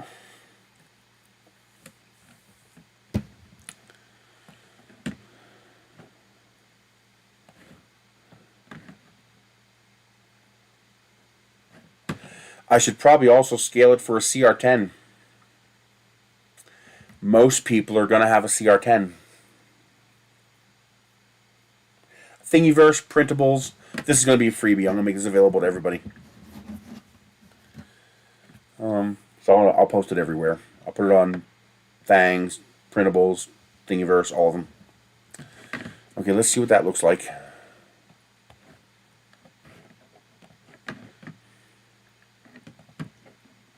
That's incorrect. I'm building a shed. Hang on, let me change this real quick.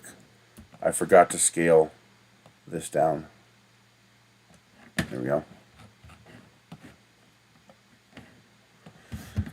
It's not really a practical print for the vast majority of people just because it's a massive use of plastic. You're talking anywhere between 8 and 30 kilograms depending on how big you make it. But I have 500 kilograms of plastic, so fuck it, let's go. You know what I mean? Let's just print it. Yeah, here I'll show you. So here's the idea, to make wall segments and stuff that are 3D vase mode printable. And you can use those to build a wall.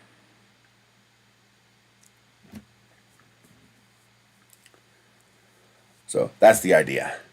Now I'm realizing that it would be very beneficial if these locked. Right now these lock together left and right. So you can see here, this piece locks into this piece. But vertically, they just sit on top of each other. They don't lock in. And I'm realizing now that having them lock in vertically would be very, very beneficial. They would be substantially stronger. So that's why I'm testing in this new workspace here.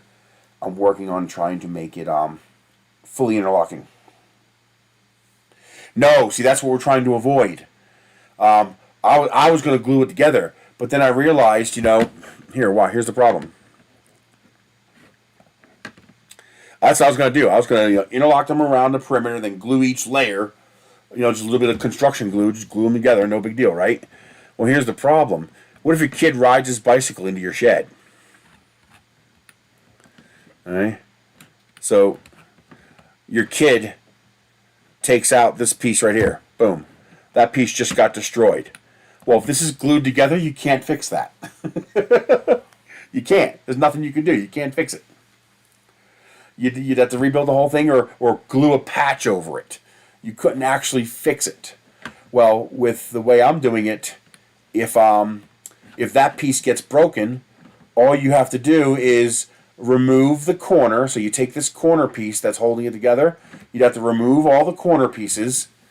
But then once you remove those corner pieces, you'd be able to slide these pieces out. And then replace this piece with a new one.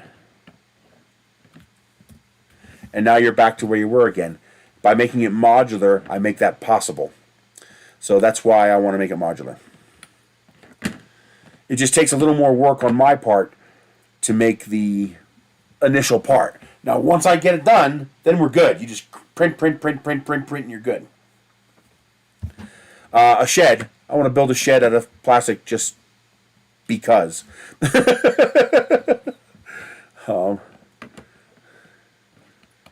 Okay. I hope you go somewhere with that that wire nut Lightspeed, because that wire nut's pretty cool. I like that wire nut. The big giant wire nut case you made, I like that. Yeah, that's the only reason I'm doing it. And who knows? Maybe I can make it efficient enough that it'll actually be practical to print. Because, for example, think of like a multi-compartment compost bin. What does it cost to buy one of those? They're like $300. Well, you could buy a lot of plastic for $300. At $12 a kilogram if you buy the cheap stuff on sale. 12 times 10, if it's a 10 kilogram shed, that's only $120. So it's actually practical. And also, if you're going to build a little shed, like the Rubbermaid sheds, like this.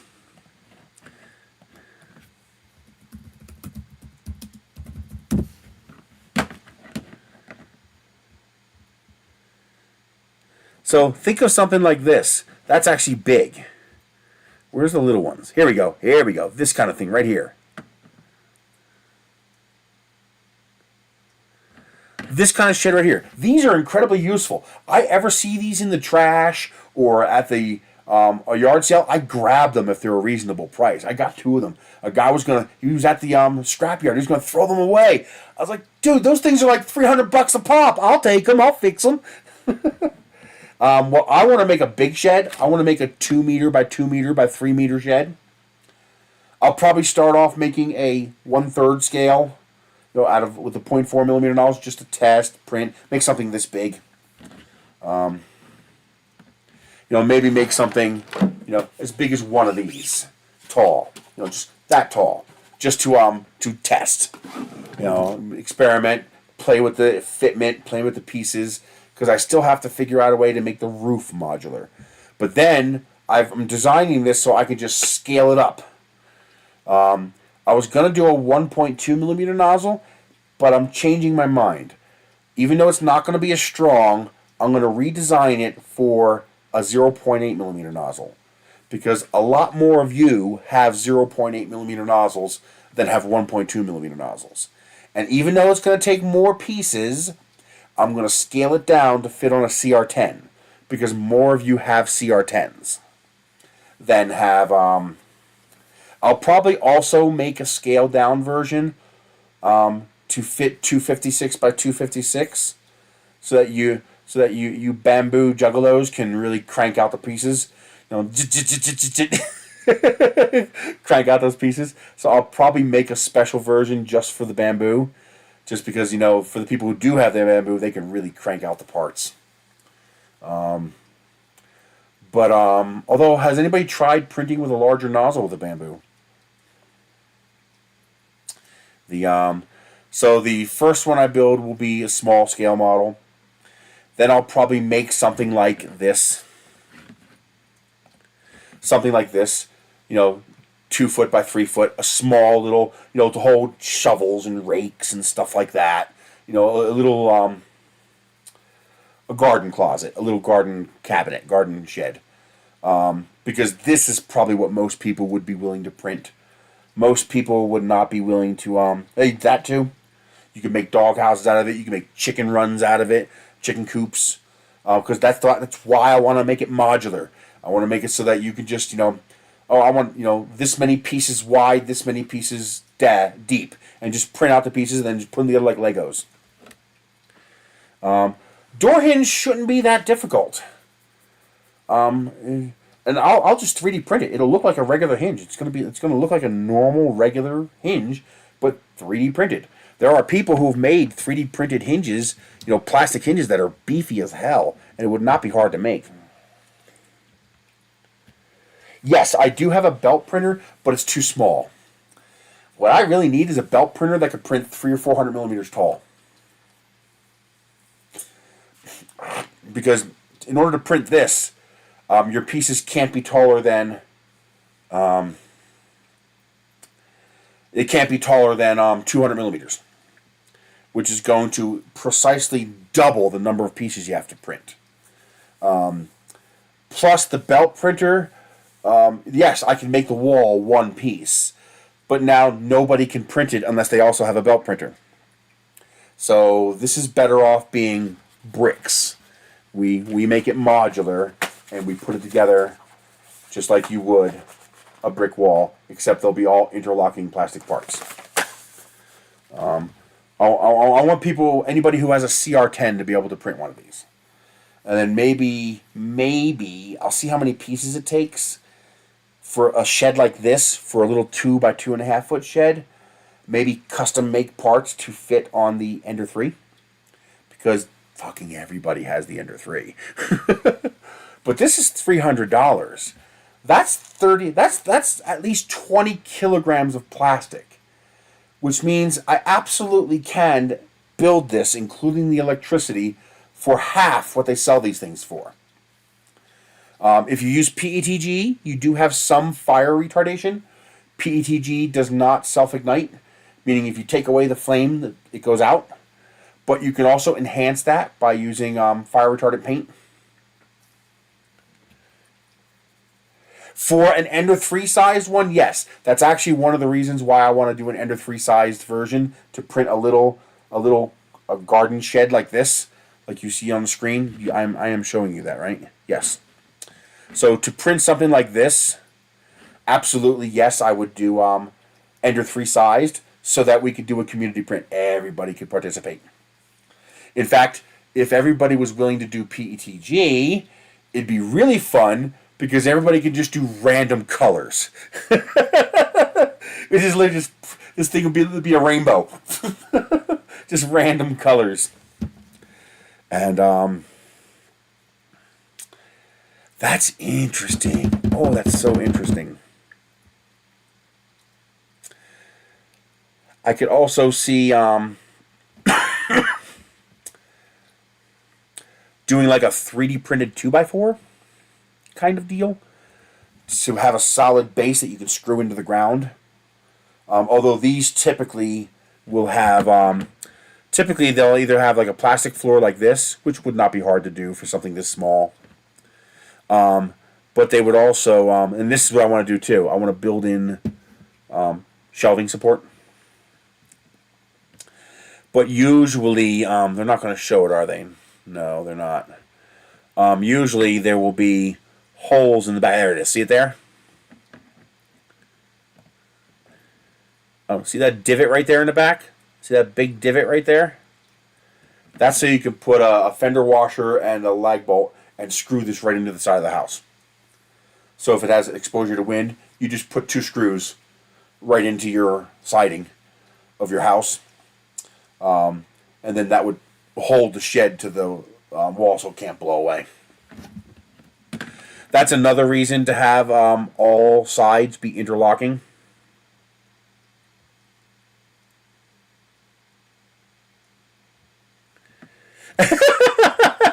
That'd be funny if that actually worked. But by making all sides of this interlocking, I also solve another problem I didn't think of, which I should have thought of. Theoretically, I could put the other pieces that don't interlock, I could put that together, and in gravity will hold it together. Obviously, if somebody bumped into it hard enough, you might dislodge a segment, but then you can just push it back, right? But then I realized, we get 60, 70 mile an hour winds here. It's just going to take the top half of that shed, and it's going to become a kite. So, let's make this interlocking. So, we definitely need to make this interlocking. Now, I do have another problem I need to fix right here. This cannot be a cylinder. A cylinder is no bueno. That's not going to work. The reason that's not going to work is because the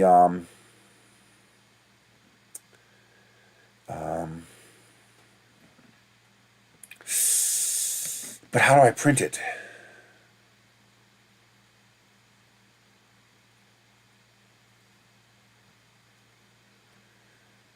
How do I print it? See, ideally, I need the ends of this to be round. I need the 2 ends to be hemispheres, because ghosting and ringing is going to make that a tight fit. But I just realized a really easy fix for that. A really, really easy fix. All I got to do is lop off these 2 corners here. Just lop off these corners and that'll be fine. And that's super easy to do. All I got to do is take this.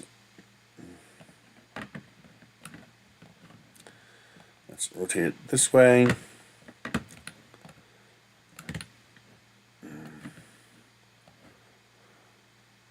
There we go. That's all I got to do.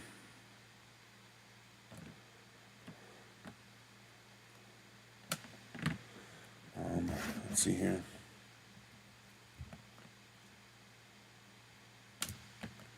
All I gotta do is take a little chunk off the corner.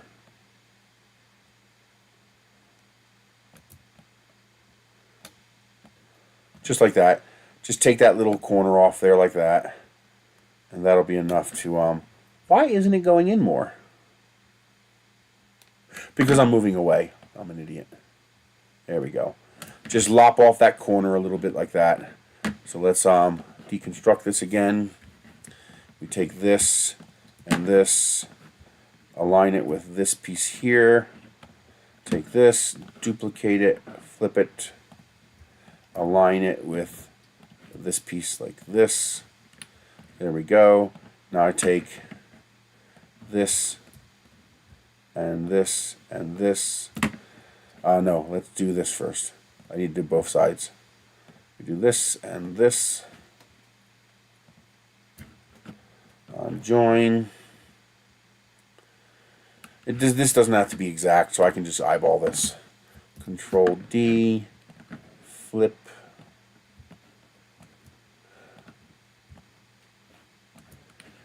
This does not have to be precise. It just has to. I just have to eyeball it. Yeah, that's fine. So we take that, and then we take this and we raise it up a hair so it doesn't mess with the other pieces. There we go. That should take care of the ringing.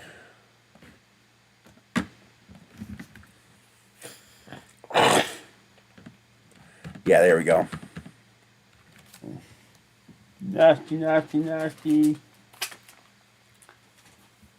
Snot, post-nasal drip, it's nasty. I don't wish that upon anybody. It's horrible. Okay, that'll take care of the ringing. So that, while I'm trying to avoid using anything non-3D printed, I'm trying to make this as close to 100% 3D printed as possible. If we have to, then yes, we'll add a tie down. But like a little shed like this doesn't need anything. This, you know, it's going to be under your patio or in your garage or something like that. This is not going to be sitting out in the middle of a field.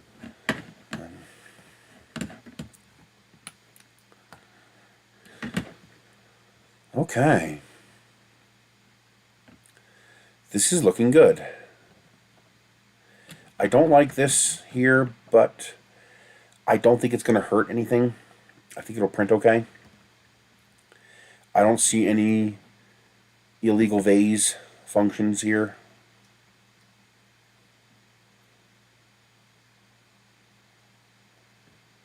I can get rid of this point just because a point is going to cause problems.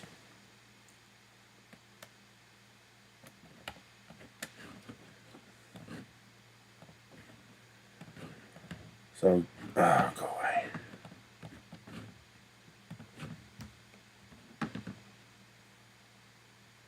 Exactly. You screw it to the tree. There we go. Got rid of those points. Because points like to peel. So now this is less likely to peel. This one I'll probably add a bottom layer just so it's easier to print. Oh, wait a minute. Technically, this cannot vase mode print. Oh, shit.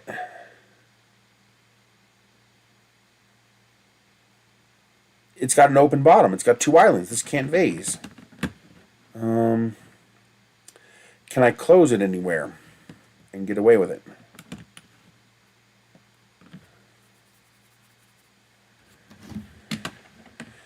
No, this end has to be completely opened. Shit, that won't vase print.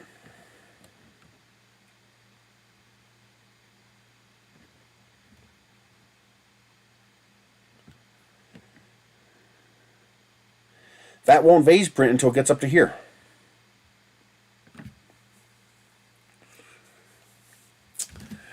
Oh, man. Boy, did I boink that.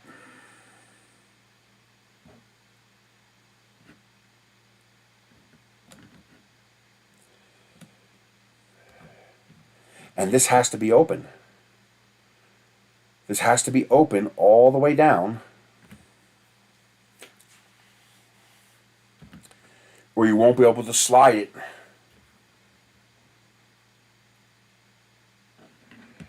But no matter what, it doesn't matter what side you print it on, because I have both sides have fully open edges. See? So no matter what orientation I print it, either this is two islands or this is two islands. There's no way around that.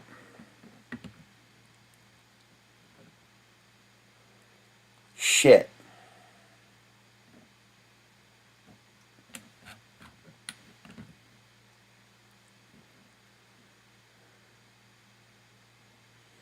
Damn it. I mean, it's not the end of the world, but I like vase mode. It just works so well.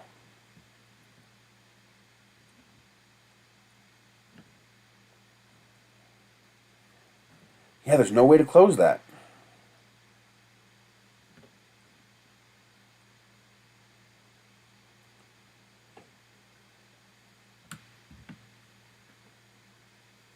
It doesn't matter. If this is the bottom and this is the top, it's two islands. If this is the bottom and this is the top, it's two islands. If this is the bottom and this is the top, it's two islands. If this is the bottom and this is the top, it's two islands. All you're doing is changing whether the islands will be at the bottom or the top. It's still two islands.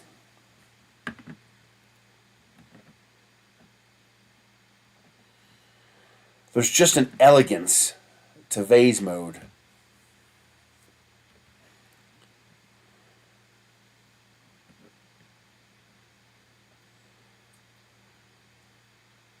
It's alright. No big deal. The only way I could do that, and worse, it's got to be two walls. Because I have an open cavity inside here, I have an inside wall and an outside wall, which means there's always 2 walls, which is 4 walls total. So I can't even cap off the end with sacrificial layers that you would cut away when you're done, because you'd have 2 layers to cut through, and that's not going to cut clean.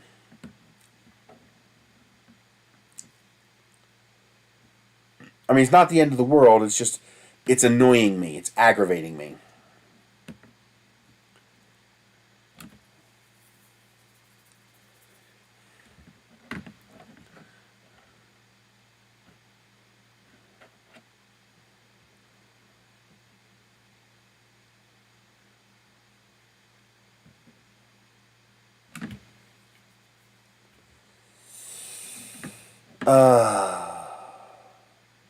I can't think of a way around that. Anything I do to close even one end of this would eliminate the ability to slide a piece in and slide a piece out. And you need that. You need that modularity. Because let's be real, this is not going to be as durable as this. These things are crap. They end up failing eventually, and you end up putting pieces of plywood in them to reinforce them and crap like that. You know, they're not the strongest things in the world, but they do work.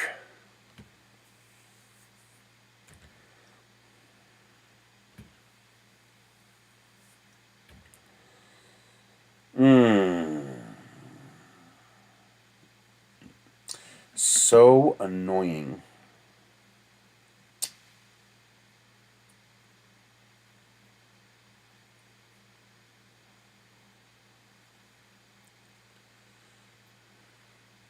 That is downright aggravating. Yeah, I don't think there's anything I can do about that. I think I just have to live with it. I just have to accept that the first portion of this won't be vase mode. The rest will be vase mode, but the first chunk won't be vase mode. And there is nothing I can do about that.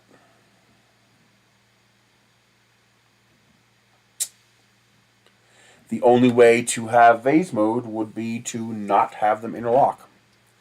I can interlock side to side, but I can't interlock top to bottom.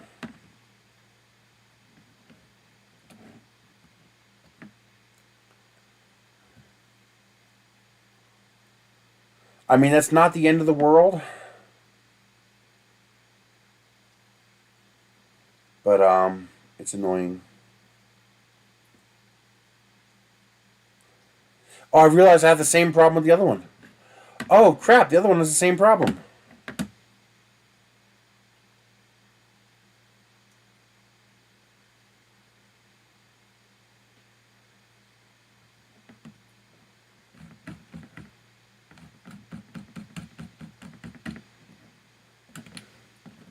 Yeah, same problem. It goes all the way through. Which means it's going to print this, then this, then this, then this, and it won't do vase mode until it gets to there.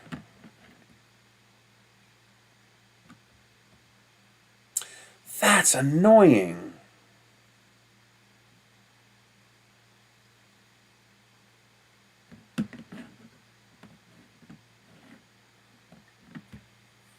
Yeah, I don't think there's any way around that.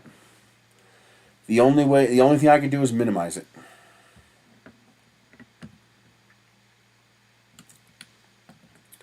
You know, I could shrink the diameter of these pieces down until it's not as big a deal. And shrinking them might not be a bad idea, because then I can make this taller.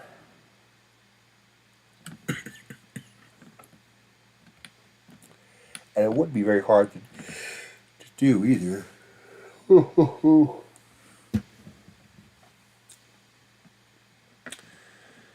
Okay. Do I just leave it?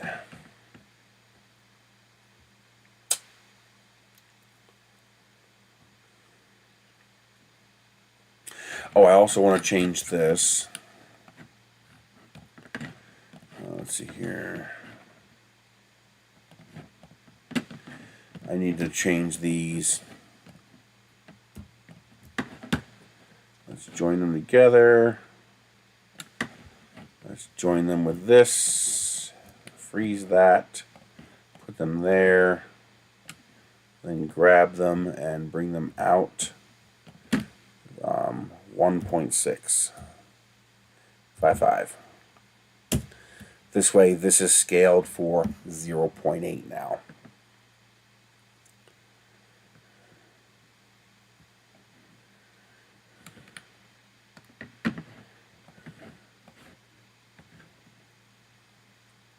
I think I need to make it smaller too. Let's see how big it is.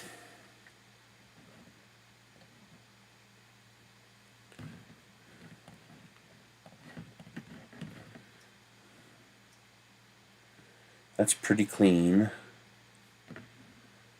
I got no complaints about that. The inside looks good. These ribs will touch, which will make that quite a bit stronger.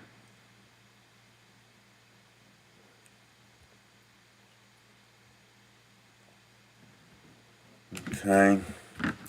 How tall are we? 395, so we are CR10 sized. However, we also got to fit within a 300 by 300 bed, since that's what a CR10 is. This is 218 by 218.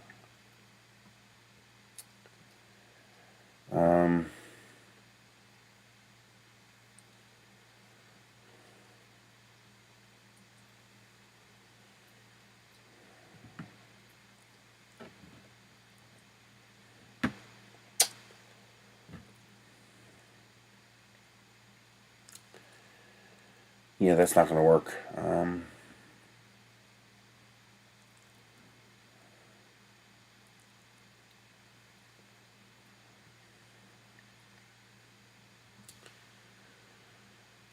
How big can I make this?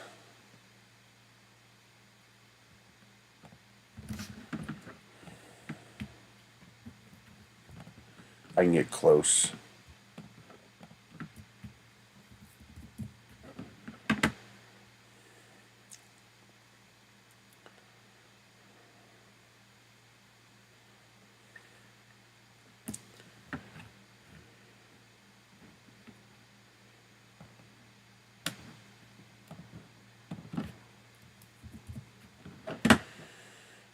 Okay, so I can make it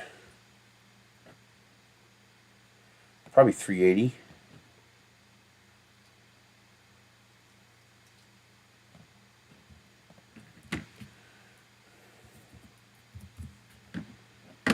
That is not what I want you to do.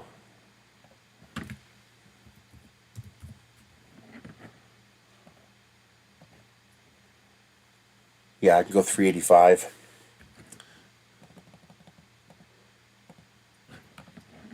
Okay. So we have our 395 tall, and I can make it 385 wide. So split this apart. How wide are we right now? We are, I can go 100 millimeters larger.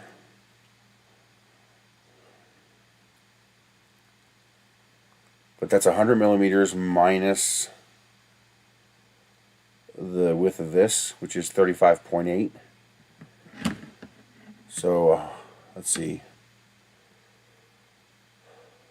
That is 100 millimeters minus 35.8 would be 64.8. So I can increase the size by 64.8. 240. So take this and move it 64.8, and then take this, move it 64.8. Okay. Take this and this. Okay. 300 gets me 60, so 304.8. 304.8. That gets me back to the correct size. Everything looks good. Let's split these.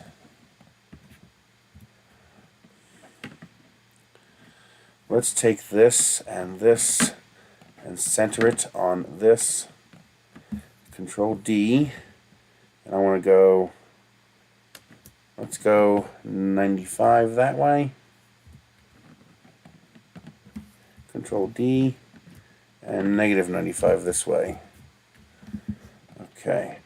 We'll have 3 rungs. Ow.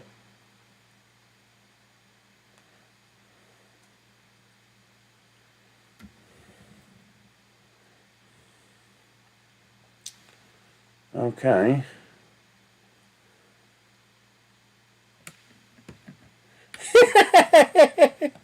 You got to get me a 3D model of her feet, buddy.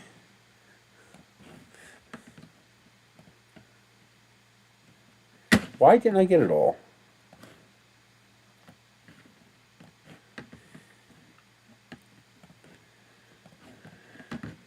Okay.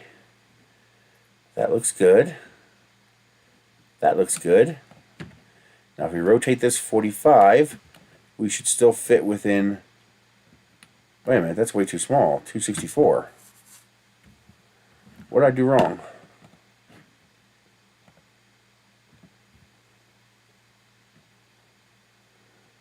This is not big enough. How did I screw that up? Is this still 50 wide? Yeah. What was it? 368 did I say? Or 385. I gotta go to 385. What the hell?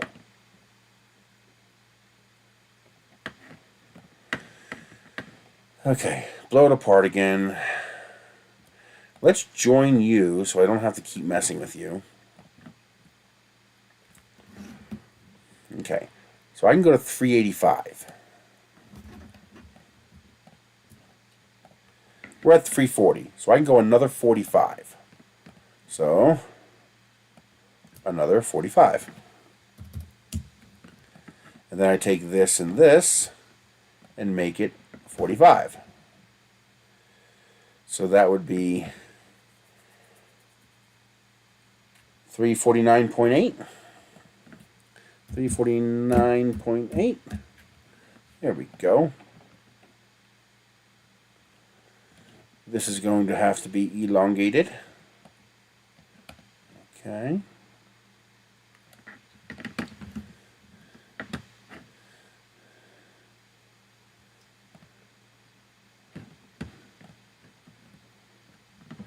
I don't think I can fit that many.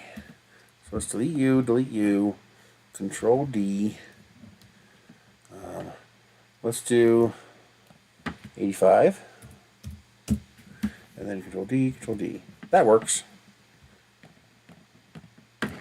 Join. Center on you. Okay. Let's try that. 385.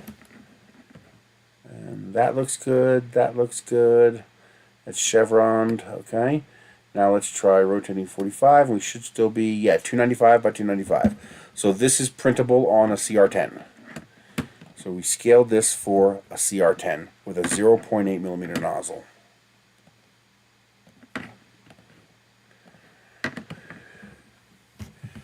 Now, if I cut this in half, that'll be the exact size needed for... Oh, I gotta move. That's no good. If you're local, we can do that.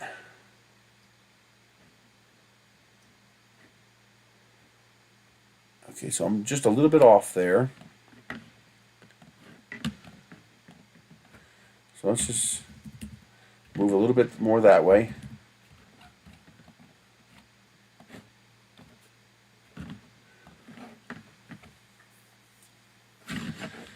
Okay, there we go.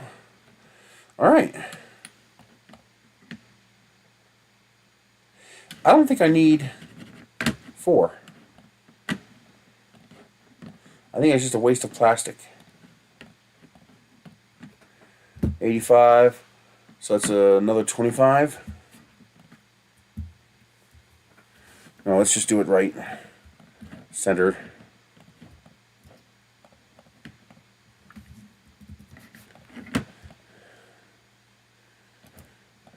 -115.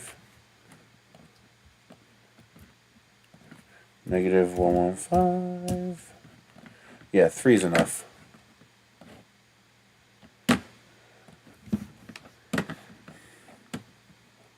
Yeah, that's good.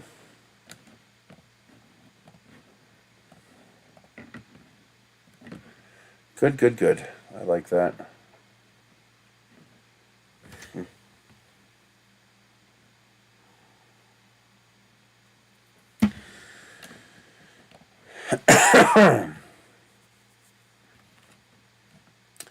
I mean, I could print them at 515, but that creates problems. But I could scale this to a 1mm nozzle for my own use. So 25%.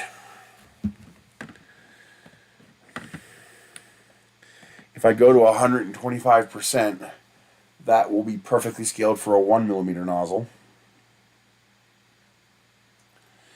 But I want to make this thing something, because I didn't realize this was actually going to be financially feasible for people to print this. Like, this actually makes sense now, considering the price of things like this. You could print one of these for $100 if you get the plastic cheap enough. So now, what if you want to use an Ender 3? Well, first, let's make the half piece, because we do still need the half piece.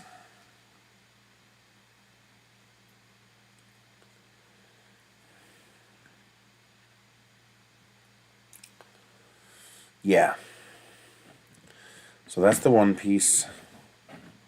Duplicate. Now we need to cut this in half.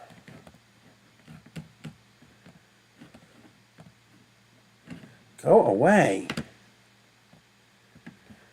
349.8.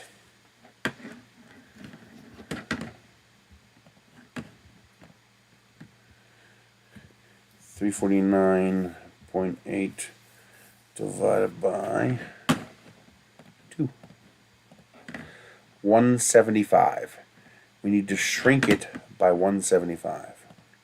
We need to make it 175. No, the reality is this needs to be 350. Let's keep it simple. This needs to be 350. That means this needs to be 350. And then this needs to move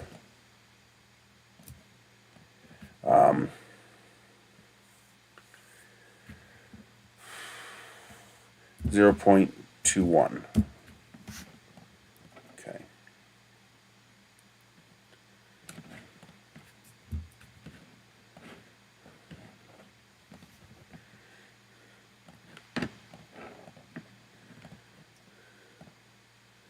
$385.21, and we are still within 296, so we're still within CR10 size. Okay. I can live with that. Let's change this color so it stops saving as fucking red. God, man, this thing has a... and it still wants to change it to red. Maybe it won't because it's no red? Yeah, there we go. God, Tinkercad has a red fetish. Okay. So we need to change this and this to 175.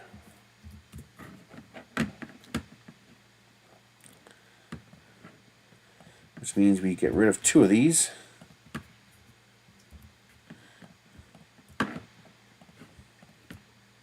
Center that. And this has to come this way, -175. And there's our half piece.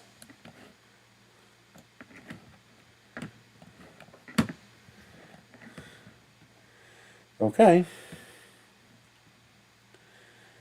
There's the half piece, and there is the full piece. Now, I should, in theory, I should be able to scale these by half.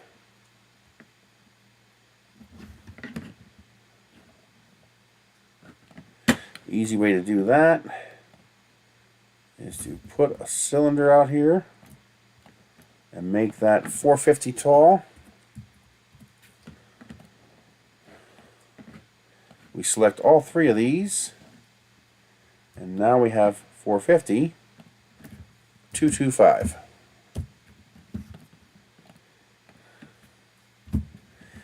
And now these are perfectly scaled for a 0.4 millimeter nozzle and 197. That will print on any i3 size printer, including Prusa's. Perfect. And you don't even have to print them diagonally.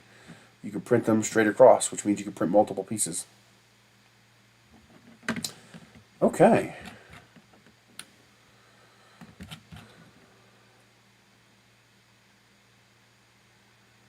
Okay. And then we could also Control D.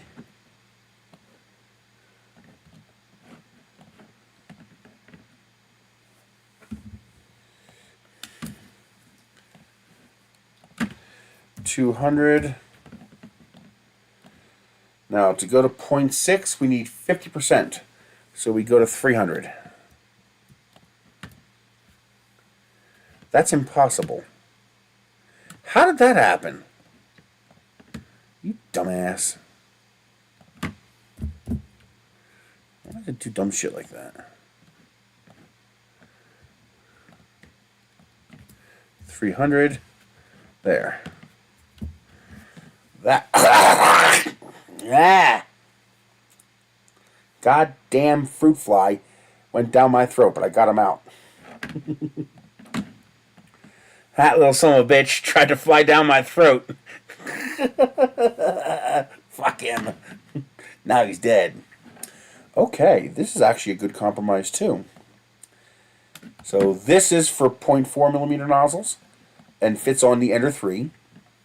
This is for 0.6 millimeter nozzle and will fit on the CR10. Yeah, 296. Any 300 by 300 printer. And this requires a 334 printer and a 0.8 millimeter nozzle. Okay.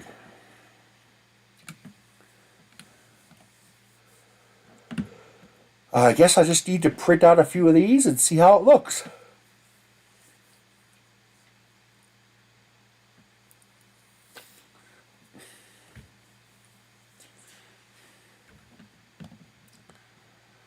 Let's see.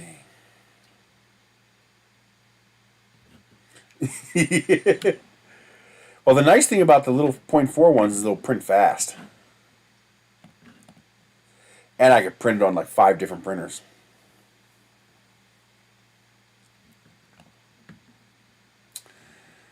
Okay. Now I still need a corner. How do I want to do the corner? The corner does not need the top and bottom. So let's just do a minimalist corner for now. Which means we're going to take this one.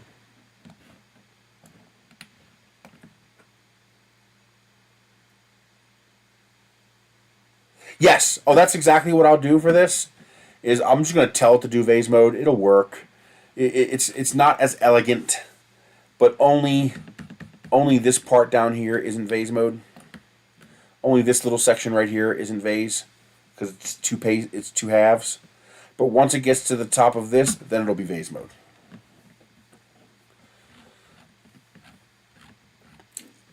There's just an elegance to figuring out how to do it in vase mode. And I can do it in vase mode, but you would either have to glue the parts together, layer by layer. You know, the two different sections interlock this way, but they wouldn't interlock this way. I could do that vase mode, but or you could not glue them together and simply strap them together. So on each side, run a string around the entire height, you know, top to bottom, and tie it so that it would hold those together, like compressing. Like if I did this, and then I wrapped a string around it like that, so that it would hold it together. I could do that too. But only people like me care about the fact that that little tiny 5% of the model's not vase mode. I think most people just want to hit print. So I'm just going to forgo that and not worry about it.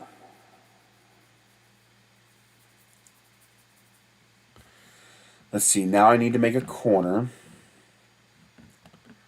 So corner. First, the corner does not need this. Corner does not need this. And does not need this. Or this. Okay. To do a corner, all I really need to do is to put two of these together. Literally, that's all I need to do.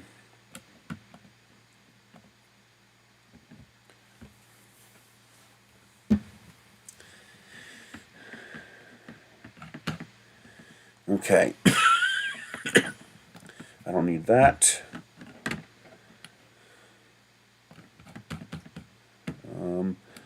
I don't need that. Now, oddly enough, the corner pieces, they're going to be vase mode. Because they don't need the channel on the top and bottom.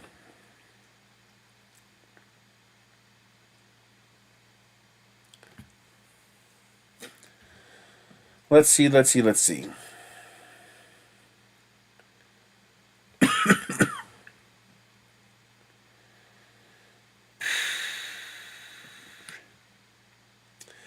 So I guess what I'm going to need to do is to, how far? That's going to be 2.5 millimeters because it's 1/2 scale. So that's no problem.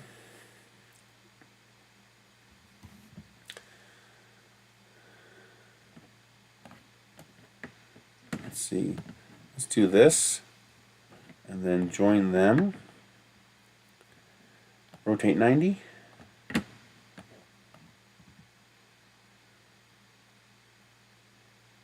We're going to actually do something a little different here.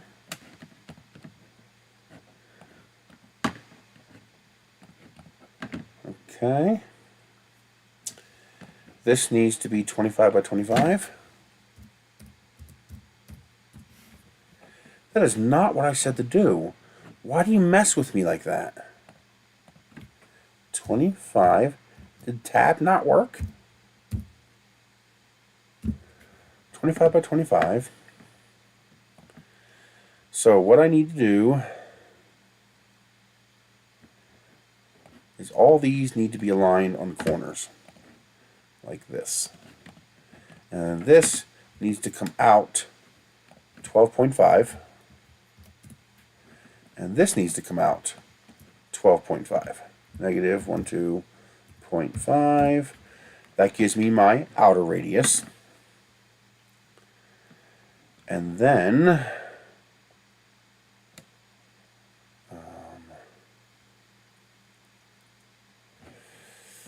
Control D. I'll bring you out here like this. And then I'll take you, Control D, split.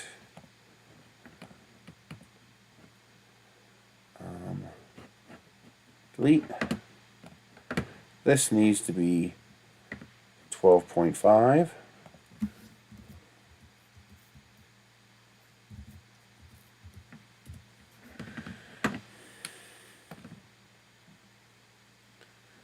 Yes. So we need to do this to 0. And then this to 0. Turn that into a hole. This needs to do the same thing. 0 and 0. And now I should be able to join all these together to form my nice corner. Why'd it do that?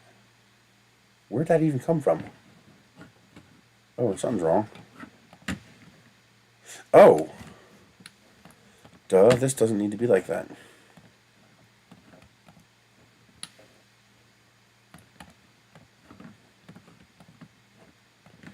That can go away. We can join that.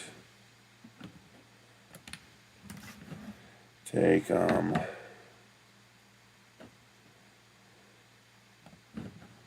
can go away. That can go away. I don't need that. I don't need that. That can still be the whole. There we go.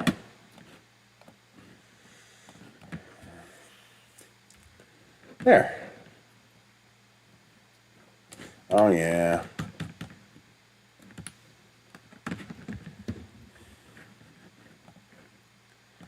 That's really annoying.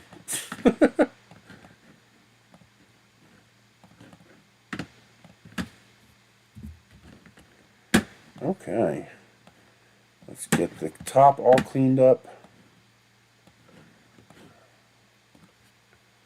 And join. There we go. Nice. So there is our corner piece. Do I need a reinforcement there? I actually think it would be a good idea to have a reinforcement there. So Control D. Let's split it. I just need you. The rest of you can go to hell. Let's see. Line like that. And then 0.8.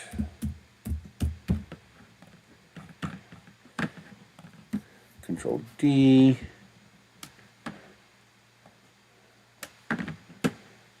Align. Something like that. You're going to be something like that. And then you will align on this.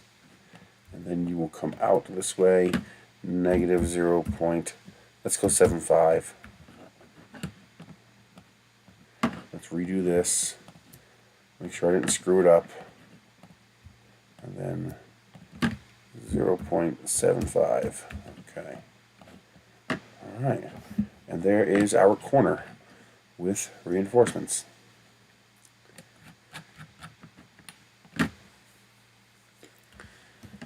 Okay. Now we take this, Control D, Control D. This needs to be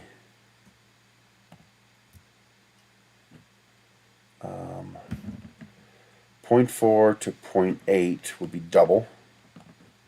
So this will be 360. And then this will be 50%, 270. There. Now I have all the pieces for all three sizes. This will be your 0.8, this will be your 0.6, and this will be the 0.4. That will allow me to build an entire structure minus door and roof. But that'll be enough to get started and print a bunch of test pieces. And I got 3 printers set up right there. I can put one of these on each printer. That will work. I'm going to need a memory card reader.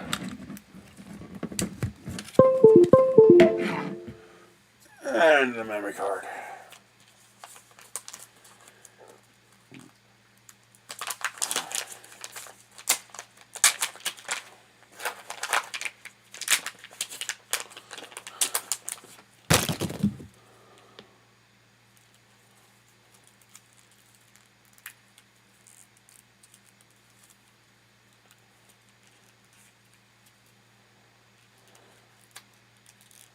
That's hinged there.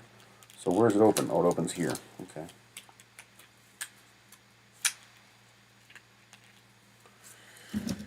Okay. Oh, that didn't fit. The hell? Nope.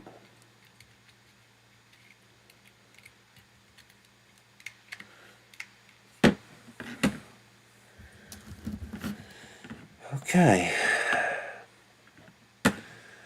Let's shed,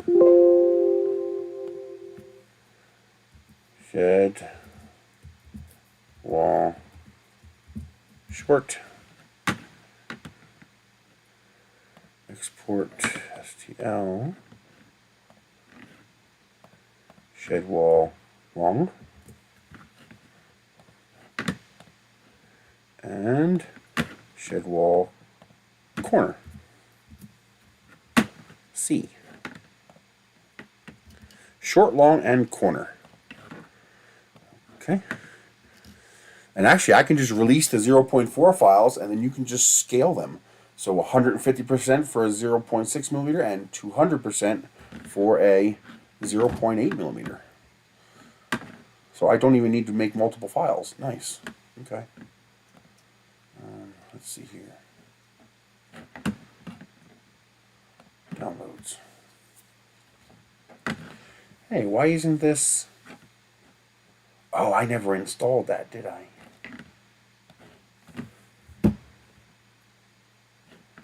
I never installed the desktop toys.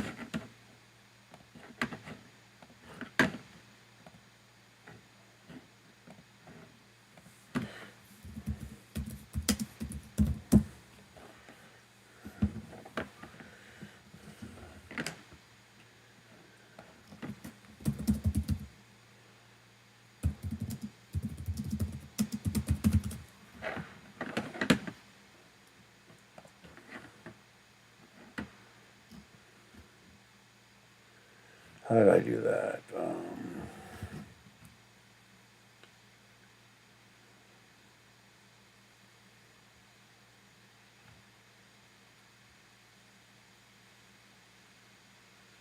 I don't want the program. I want the Microsoft software that does that.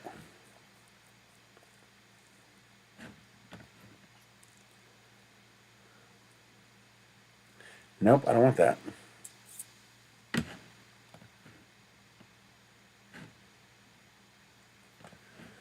There's a way to do it without...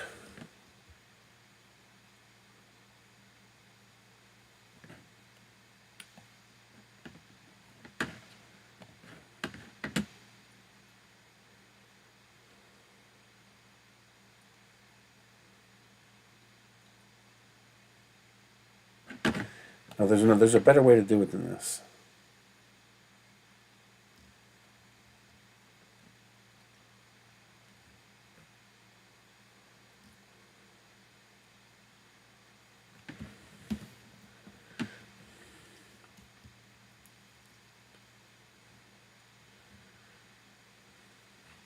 There's a way to do it using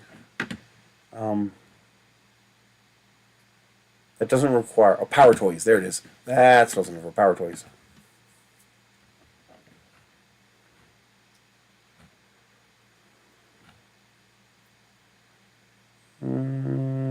How do I download?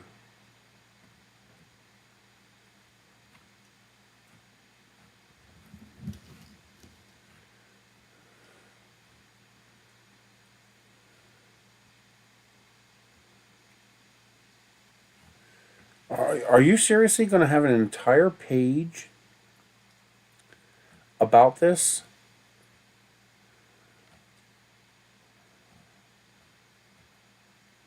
And not have a link to get it?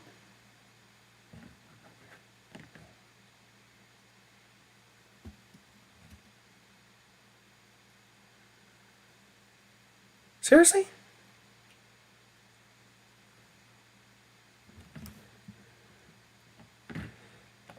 Microsoft has this entire page explaining the File Explorer add-on utility, and there is no link to download it. Like, why would you have all this and not provide a link to it? Are they mentally unstable, or are they just retarded on purpose?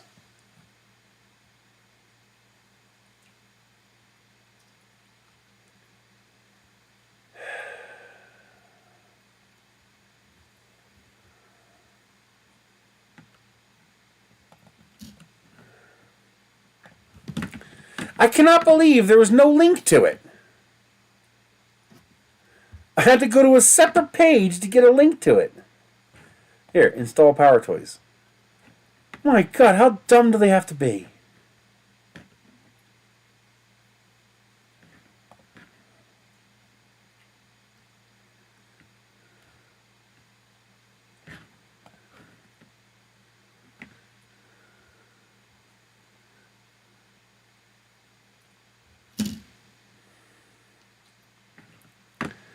I mean, that's literally the one thing that should have been the first thing you included. Oh, man.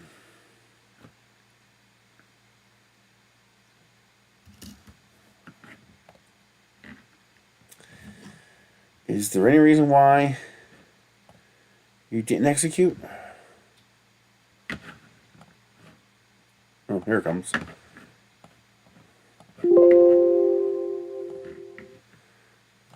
Yes, install.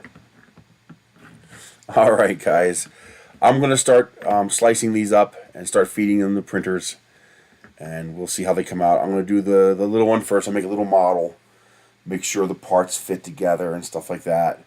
And it's also small enough that people with Ender 3s can print it. And, of course, you can scale up. As long as you scale up 50% for 0.6, 200% for 0.8 nozzle. But the 0.6 is going to require a 300 by 300 print bed. You know, but also that should fit. Ooh, I'm gonna have to make a special one just for the bamboo, because the bamboo is 256 cubed. That's annoying. Boy, is that annoying. So in order to do the bamboo,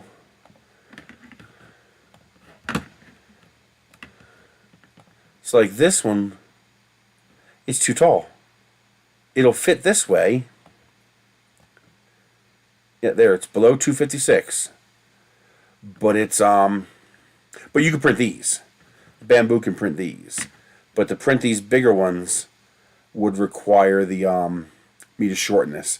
I'd have to shorten this to 256. That's really annoying.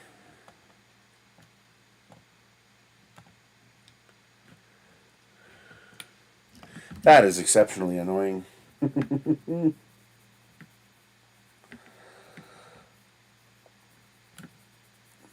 I mean, normally it wouldn't be worth making a full-size shed using such small parts, but when you can print them as fast as that printer can print, it might actually be feasible.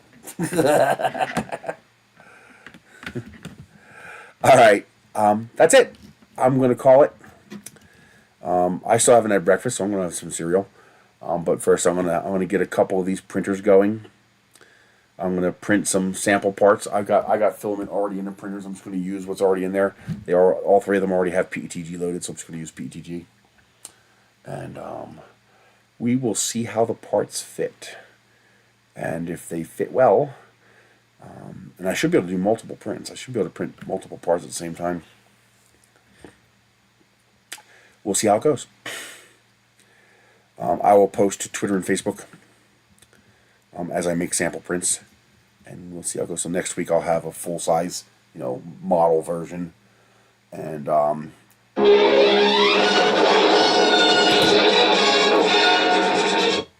in the interim I'll figure out how to do a roof. I'm trying to figure out how to do a roof while keeping it modular. That's the key. I want to keep it modular. I might do a roof where the parts are looser, so you can do an arc. Doing an arc would be really nice, because that'll take care of strength, snow load, rain, all kinds of things if I can figure out how to do it with an arc. So we'll see about that.